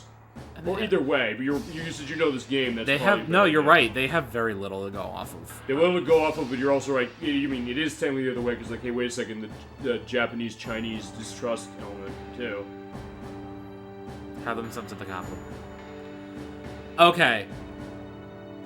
Brace yourself for this shit. Okay. Okay. Oh, I see. Major's saying his 6-year-old granddaughter couldn't wait for Grandpa to come home. How fucked up is that? The idea that they're sending the body back to the 6-year-old? Yes! That's so fucked! Are they going to show that to her, though? No. Yeah. But it's just, like, the fact that that's even a line of dialogue, it's like, oh my god, she's so brutal. Well, you said that right there, as far as it is proving that. The idea that, like, she's seen so much to this, she's at this position that way, it's like, death is not phasing her anymore, to the point where she's not thinking, like, oh, it would phase, she'd think, like, oh, it's not going to phase other people. Like, a 6-year-old, yeah, absolutely it would phase. A 6-year-old, it would scar her for life, probably. I don't think it's even that she thinks other people can handle it, I just think she doesn't give a fuck. Maybe. I mean, fair enough. Because based on her character, she really just doesn't give a fuck. She's so focused, I guess, on what she's doing. Yes, she's very self-serving. Okay. Yeah, and you'll see that as it develops. But just that part alone is like, holy shit. There's something interesting to be said about that, though, and I get what you're saying exactly when you're saying that there's a lot of characterization you gave to her on the back of someone who we don't play with that. Well, I don't play with in this one. Shirley shed tears of joy when she finds out this is returning earlier than expected. Yeah, that's more of a harsh thing than the last thing you were saying. But he's like, all right, fine, we're not going to question that. Yes, ma'am. They're following orders. Oh, yeah, sure, They're being right. good little soldiers. Okay, so now troops are going to be posted in Fengtian and the surrounding cities. And yeah, they're going to, destroy him. So it's very much this idea of a Japanese utopia that they're trying to build by invading China. Sure. So I'm going to be honest, I don't really know too much about the political aspect in 1913 between Japan and China. I don't know to what degree it was in 1913. Yeah, myself. I wasn't really aware of all this until I played this. Yeah, anybody in chat who knows, feel free to go in, but yeah, you're going to say. I just think it's very interesting. It is, yeah. It gives it a lot of... It makes it rich. It really makes it seem like there is a vast world out in this game, along with the particulars that are going on with the characters that we're following. Yeah. And now she's forming her suspicions about, Alice. Which he's right about. Mm-hmm. Wizened old demon in Shanghai. Who dat? We'll find out. Yeah. Dog with Fike snatches prey and wolf from the ground. I mean to have that girl. So it's like, yeah, she's getting a little poetic on top of this. She really put in like that Japanese proverb. Oh, there you go. No, that's better than what I was saying. Yeah. A poetic element. See, I'm not saying the words right either. But great introduction to this character. I'm definitely looking forward to finding more. I'm not gonna lie. As like cold and unfeeling as she comes off in the beginning, I actually do like her. Well, there's an intrigue in that character. Sometimes you mention characters you either love to hate or ones who are interesting. There's a depth to them. They're like, oh, it could just be one note, but not necessarily. Yeah. Well, it's like I said, so some of the bad guys who look like bad guys in this game are bad guys, but then there's other ones where there's gray areas. Like her, I would think. Well, what I'm seeing so far. You'll see. Yeah. Okay, so, remember I told you, remember this name. Dehuai. Dehuai is the, essentially he's like the, he's like the yang to Zhu Zhenjian. Okay, he has a voice too. Does he? No, I don't think so. I didn't see him in notes. I don't think he has a voice actor. Okay. Yeah, they gave very few voice actors in this first one. But yet they have a lot of famous people. It's funny because I don't even think we've talked about most of the voice performances in this game yet. Yeah. But we'll get to all of them, don't worry. Have I somehow summoned you here by mistake? It's been 15 years, Roger Bacon. Okay, so yeah, there is Roger Bacon again. It has been some time, hasn't it? I'm pleased to see you looking so well, oh great magician. I was going to say that looked like it's 0, but I was like, no, I think it's at 0, you're right. It's actually, yeah, they do that a lot where they will transpose. Master Dehuai, fallen ruler of the 9 heavens, Earth Sage. I see you're still wearing that pasted-on smile. He does have that, even from just looking at the opening. You have too much time on your hands, you infectious plague. Yeah, talk about being brutal right there. What brings you to Shanghai? Surely not simply to pay me a visit. No, say nothing. I already know. Indeed, I found myself at a loss in this strange land, and I'm afraid I've made a slight blunder. An unforeseen meddler has entered the game, and my little bird is still outside her cage. Yeah, that's talking about us. Yeah, right? How unlike you to make excuses. You need not apologize for going behind my back and abducting the girl. Indeed, I suspected you would. Come now. There's no need to be so severe. I was merely indulging myself in a small divertissement. Very nice that way. Yeah, definitely very classy as it is. I mean, he's a distinguished British gentleman. There you go. You're giving him that element. Oh yeah, I don't know if I actually said that before. He is British. I kind of could get that sense. You could kind of tell from his a dress. little bit, yeah. But we'll get that confirmed more later. It's like you could tell Dehuai is Chinese. Right. But we said, I think, because we heard him in the cutscene already, Bacon, the opening cutscene, because, yeah, it was... he had a bit of an accent. He had a little bit of an accent. I'll definitely look forward to listening to that again when I do the edit. Yeah, and you do actually get... He's in more cutscenes, thankfully. Okay. With your grand ceremony drawing near, you needn't deal with minor trifles. I thought I'd lend a hand. Ha! You jest. Are you telling me you would have delivered me the girl upon her capture? Yeah, he's gonna probably lie, right? Why, of course. The progress of your secret ceremony is of great interest to me, Master Dehuai. This girl called Alice truly is the key to the ritual. I'll do everything within my power to help. Yeah, he's like, I'm not feeling He's like, ah, you lying sack of shit. Yeah, I think that should have been the dialogue. Well, maybe that should have been the dialogue. Yeah, right. Sly old fox you are.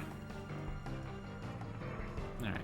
So you can see they're kind of in ranks with one another. Right. Kind of. Honestly, at this point, it's like, who's the backstabbing bitch of the two? Yeah. You can kind of determine who is, actually. A little. Yeah. The Divine Septagram. So, in fact, preparations for your Demon's Gate invocation are almost complete. I've seen those words so many times playing this game. No, I get that, for sure. I've taken the liberty of sealing up the Protector of the North, the Black Tortoise of Xiaoyang Village. It would have stood in the way of the rituals, but that no longer matters. The spirit machine of Kuihai Tower is finally operational. I can now focus entirely on finding the girl. Well. I look forward to seeing the great sage himself in action. So then, have you discovered the girl's whereabouts? No. He might get a sense of where she is, like, right now, like, we're completely a ghost at this point. Of course, I have eyes everywhere on the continent. Very well, I'll tell you. She's in Fengtian. Oh wait, he does know then. Okay, Yeah, so no, he wrong. does. I was gonna say, wait a second, I think I took that wrong. It's like, wait a second, no, he doesn't know where we are. But I was like, well, yes, he does. No, he does. They all do. Fengtian. Hasn't the Japanese army set up operations there? I can't imagine how they caught wind of it, but it seems they lie in wait for the girl as well. Everyone wants Alice! No, yeah, pretty much. What's up? We have nothing to fear from them. The Japanese army is in disarray and staffed with morons. Clearly doesn't think too highly of the military. No, same case we saw it the opposite way before. They present little threat, save for a bothersome fly named Kawashima that's been sneaking about. Yeah, so he knows that, like, yeah, she's gonna get in the way. They're aware of each other's presence. Right. The girl is already mine. Splendid. I'll be off to Fengtian then. Pip pip. Yeah, pip pip, jolly ho, and cheerio and all that.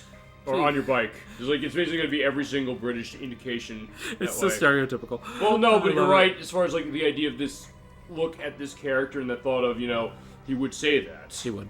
And it's, given the period of it, yeah, that would make sense too. Yeah, I just want to observe your technique for far future reference. Future reference, you see. Very well then. Well. Alright, yeah, we will take our walk off. He does look dignified, even just the way he's doing his walk off. He does. Do as you please. Ah, yes, I nearly forgot. There's a rather odd fellow accompanying the girl. Who said I'm odd? Even stranger, he's a harmonixer, a master of fusion. Uh-oh. Yeah. He's like, no, this is not right. There's a reason why. Okay. You will see. Alright, we'll look forward to that. Oh, he's tied to that too. Uh-huh. Alright. Grandusty repeats event 15 years ago. Are they talking about Kadelka on this one? Uh-uh. Okay. No. Well, I have to look at the timeline.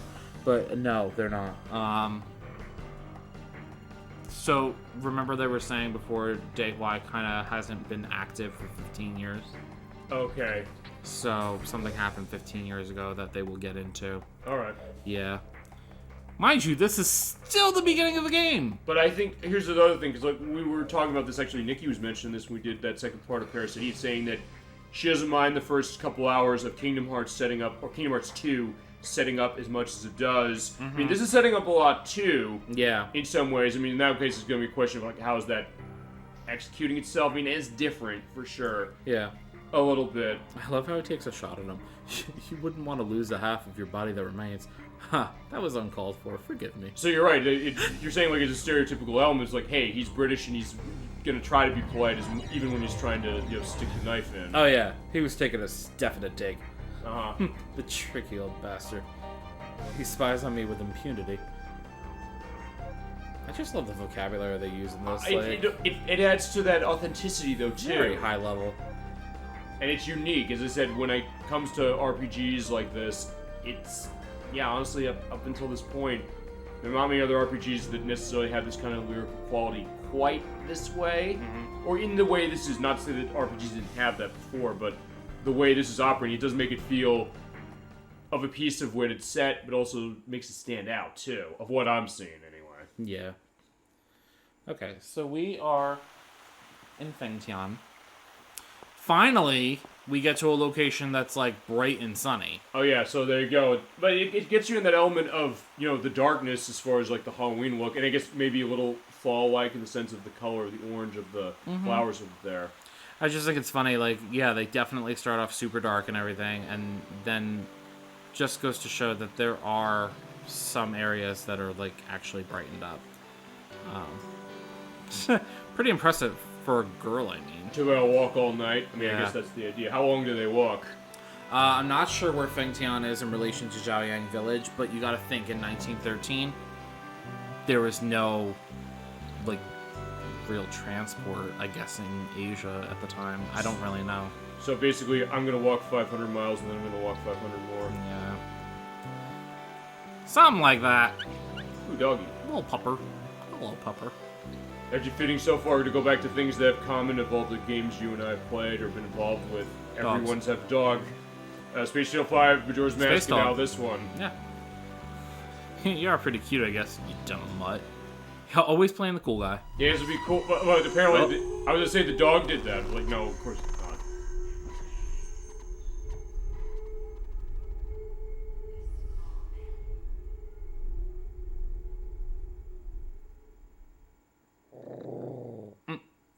So even the dog has voice acting. Well, yeah, it probably is Eric Stewart too, because as I said, it's various voices. That's all I found, unless maybe the other thing. Yeah, why the voice? Although I was actually paying attention to that a little more this time, in the sense of the dog. It seems like they're dropping letters specifically, so it's almost like code a bit, which I kind of find interesting. Now I'm looking at that. Did you catch it? Sort of, yeah. As far as this one, much more than the other one. There's one word that stood out. What was that? Power? Nope. Yeah, I don't remember what that. That's okay. Is it? I'll know in the edit, but I mean, for now, that's the idea. So yeah, I guess the rule in this game is you definitely want to pay attention completely. I'm silent because perhaps because I seldom speak, I don't sell much. So I thought of a new service to draw customers. I call it pedometer service. He's talking a lot about this for not speaking. He's like, yeah, we even took a vow of silence. This is the only time he really talks. Well, he doesn't really talk throughout the rest. Yeah, so whoops, gotta go. Okay, so pedometer. Yeah, so it's because you told us that and showed us that the game takes track of your steps. I fucking hate the pedometer. Really, was that? So, it only tracks your steps when you walk through dangerous areas. Oh. A dangerous area is classified in these games as any place where monsters will spawn. So basically anywhere there's a random battle. Exactly. So, here's the kicker. Right. Because your party splits up so much in this, especially in the early game, it's really fucking difficult to figure out which character to throw the pedometer on and keep on as an accessory, because you constantly want it on somebody so you're getting the steps. Okay, you don't want to put on Yuri? No. Absolutely not, because of the items that he gets later, that will actually, like, boost all his other shit. Okay, because I was thinking that, wait a minute, so you're saying characters are leaving party, I would think that, I mean, for all I know, Yuri might be one of the people who leaves party at some point. In that case, then that would be a guarantee. But I mean, Final Fantasy VI, I know, did stuff like that where you had main characters who were split off multiple ways. And fine, people involved with this worked on Final Fantasy VI for sound, admittingly, but still. Yeah, no, you're right in thinking to, like, put it on Yuri because he doesn't leave the party. But you're based on what you're saying if you're running stats for this, you want to be cognizant of that too. Yeah. So... Huh. What's that? I thought I put that on Shuzhen, but I guess The not. Star Brooch. You said you didn't want... Oh, wait. Well, No, didn't wait, I? hold on a second. I think you... No, you did, didn't you? Okay. So wait, does it... Oh, wait, you touched the bandana. Okay, so... It actually gave me the items back. So when they leave party, the items get pulled off. Yeah, I forgot that it did that. Which is different than when we did Sailor Moon of the Story. That happens in that game too, and... Because there's parts of that game where you basically go to certain areas with one Sailor Scout, and each of those, the items that are on them as far as their equipment is on them until you get them later. Or get them back later. Yeah, I tend to keep the pedometer on Alice just because I check. Oh shit! I didn't want to talk to him. To look at the hotel. Yeah, it has 800 rooms, 20 dining rooms, and 1,500 bellboys. Wow. Just a day's stay there costs goodness a month's salary for me. I don't know what that would be in 1913. But... It would probably be expensive. It would probably translate out to like $3,000 or something. I don't know. Well, but then again, we're in China, so in that case, it would be Yuan? what? I don't know what the currency in China is. Oh God, I don't know. Yeah. Lottery member number 15. Okay, another new mechanic. The lottery. The lottery. This is actually present in all of the Shadow Hearts games. I personally love it, and I know that there was a stretch goal for Penny Blood for it to be included as well, so I'm actually very excited that was hit. I would just say, you said they hit everything. They did. Yeah. They hit every stretch goal. So it's cool because Penny Blood, when it gets made, is going to have a lot of similar mechanics to these games. Which would make sense because it's the same people, the same director specific, but also because you're saying this is a spiritual successor So that makes sense. So I'll tell you, if nothing else, this is also giving me a sense of what can I look forward to in about 3 or so years. Yeah. Which, honestly, I'm saying I'm just excited about that on what you're telling me and looking at this and saying, okay, I get it. But yeah, what are we playing? So he's pretty much talking about, he's going to explain the lottery, which I don't think I picked up a lottery ticket. Maybe he gave me one. Okay. I think he did give me one. The World Lottery Association. Yep. So you said the pedometer gives you specific items, and this one does too, and there probably behooves you to get them for both of them. Yeah. So the pedometer is directly tied to one of your character's best armors. Okay. And the lottery, you get all kinds of neat shit if you get it correct. Okay. So I'm not gonna do it right now, just because I need to get I like to save beforehand. Okay. Because if I miss, then I can just reload. Okay. Yeah, he's not buying the idea of winning the lottery. Mm-hmm. If I tell him anything more about the Sherman. I was saying, yeah, I could tell you, but I'd have to kill you. Pretty much. He's like, it could strain our beautiful friendship. I'm your biggest fan. Try it once and you'll see what it's all about. What do you say? Want to play? Yeah, you said you're gonna. Not right say this second. specific. I didn't mean to talk to him. It was literally just. God damn it! He just keeps talking. Okay. There's items that I know are just kind of scattered about. Oh, okay. Yeah, you can. He's like, yeah, she's sleeping on a park bench. But, She's fine. I mean, I guess that goes to what you're saying, the idea that he has more of a conscience that way as you're running into people. Yeah, he just want to leave her alone. Unrightfully so. Yeah, I mean, what's with all the going on, people yeah. that are after her. Are there? No, there's gotta be. Do you think it's another case where you have to talk to a character in order to make it happen? No, because they're just like random items that are hidden in the background. Okay, also, we have a new face in chat tonight, or fine, now. Sir Andrew Antonios. Hey, guys, so good to see you. Hey! Yeah, we were playing Shadow Hearts on PlayStation 2, or at least Crusader 64 is so good to see you. Hope you're doing well. We had a great time doing part 4 of Majora's Mask with you, and I mentioned at some point on an earlier show that we're going to be doing Super Mario Sunshine next year, because British Brew wanted to see it. We're thinking May or June, so yeah, get with us. We'll come back on the show for the purpose of that. Hope you're doing well. Let us know any memories you have on Shadow Hearts, if you have any, and any other aspects of RPGs in PS2 era or RPGs in general, or how you've been doing, or anything else you have to go into. We're having a great time with part 1 of this for our Halloween weekend episode. And we'll be back to this game once more next week for that too, based on what we've seen so far. Found those items, by the way. Yeah, it was up behind the fountain. Okay. I'm trying to think. I wonder. I think you have to talk to everyone. You have to talk to her sleeping as well. I don't know. And I think doggy. I talked to the dog. I think he's the only one that I have on. Alright, so yeah, this is a nice looking place, but apparently there's criminals here. That's us. Yeah, okay, fair enough. Ah, there we go. Yeah, wake up.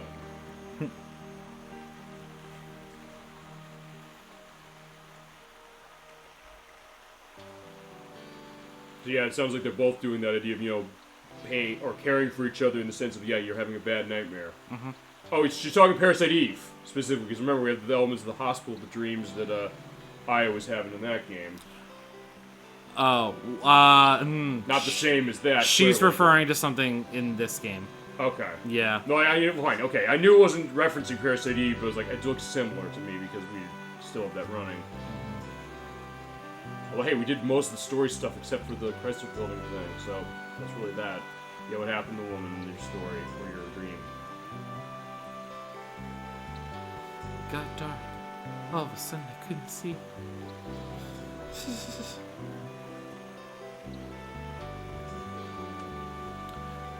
Shows up again, yeah. Bacon. Making what she didn't. He talks such a big game. No, but she thinks that's funny, specific, or she's charmed to that. That's one way of putting it. Yeah, so the building living man, like I said, I want to find a save point first, which we have one coming up. Okay. Hello? Oh, just. Yeah, because I noticed in a lot of ways, yeah, okay, a tent. I need those. I like to stock up on those. Yeah, soldiers saying about scaring off my customers. Yeah, to go back to the Resident Evil 4 thing, got a lot of good things on sale, stranger. Is there... Which it is like Resident Evil 4 in the sense he's pulling you over saying like, hey, I got stuff to sell. Is there anything else? I don't think there's anything in the alleyway. I just want to Put it up through the door. Yeah. Well, so there's a Japanese soldier there. Yeah, go. Boop. Okay, so...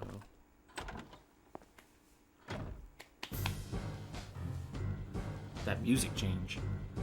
Oh yeah, because look, there is Kawashima again, I think. Yes. Nope. No. Nope. They look similar from distance, but It's the character models. where's The alluring spy. This is Malkovich. Okay. Not her actual name. Oh. Yep. She's a spy. Yeah. She can't use her real name. Yeah, bomb in the South Manchurian Railway Depot. Okay. We'll blow up those cars, and the Japanese army will be stuck here for at least 2 months. Okay, fine. It is connected to Kawashima in the sense that she's gonna screw with it, apparently. Sure. Absolutely. Now that I know what she looks like. Why is Perlehue always letting her personal feelings get involved? Her objective is to track the movements of the Japanese army, not cause unwanted trouble. She's always causing unwanted trouble. Yeah, I was gonna say that's probably what she wants to do. You didn't set any unnecessary bombs this time, right? Well, yeah, I can neither confirm nor deny that. Don't worry, only one. Yeah, on the roof. There's a bomb on the bus. Yeah, Pop's quiz hotshot. What happens when it drops below 50 miles per hour? And they all these cute little lunch boxes. Oh, yeah. I can't. It'll go pop before the big one. I don't know if it's gonna. Oh, okay, right. I was just saying the pop element was like, wait a second, no, it's not gonna be that low. No. Just enough to scare him.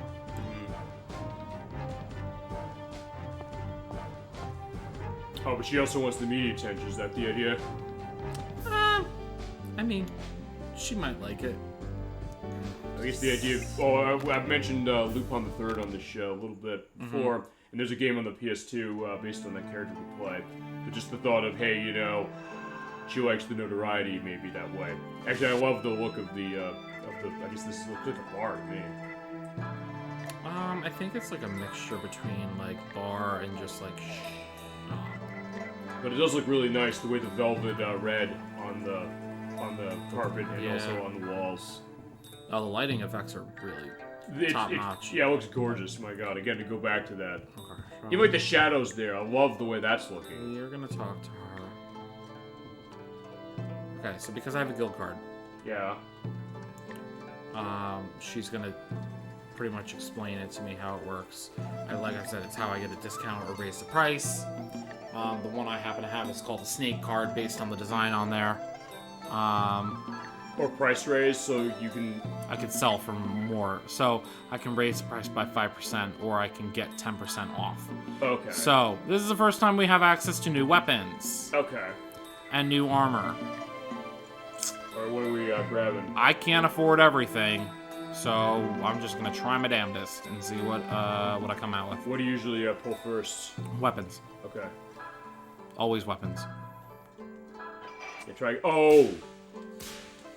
Oh yeah, you thought this was gonna be easy. Well, Oh, okay. I didn't think it was gonna be easy. I didn't know how to operate it. Although honestly, it's like and I know Monty QK wanted to see this at some point.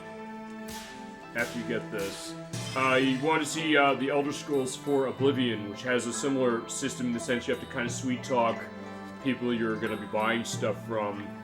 With like this wheel, I'll put like a picture of what that's looking like. You basically look at their facial expressions, see like.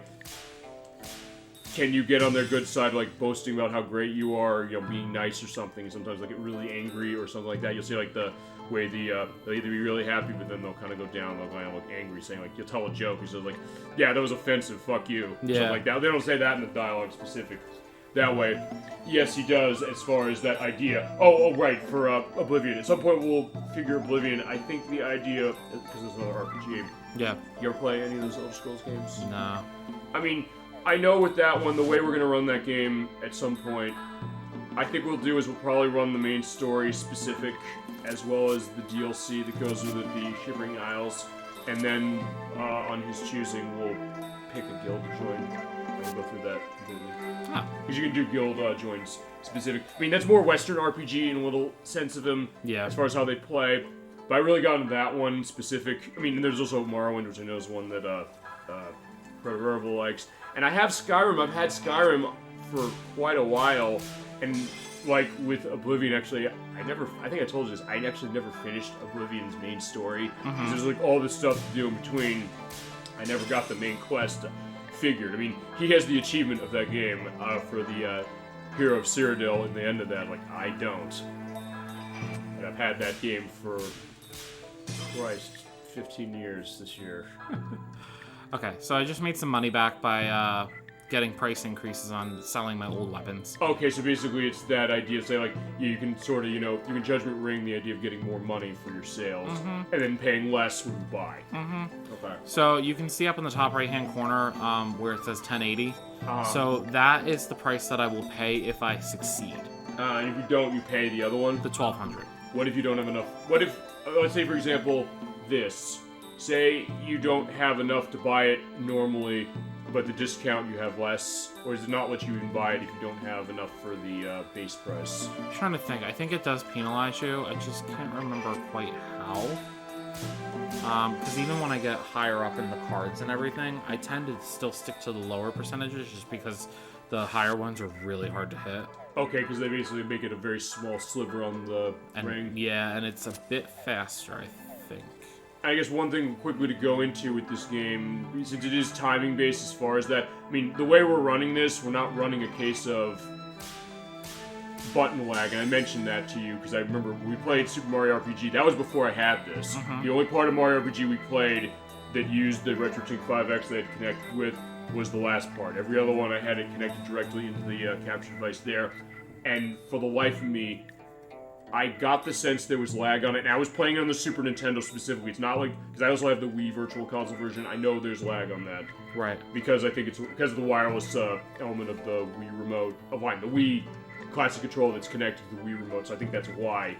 But in that case, like, there's lag, and my main concern when we were going to play this game, and also my case for perhaps the Rapper at the end of the year, my thought was, is there going to be a delay for this? And same we did Space Channel 5. Is there going to be a delay on those hits? But when that's also why we played this earlier, a couple months ago, to get us running through this, is to get a sense of, are you seeing this is on point? But it is, from what I've gathered, and you're doing well with how that's operating. Right. All right. So when you go to leave, you just tell her that you're ready, and then you hear the radio transmission. Okay. It's an emergency broadcast from Fengtian Radio. Army has issued a following report. Criminals suspected in the mass murder of Army soldiers aboard the Changchun Fengtian train today have disappeared into Fengtian. The ringleader is a thin Caucasian female. Sounds familiar. Yeah. All suspicious persons are to be reported to HQ immediately. Well, actually, I'll go back to what you're saying. You're saying, hey, it's daytime now. That goes well with the story in one way, because remember, we started at night, and that's why. So basically, that whole night went through, and then now we're at day. Today, the troubles are still going on. Oh, yeah. He's like, no, I'm not who that is. Yeah, we are. Keep going. Run! They keep running. Oh, shit.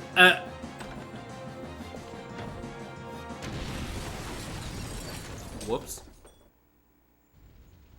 Yeah, that was not her target. Oh. It was not. This is funny.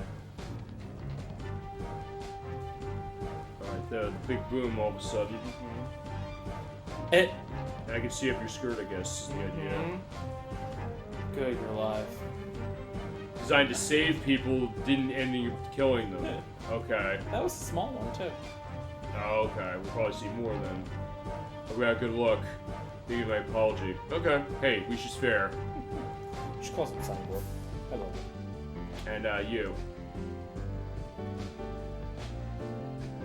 I'm alright. He just pops up. Yeah, you both do.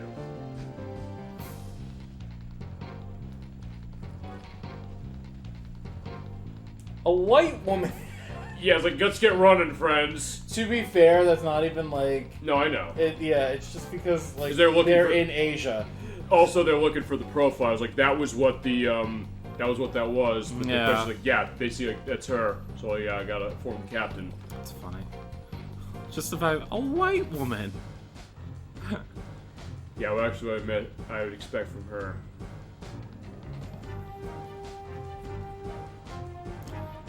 To you too. Yeah, they are. We're not bomb-toting terrorists. Yeah, I know. But yeah, that's the other thing. So that idea, They were right? really close to that blast zone. Yeah, I was gonna say they probably would have any closer they'd be dead. You can come with me if you want to. Come with me if you want to live. All right. Oh, she's gonna run ahead. I'll go on ahead into the sewer. Go on without me. Because, you know, every RPG has to have a sewer level. Actually, you know, It's pretty commonplace. I'm trying to think. I think the only one. Okay, the ones we played, Parasite Eve did, and then also I guess Kingdom Hearts. If you want to count the like the waterway areas of Traverse Town, Yeah. and I think, and then this one. So yeah, Mario RPG. Oh no, Mario RPG did have one. Caro Sewers. That's one of my favorite games of all time. How the hell did I forget that? And then well, look, Sailor Moon didn't. So yeah, that's the one. The Sailor Moon game didn't have it. So yeah, thank you for making me realize that. It made me realize that I realized that now. Okay, so before we go follow our alluring spy into the sewers, we are going to go back here. I am going to pop onto the save point real quick. Probably because we have like a battle coming up. No. Well, I guess in a sense, but Alright. not how you would think of it normally. No, I get that. We have this guy in green, who is the building-loving man. And the building-loving man wanted us to play the lottery. Okay. So, we're going to play the lottery. Okay. I just wanted to save, and that's why I was like, oh, as soon as the bomb goes off, he comes in here. Here's my question then, is that, I guess then you're saving because what can happen here is going to be random, and it's going to be determined when you talk to him then. So something you Here, I'll can show play you. with. I'll show you. Alright, let's see. So, what happens is you have these 5 different items that you can potentially win. Is the item layout going to be randomized too? It depends on the lottery member. It's not always the same. It's not always the same items either. The items obviously change. Red item is the best one that you can get, and that sliver is generally the smallest. Okay. This happens to be a very easy one. So in this case, what you want to do is you want to wait for the sweeper to go around to the area where you want it to hit. And then what you're going to do is you're going to press X on top of it. So when it sweeps back around, it slows. Gotcha. Okay. And it hits.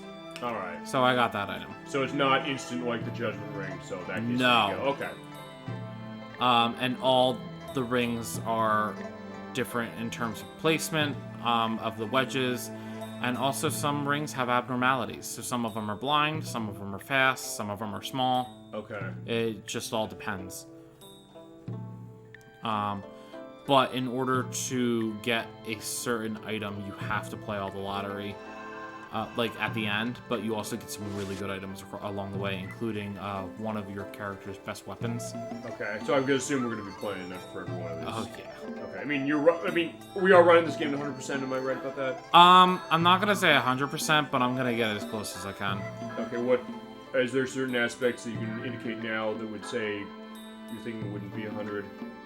I mean, Not the bestiary, because I know you said we were going to show that. yeah, and not this. And honestly, since I'm playing without a walkthrough, I don't know if we're gonna get all of the treasures.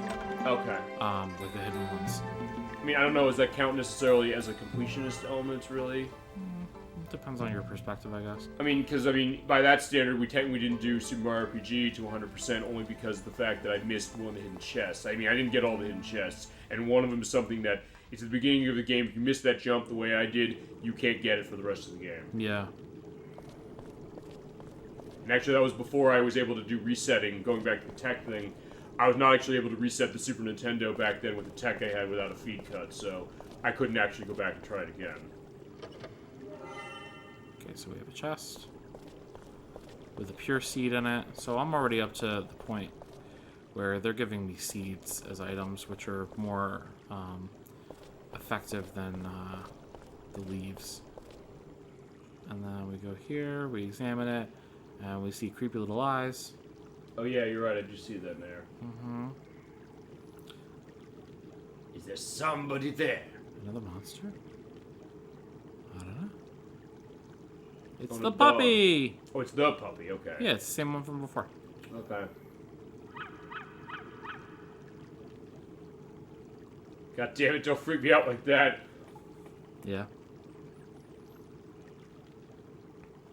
Yeah, but she seems to be a one to be able to talk with the animals, I guess. Of course. Like, she's just a good person. Yeah, gee willikers, a puppy. Everybody loves a puppy. From petsovernight.com, delivering little bundles of love in a box directed to your front door. And then yours like the little runt. Yeah. How dumb! Ha ha ha! A dog got lost in the sewer. Oh, the dog barked, so Surrender Antonio is saying, which is like, we like our dog element on this show. Not to say, like, we like our cat element as well, for sure. We like our pet element, I think, as far as that is. And our animal element, really, as far as it is. Actually meaning this is the second RPG in a row we got dog running. We do. And honestly, one of the best things in the game is if you can pet the dogs. That's true. Or we get to Okami, the fact that you have a button to just make Amaterasu bark. Just love the fact that that's known. And at some point we'll do Okami. And chat, if you've had familiarity with Okami, feel free to go on that. And you've played it, yes? Not fully, but, I mean... What'd you play it on, just out of curiosity? Remember? The first time I played it, I think I played the HD remake for that they ported to the PS3. Which is actually technically the best version because it's the one that you have both controller method, and if you like the Wii controls, you can play it that way with the PlayStation Move. Mm-hmm. I believe there's a region-free disc of that one, but if not, if you want to download it, you might want to get on that semi-soon, just because it's an older system. I have the digital version of it. Either way, it's like and it looks great. I mean, in my case, actually, weirdly enough, despite the fact that I adore that game, I only have it on the PS2, but I still absolutely love it. Oh, God, but there's gunfire. There is gunfire. We will find out the source of the gunfire in a moment. I do want to examine this because I get another lottery ticket. Okay. So that's the thing. You cannot play the lottery without a lottery ticket, and you just find them in random spots all over the place. The game does give you more than you need, which is nice. Okay. Alright, first enemies. So we have Shiki Bugs, which are reskin tarantulas, and fire bats. Okay. So we're gonna go with Shiki Bugs. Yeah, just a punch and kick him. I do love his moves, honestly. It just looks so smooth how he's operating. Yeah. Yeah. Oh, hitting. Oh, well, it's not a spider technically. It is a spider. I was just saying, you're right. It is. It's a reskin spider. I'm not gonna argue this fact. Defense. You bitch. You mean her missing? Yeah. Actually, I guess then it's just based on stats, like how they can just sometimes miss even when you hit the ring. I thought it was just RNG based on. I mean, it might be. Yeah, you're right. Yeah. What year did this game came out? I feel the graphics hold up and really look good. It came out in 2001, Surrender Antonio. That is the thing we've mentioned because of how it looks as far as on the PS2, and the Shader 64 is going to be a better indicator of this because you played this semi-close to when it came out. Mm-hmm. And at that point also you were playing it the way that a lot of games on the PlayStation 2 were operating, which is with the composite cable specific. The way we're running this, by the way, it does look better because we're running this with component cables that are put into my upscaler, the RetroTink 5X, which is, is perhaps the best $300 I've ever spent. Worth the investment. And the other thing also about this, that we're running this with widescreen, despite the fact this game did not have widescreen, it was a 4:3 aspect ratio it was designed around. We looked at this because I said, I'm always one to want to have the right aspect ratio when it comes to something like this, but looking at this game, we're saying that it looks very natural running this, but at least you have, like, one hit you're going to get rid of. It's better than nothing. But you're right, and I was saying that too, because Surrender Antonio, I don't know, have you played this game before? Nope. Oh, he hasn't? Nope. Okay, I don't know. I was like, okay, I'm not going to assume on this one, but this is the first game we played for the show I've never played at all before. So I was looking at this when he was showing it to me when we were going to get ready to do this, and then also just looking at this now, I'm saying, this game looks gorgeous, and for something that early in the life of the PlayStation 2, that is pretty impressive. I mean, even as someone who had an Xbox as the first console generation I had, and then I got the PS2, and then the GameCube, which actually, Resident Evil 4 is where I bought the GameCube, and actually with the PS2, I bought it with Kingdom Hearts and Gran Turismo 3, but actually the reason I bought it was actually for Karaoke Revolution, which I love. Solid choice. Yeah, it was a great choice. It looks so good, or it looks so well. Oh, yeah. But it also, that's the other thing, we may as well go into this as well, that as someone who's playing this so long, you're looking at this and saying, this looks terrific, even better than it already did. Yeah. And that's the other thing we do believe on the show, getting as best a picture quality as I can possibly get out of a system specific. I love this because he's back on his creeper shit. Oh yeah, but it's like, yeah, you have Alice. She's sort of turning around that way. But like now it's to a completely different woman. Also, the bench. He already had it before because he already got it to look upwards. Hello? Yeah, he's doing the same thing. You're right. Good heavens, she's out cold. I'm sure she wouldn't mind if I just... Yeah, it is the same line, but Cheryl's like, wait, you tried this on me, didn't you? But she's like, no, yeah, I'm okay with this. She literally is like, she's like, go ahead, do it. Yeah, may as well. I dare you.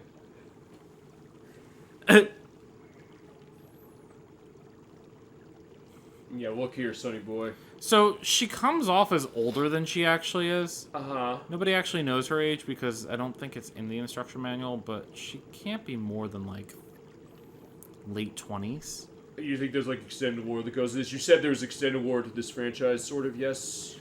There's nods to certain things in other games. Okay. Oh, you mentioned Chaos Field, but I don't know if Chaos Field goes into that. Oh, Chaos Wars, I don't know. Chaos Wars, I don't think she's in Chaos Wars. Chaos Field is something different. I believe that's from Koei. Yeah, I think Chaos Wars they just have Yuri, Alice, and Karen from the second game. Okay. What style game is Chaos Wars as far as how it plays, would you say? No, not an RTS. SRPG maybe? Okay, so I don't know. So like Kodelka, a little bit. I want to say it functions more like a Disgaea. Okay. I mean, the same style as Disgaea, a little bit. Kinda. And that game that was on PS2, that connects with other series too, you said? I'm not really sure too much about that game in general. The only thing I know that it's like infamous for is the atrocious voice acting. Right. I never imagined there would be monsters roaming the sewers, because, this isn't a JRPG, and that never happens. Yeah, as I said, every RPG we played except for one of them so far on the show has that. Yeah. I guess what you're saying, too, about, like, the press coverage and stuff, she is a little bit of a media hound.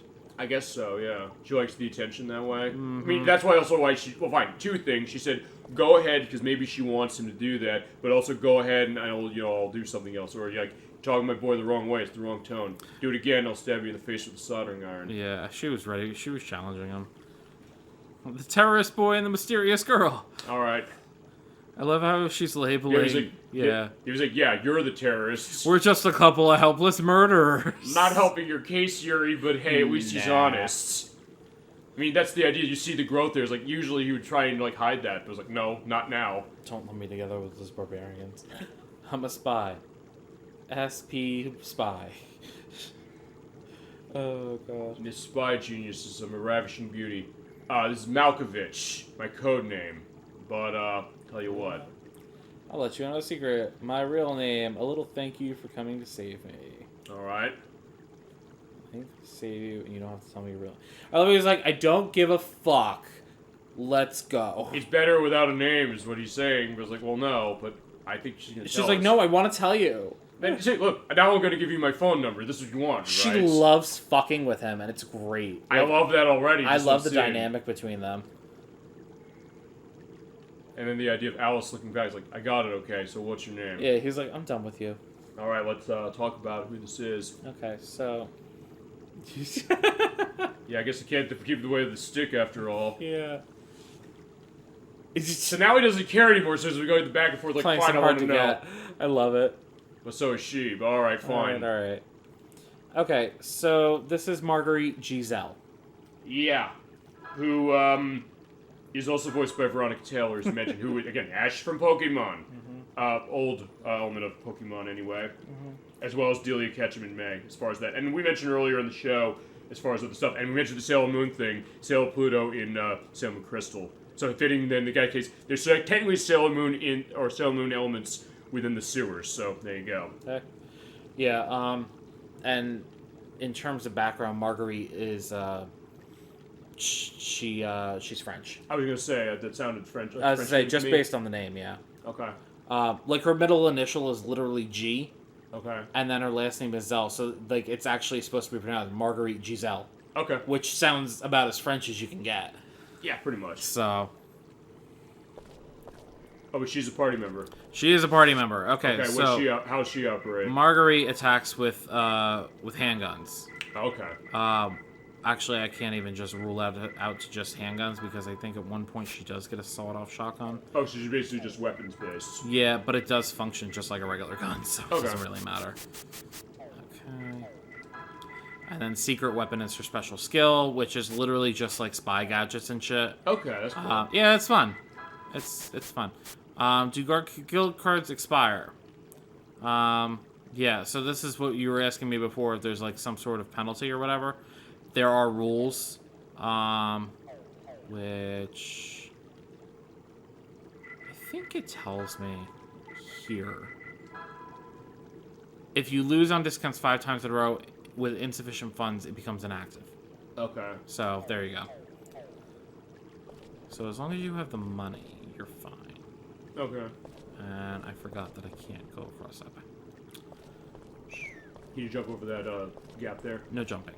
No. Even like a context-sensitive thing? No jumping. No capes. Yeah, I was gonna say also the idea is like, look, my jumping thing may be thinking like my platforming band, but even the idea of like context-sensitive things. Yeah, no. Alright, fine, we got bats here. We need to die. Oh, or they're gonna burn us. Look. It's freaking bats. I know, it's like we've I always... love Halloween. Yeah, I know, we always said, like, why does it always have to be fucking bats? Because, like, fine, in terms of the Halloween show, it makes sense to have that. Ooh. Yeah. You get away spiders. I said it could be worse, it could be deadly creatures. Fine, that would That's be some realistic looking shit. I was gonna say, that would be the Halloween game that would be too much. For me, yeah. I can't handle that shit. Actually, I don't even have the game, so at that point, that would be a question. But hey, Chad, if you do want to see it, it's not off the table. Actually, to go back to one thing I mentioned, how much I hated Ouija Super Magna Cum Laude. I actually can't show that game for 2 reasons. One, because there's visible nudity in it, even on the Xbox version. And also, there's licensed content, actually. Okay. They actually licensed music for it. They licensed I'm Too Sexy by Right Said Fred and We Are Family by Sister Sledge. And they also did like a revamp of Summer Nights from Greece. But it's not as funny as you would think it should be. And hey, the original on the PC, The Land of the Lounge Lizards, that's a great game. Yeah. The other one, no. So like, when it comes to limitations on it, although I guess if you do want to see that one, you sick bastards, then maybe I'll just do it off screen. But that's yeah. But again, I've also heard Box Office Bust is apparently worse when it comes to those rare games. But hey, the first one was great. It's like a puzzle game. It's almost like an adventure kind of thing, which is gonna be fitting when we do Freddy Fish, or at least when Nikki starts that. But hey, Freddy Fish is something for kids, so yeah. Didn't the first one function very much like a Monkey Island game does? Yes. Whoops, that's not what I wanted to do. Yeah, it does. Actually, a lot of those things, like that Scum Engine game specific. Oh, we have a Resident Evil puzzle. Yes. No, it's not nearly as complicated as that. Or it's because I think I mentioned this when we played Mischief Makers. There's a game where we actually have to run an actual math problem as far as a puzzle. It was Resident Evil 0. Yeah. They had to do that. And actually, Edward's been playing this. Like, I kind of don't like this game. But okay, it's not a Resident Evil puzzle. It's just a seal. It's literally just a seal on the manhole cover. Right. Talking about how there's nobody who can use black magic like that.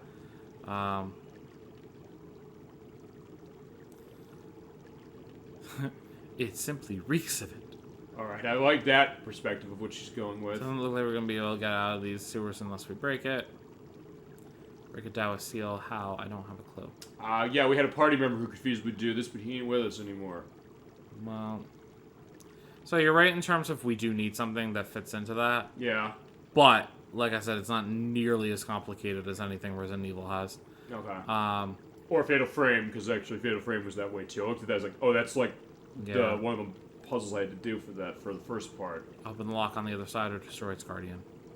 All right. So I guess we're doing the destruction element. Well, there's nothing around, so. Yeah, but she's apparently a fan of Rockwell because I feel like somebody's watching me. She just, I don't know, she's got heightened senses. Yeah. And also, Rockwell did not exist at this time, clearly. Come on, let's play. I mean, she has a gun, so it's kind of a surprise coming out of her, but either way. She's also, like, intelligent, so. Yeah, that's true. Alright. And it goes to what you're saying to me off screen as far as the idea of party, and the idea that every party member seems like they're kind of going well together as far as the chemistry of that, or different personalities playing off well. Yeah. I'm definitely seeing that. So that was the second bomb. Okay. And how many more firecrackers do you have up there? Yeah, that's what they are. Just tiny little firecrackers. That was the last one.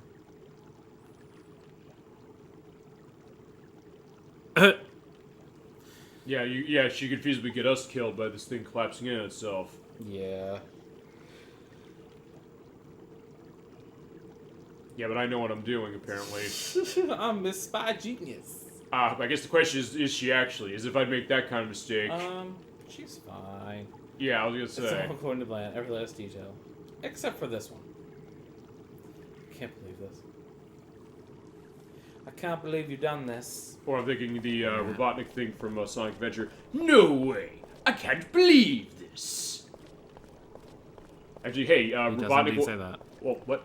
Nothing. I said he does indeed say that. Yeah, and I say it all the time. Okay. And also, he did try to blow up a city as well, so there you go. In Sonic Adventure 1. So, I just picked up a Tape 94 pistol, which you can see Margarete has a Mini Mauser.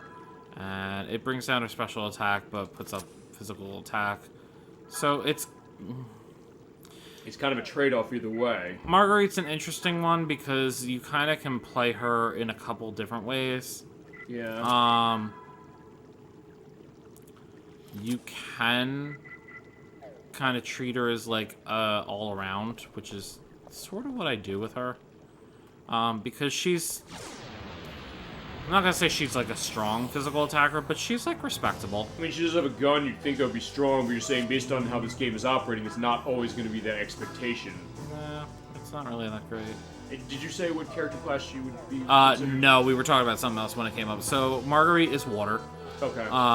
Which is reflected in so Margarete's interesting because her attacks, do I have it written down? No, I don't. But Margarete's attacks, actually, some of them have different elemental affinities that are not water. Okay. And that actually goes the same for Zhugen. Not all of his are fire-based. Okay. So he actually has a pretty wide array of elements that he covers. Whereas Alice's are all strictly light-based. Yeah, you can see her physical attack isn't really anything to, write home about. So this fast ring. That also looked like this. Oh, the P was cut off. Looked like in the dialogue. I'll show it again. The first, it looked like the soy. I was like, wait a second, no, that's not. But there is the P there technically. He's like, yeah, again with the frogs, killing the frogs in the sewer. So it is just like Parasite Eve, and well, Rhapsody Musical Adventure. So we don't go to the sewer in that game. That you know. Oh, right, fast ring. Gotta be quick. That's one of those where I'm like, I'm not gonna go for the red because it's too high of a risk. And I guess I know it's gonna heal a lot anyway. If you hit the red, it gives more health back. Is that right? Yeah, but I don't really need it because it still healed them fully. Okay. So they can get strikes as well. Okay. Alright, we have a fast ring on this, but we're gonna try it anyway. Alright, let's see. Yeah. I was a little over-ambitious on that one.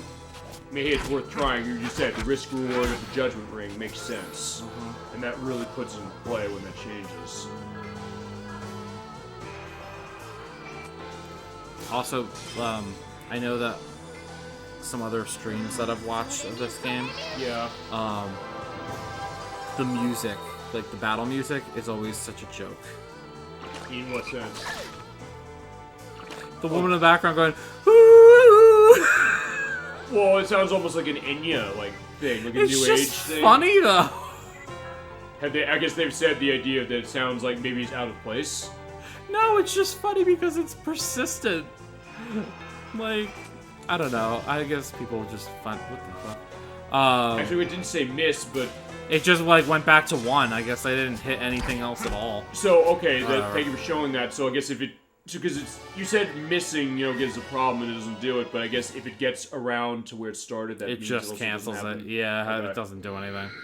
Okay. Alright, so my malice is going up. I need to go back from where I was. So, that's the nice thing about these areas. Yeah. They're like small bite-sized things. They're pretty quick to get through for the most part. It's just a lot of dialogue. Okay.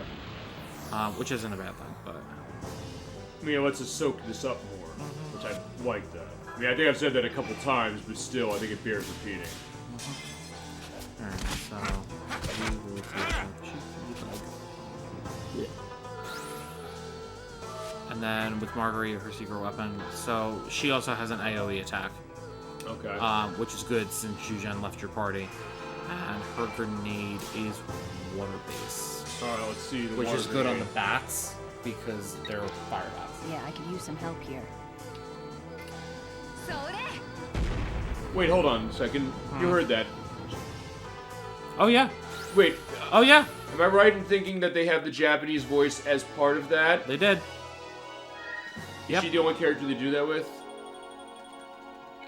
See, now I wish you took down the I Japanese think- voice names. I think so. I think she's the only one who does have that. Yeah, I always thought it was very strange growing up, and I didn't know anything about it, so I didn't really question it. But then as I started kind of looking into the... Yeah, no, it's a blend. Okay, so next part, what I'll also do is I'll have the Japanese voice actors and actresses down, just because, hey, it makes sense to mention, because they're technically in this game. Or fine, at least voice actors of Yeah, they took... Margarita's. They already took the voiceover, so... Alright, so we have a ceiling stone.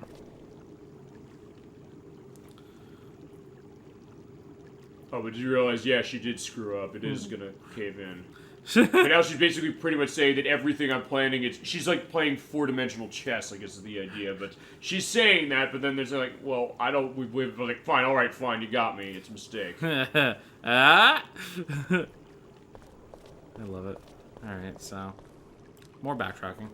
I mean, it's not bad as far as what would you say as far as like how backtracking this works? It's not something you're doing it It's not terrible. often. Like I said, because the areas are so small. Yeah, they're enclosed in. I think also your movement speed runs that, so it's not something like I'm trying to think of other cases of that where it's so big and it takes forever to get anywhere. So, I want to kill these things, but there are also, I think, other frog enemies that I want to face off with that I haven't seen yet. If I'm remembering correctly. They're harder to come by, unfortunately. So this is actually one of the areas where I was like grinding a little bit, but I'm not necessarily going to do that. I don't necessarily need to. It's just Yeah, I useful. could use some help here.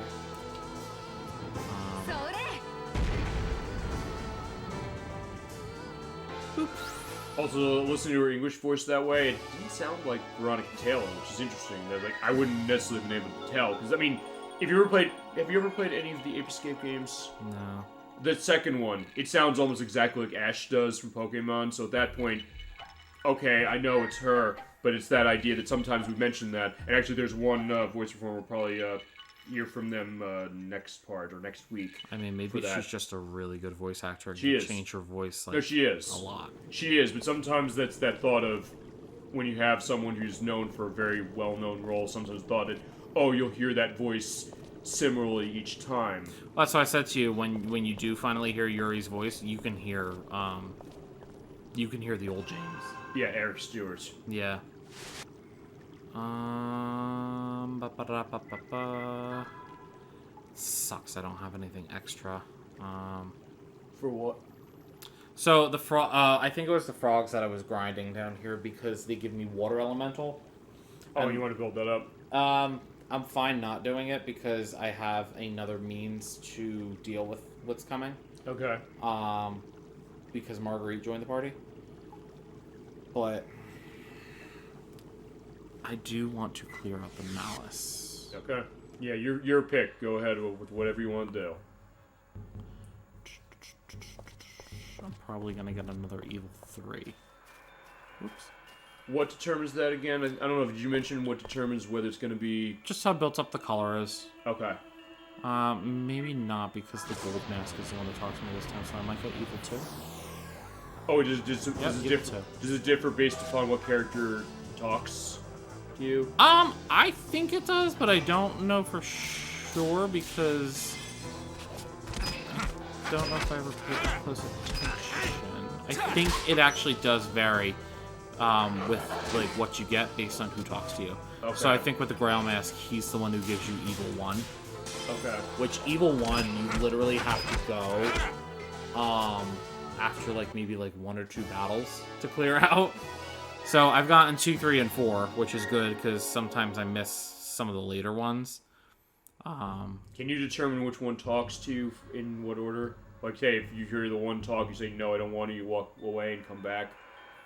No, because you're still going to have the same amount of malice built Okay. up, so it's always going to be the same. It's going to be determined when you come in here to start, it's always going to be that. Yeah, based on the how much malice you have built up. Gotcha, okay. Yeah, I mean, it's not a bad system. No. I will say that in the second game, they got rid of it. Okay. And I'm glad they did. And again, that's one of those things that actually has a story explanation. Cool. Which, okay. yeah, I really thought it was neat that they did that. Oh, that is really neat. Alright, so we're gonna do save. And we're gonna go open the seal.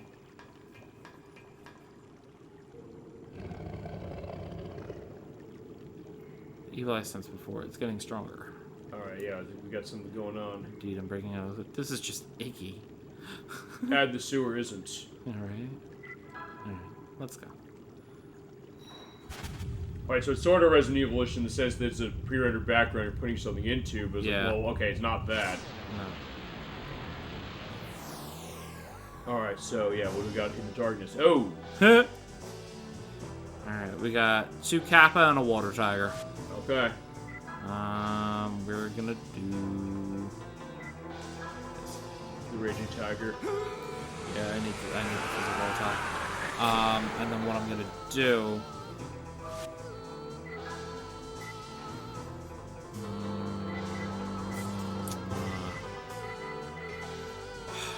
Fuck with the Kappa first. You don't want to get rid of them to start, is that the idea? Yeah, they can heal. So what happens if you go for the Water Tiger, the Kappa are just gonna heal him. Okay. So it doesn't really matter. Alright. The Kappa are water-based, but the Water Tiger is fire-based. So I Okay. actually do want to use the grenade just for the AoE. Alright. And what was the Water Edge? That's the other thing that she has. Okay, so I'm gonna use the Water Edge Yeah, I can eventually. use some help here. But pretty much any sort of the edge attacks, they give your physical attack that elemental affinity. Okay. So with Aqua Edge that Margarete has, like say I used it on Yuri, it would make his physical attack have a water base to it, Okay. which is actually really useful for the next boss, and we're gonna do it. Okay. Like Alice has Holy Edge, so it adds light Okay. to a physical attack, so it's really good against dark enemies. Okay. Trying to think. See, we already took out 1 Kappa, which is good. Just beat the shit out of him. Yeah, just pull the book out and just do it. I just like that idea, the thought that, yeah, you know what, she has that, she may as well just, you know, try that and just keep hitting it. There we go. Because, yeah, just cut his throat. I got lucky with that strike. That You was saw that 40. animation, though, on him, right? He was like Yeah. cut his throat off. Oh, I like their animations. Their death ones. It's fun. Oh, yeah, it looks really cool. Alright, so we're gonna use this on even though it's an AoE attack. And also, you can see how close I got to the beginning. I probably should have waited a tiny little longer. Yeah, I could use some help here. But it seems like it's right at the beginning of that one. Yeah. Sometimes I do hit Great. stuff too early. Alright, so... Oh shit, that's not what I wanted to do anyway, but whatever. That's fine. We'll do it.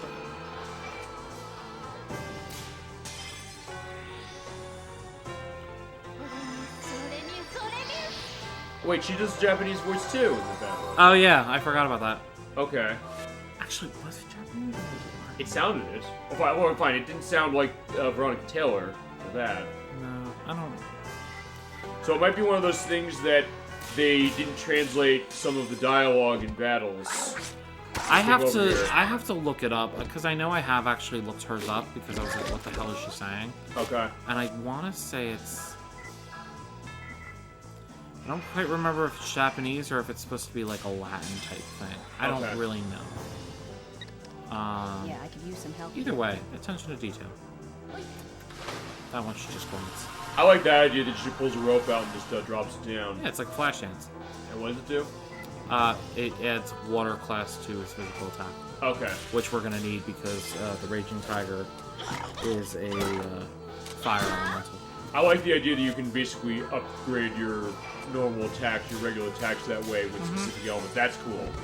So you can see he has water on his... Oh, whoa, that was a glitch. What was that? That was a glitch. You've never seen that before? No, that was a glitch on the numbers. Okay. So Fighting Spirit ups his physical attack by 15%. We're gonna do this again. Yeah, that was cool. We saw that. I mean, and since there's only one way to actually play this, we are running the actual disc. And his disc is fine. There's nothing wrong with it. But you're saying that you never saw that before. Hey, that's the idea. Sometimes we just catch these weird glitches. And at least it's there on the record. I mean, listen, it's not like it affects the game negatively, so I'm not moved. There we go, and he's dead. And he's down.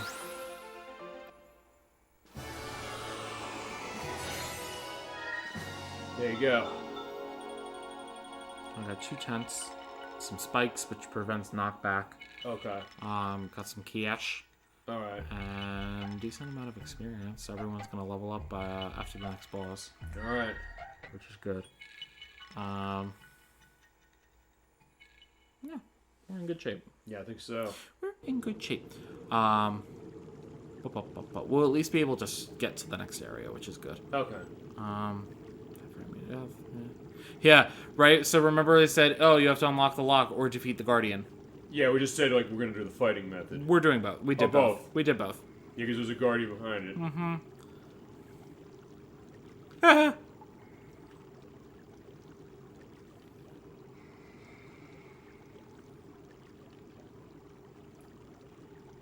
Where's the puppy? Who was watching him last? We were watching the dog. Oh no, she still senses something. I was going to say, they didn't take the dog as a pet that I'm aware of. Well, fine, I love it. We're gonna go get us an airplane! Yeah, I like to just capitalize the airplane. She's very excited about the airplane. Yeah. So someone's still watching us. Nah. Alright, so... the battle didn't really, like, do anything crazy, so I'm not gonna bother with the tent. Okay. I am gonna use a mana leaf on Margarete, though, because her magic is useful in the next battle. Right, because you said the next one is based on fire. So, I will use that, and then I will... Hello? You're safe. I will save.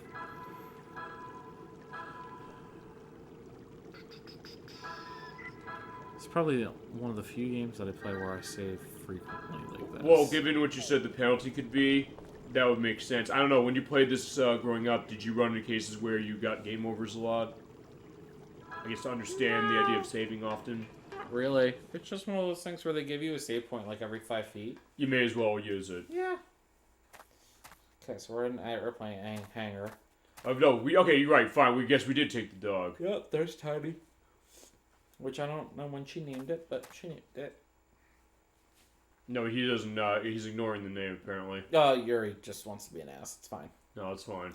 Forget about him. He's just happy to be outside. Well, he's a dog, so fair enough. Okay, fine. Sure. Yeah, but lead the way, Tony.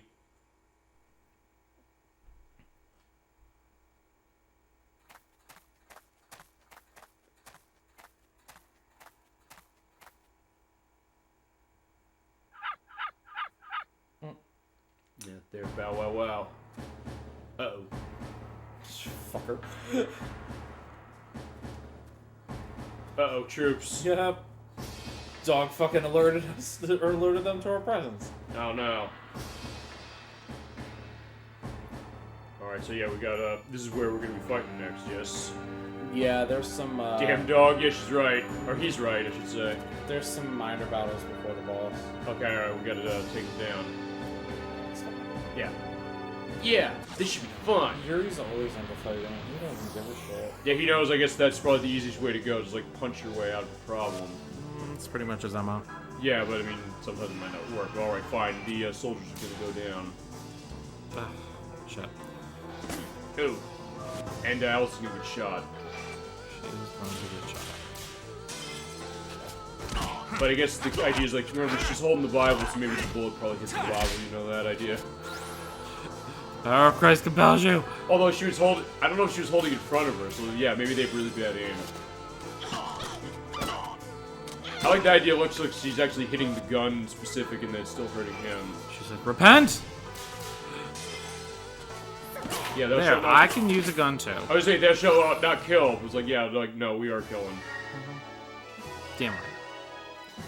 And they are wind class, which is actually good because... You're almost there. Yeah, I'm gonna need to build my wind class pretty quickly. Wind and light, honestly, and obviously I know my light looks really low because it is. But you said you're also running in cases where you're not going to have as many opportunities to get some of those early on, right? No, there is a spot to grind out light in the next area, but I just If you want to I do can't it off really- screen, I can't really. no, Nah, I can't really. because it'll affect the story showing. Yeah, it's gonna. Yeah, I'm gonna have to. I would have to like skip ahead a little bit, Okay. which I'm not doing. So, I mean, I'm gonna get it all eventually anyway, so it doesn't really matter. Like I said, it would just make certain things a little Yeah, bit I can use easier. some help here. All right. And even then, it doesn't matter in the end because I know that I'm competent enough with this game. Clearly, you're Yeah. proving that beyond any I'm doubt right fine. now. Like I'm not even concerned. You also got Talisman of Luck, it looks like, over that. Woohoo! All right. So I took out the soldiers there. They're hardly Ooh. worth their salaries. Okay, yeah, that sounds as harsh as anything Kaoshi would say. Burn. Oh, the air horn is off. Uh-huh. Oh! Oh, look, another bomb went off. And I'm noticing the rumble went off. Actually, how do you think the rumble is in this game? Oh, it's real strong. I'll prove that on one of the cutscenes later. Okay. It's real strong. It sounds like it's kind of adding well to this Oh yeah, specific... it's in all the appropriate places. Okay. Hey, Alice, you okay? Yeah, it looks like we're not flying out of here. Alright. She good. Now watch. Ready? She's well, she's preoccupied with something. The plane, it flew up. Yeah, she's sad. She's so distraught.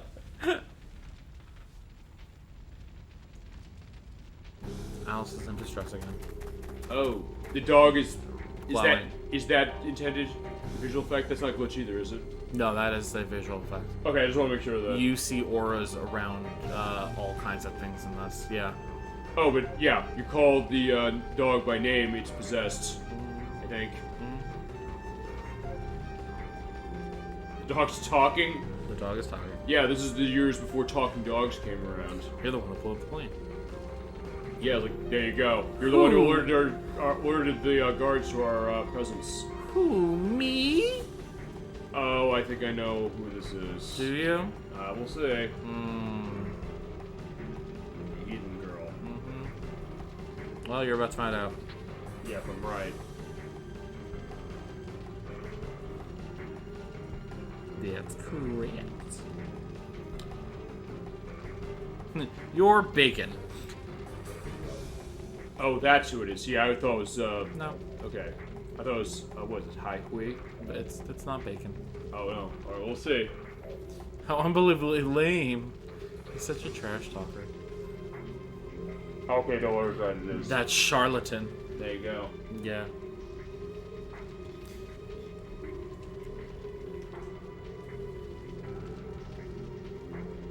Is it tiny after all? Okay, that probably means something else. Right? Yeah, you wench.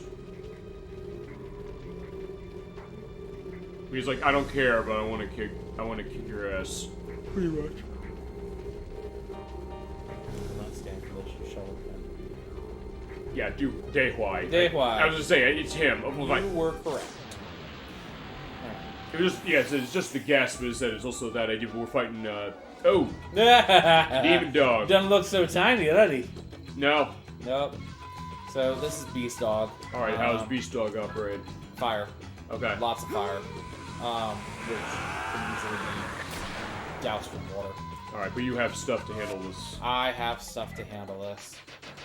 So we're just gonna start off with physical attack. He's really gonna harm. He does have one AoE attack, so that hurts a little bit, but Alice will fix that up real quick. So we're gonna start off with Aqua Edge on Yuri.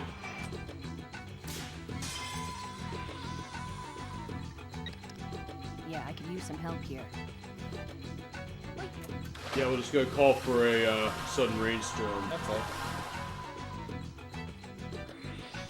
All right, another RPG franchise, Breath of Fire, but that's not that. But it is gonna hurt. Yeah, it's the AoE attack. I don't think it's as bad as like. I know, is that bad? Oh well. It's not great. Yeah, it's about half almost.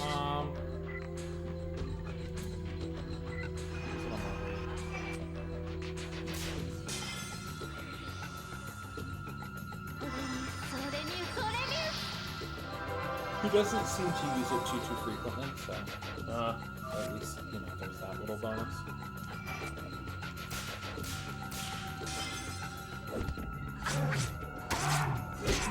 Yeah, much better with water. Oh yeah, absolutely. And then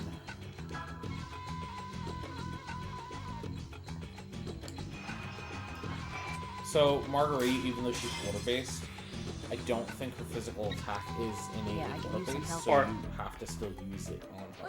Okay, actually, question: are any of the are any of the physical attacks innately based on any element to start? No. Okay. He uses Fighting Spirit, which we saw before, raises his physical attack 15%. Okay. Alice, my darling, cure yourself.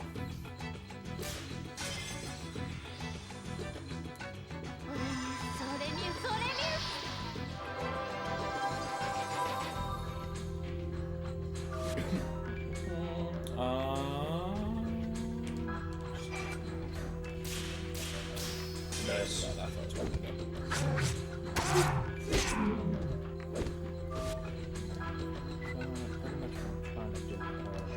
I will use grenade. Yeah, basically just hit him as hard as you can with water, right? Yeah.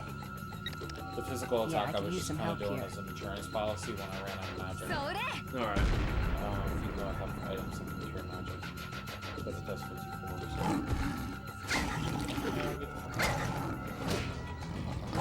Ooh. Bitch. You can see too after she cures you. You can see he's already kind of hurting. Oh yeah, you're right. A little bit. You can kind of see a bit of the limp. Yeah, he's trying to move in a bit of an erratic way. So.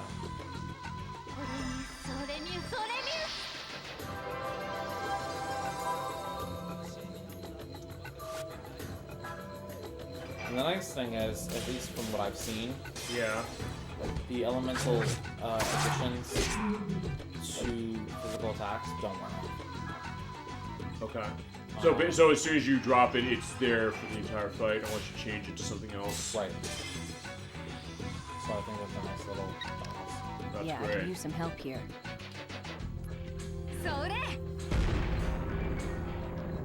Kill? Yeah, it should probably almost. Yeah, eventually he's going down. Yeah, I'll continue. Yeah, that would be the interesting way of going. To just keep hitting him with the book. Oh yeah, this will probably do it. Get close. We can probably battle. Damn. Ooh, resilient fucker. Alright, I don't have enough for my grenades, so I'll Yeah, just just shoot him. resort.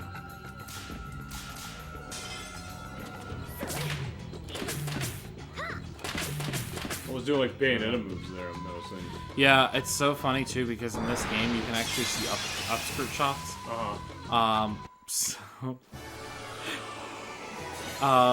It's funny when Marguerite does her little flip, you can actually see like the color of her underwear. Oh, is it blue the way her bustier is, I think? Purple. Oh, okay. Yeah, it's actually purple.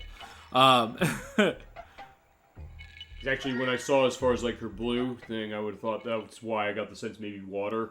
Yeah, no, it would make the sense. indication. No, purple is her. That's on that one for whatever reason. Alright, so this is De Huai. Uh-huh. Or it was. He shouts it like you can still hear him.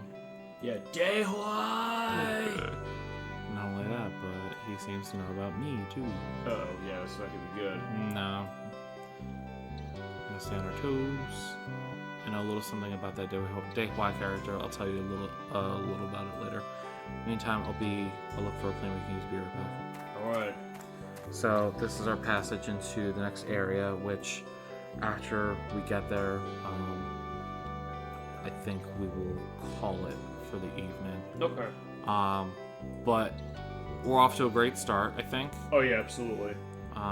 He's still being creepy after all this shit. He's like, you do have that whole innocence thing going on. Well, she does, but then the idea of, or a big secret. I fucking can't. Yuri, get the fuck out of here. You're canceled. Even she's jumping down, it's like, yeah, stop it. Actually, it's funny. She seems like she was kind of letting it, go off her back a little bit, and now it's like, no, stop it.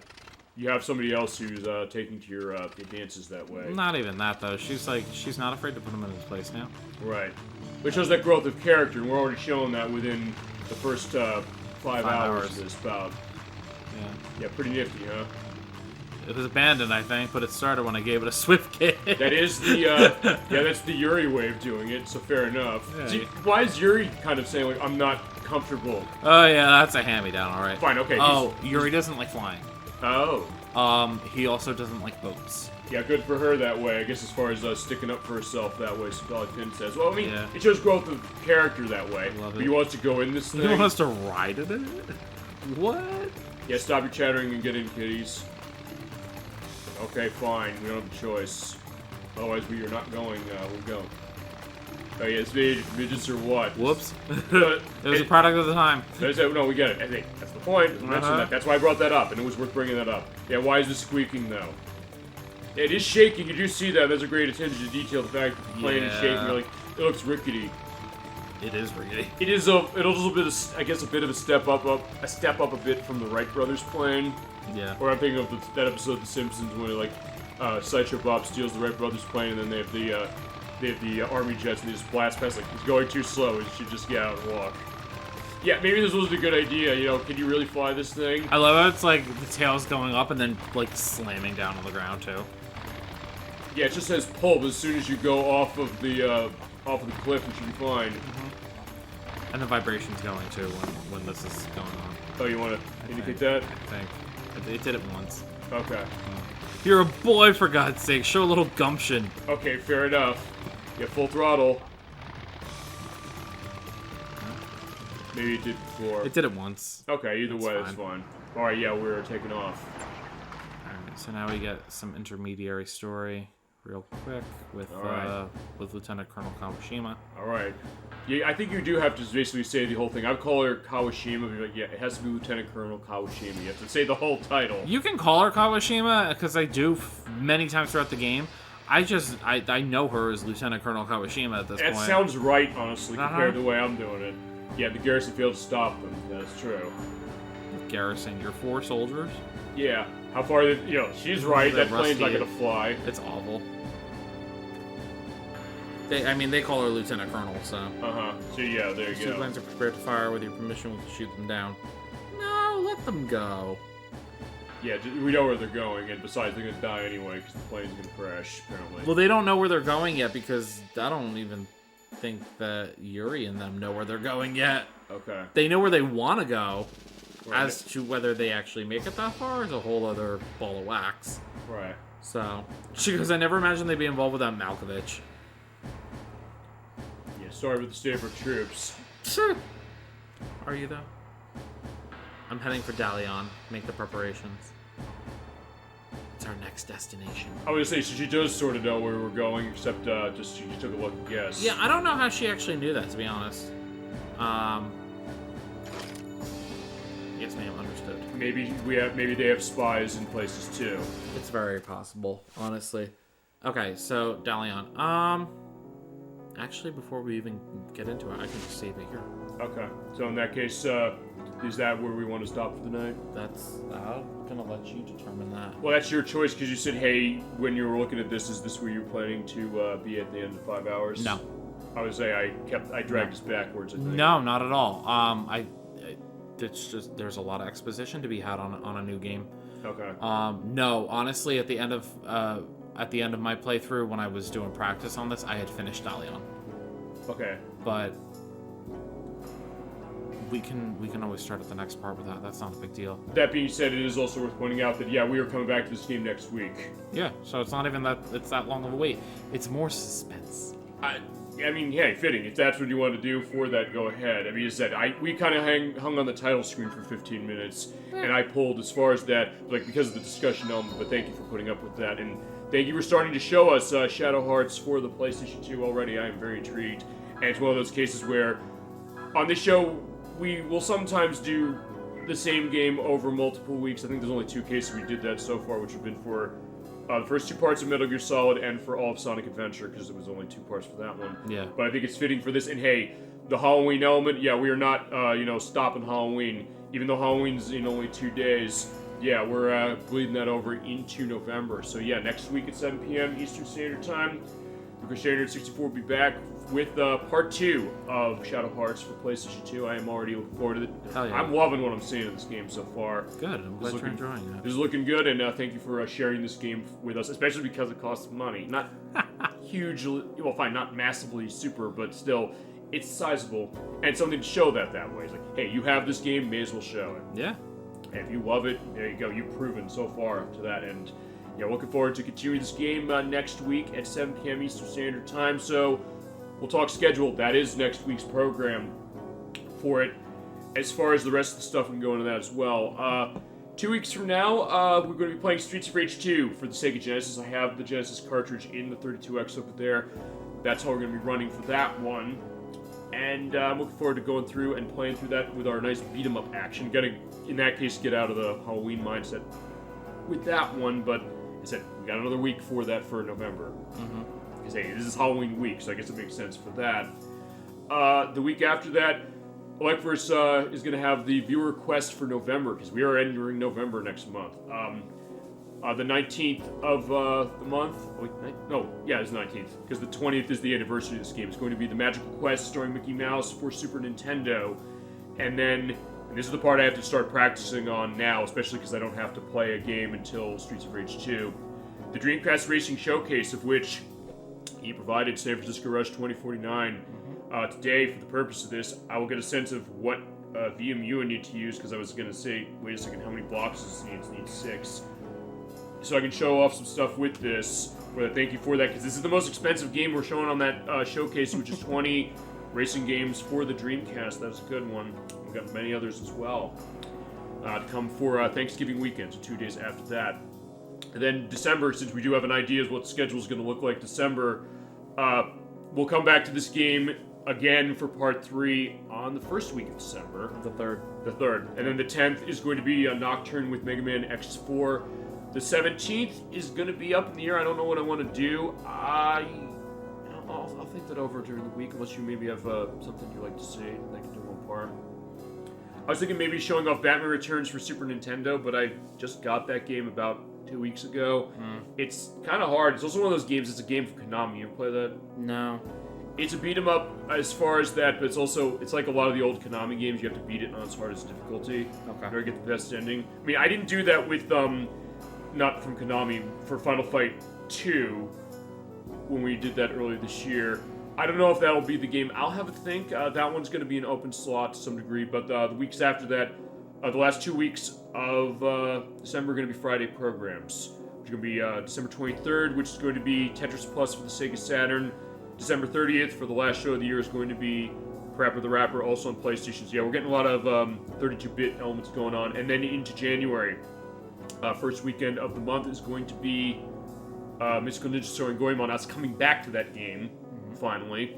And it'll have much better sound equipment. We're starting the game over, but part 1 is up on the YouTube site. You can really see the evolution of the sound tech and also what was I doing as far as the show. I kind of was winging that game because I know it really well, and I think you said you know that game, yes? A little bit of it, yeah. So in that case, I was kind of able to manage that one. But yeah, we're gonna start over. That's gonna be a short one, only 2 months. But we can start that as the first game of 2023 because we're getting into that. And then the week after that's gonna be part 4 of this game. We're actually gonna be running this game pretty quickly, as it turns out, for it. And then the week after that's gonna be a Friday program for Guitar Man. That's gonna be the viewer request for January. Ed Wack is gonna be playing that, and Nikki's gonna be involved with that one too. And then the last week of January is going to be the finale of Parasite Eve with Emetics. Thank you, Emetics, for indicating that. And fitting, I guess, because this past year, the last weekend of January was the end of the Square RPG we played last, which was Kingdom Hearts. So, fitting to that. And then other stuff, which will be in the pipeline going down, but got some stuff going. As I mentioned, eventually we'll get to some of the stuff we've mentioned for the show that we're going to be doing. Mentioned with Surrender Antonio and January 64 for Super Mario Sunshine later next year. But yeah, we got a good set of stuff going on. I'm very happy that we got to this game. Thank you for starting the show for us. No problem. Glad you had a good time. Thank you for everything with this. Thank you so much to everybody out in chat for watching Super Old Game Saturday tonight. We definitely needed this. We definitely had a good time with that. In that case, it was a great show. Really enjoyed it. Thank you both. You were welcome, Dolly Finn. We had a great time, and yeah, anytime as it is.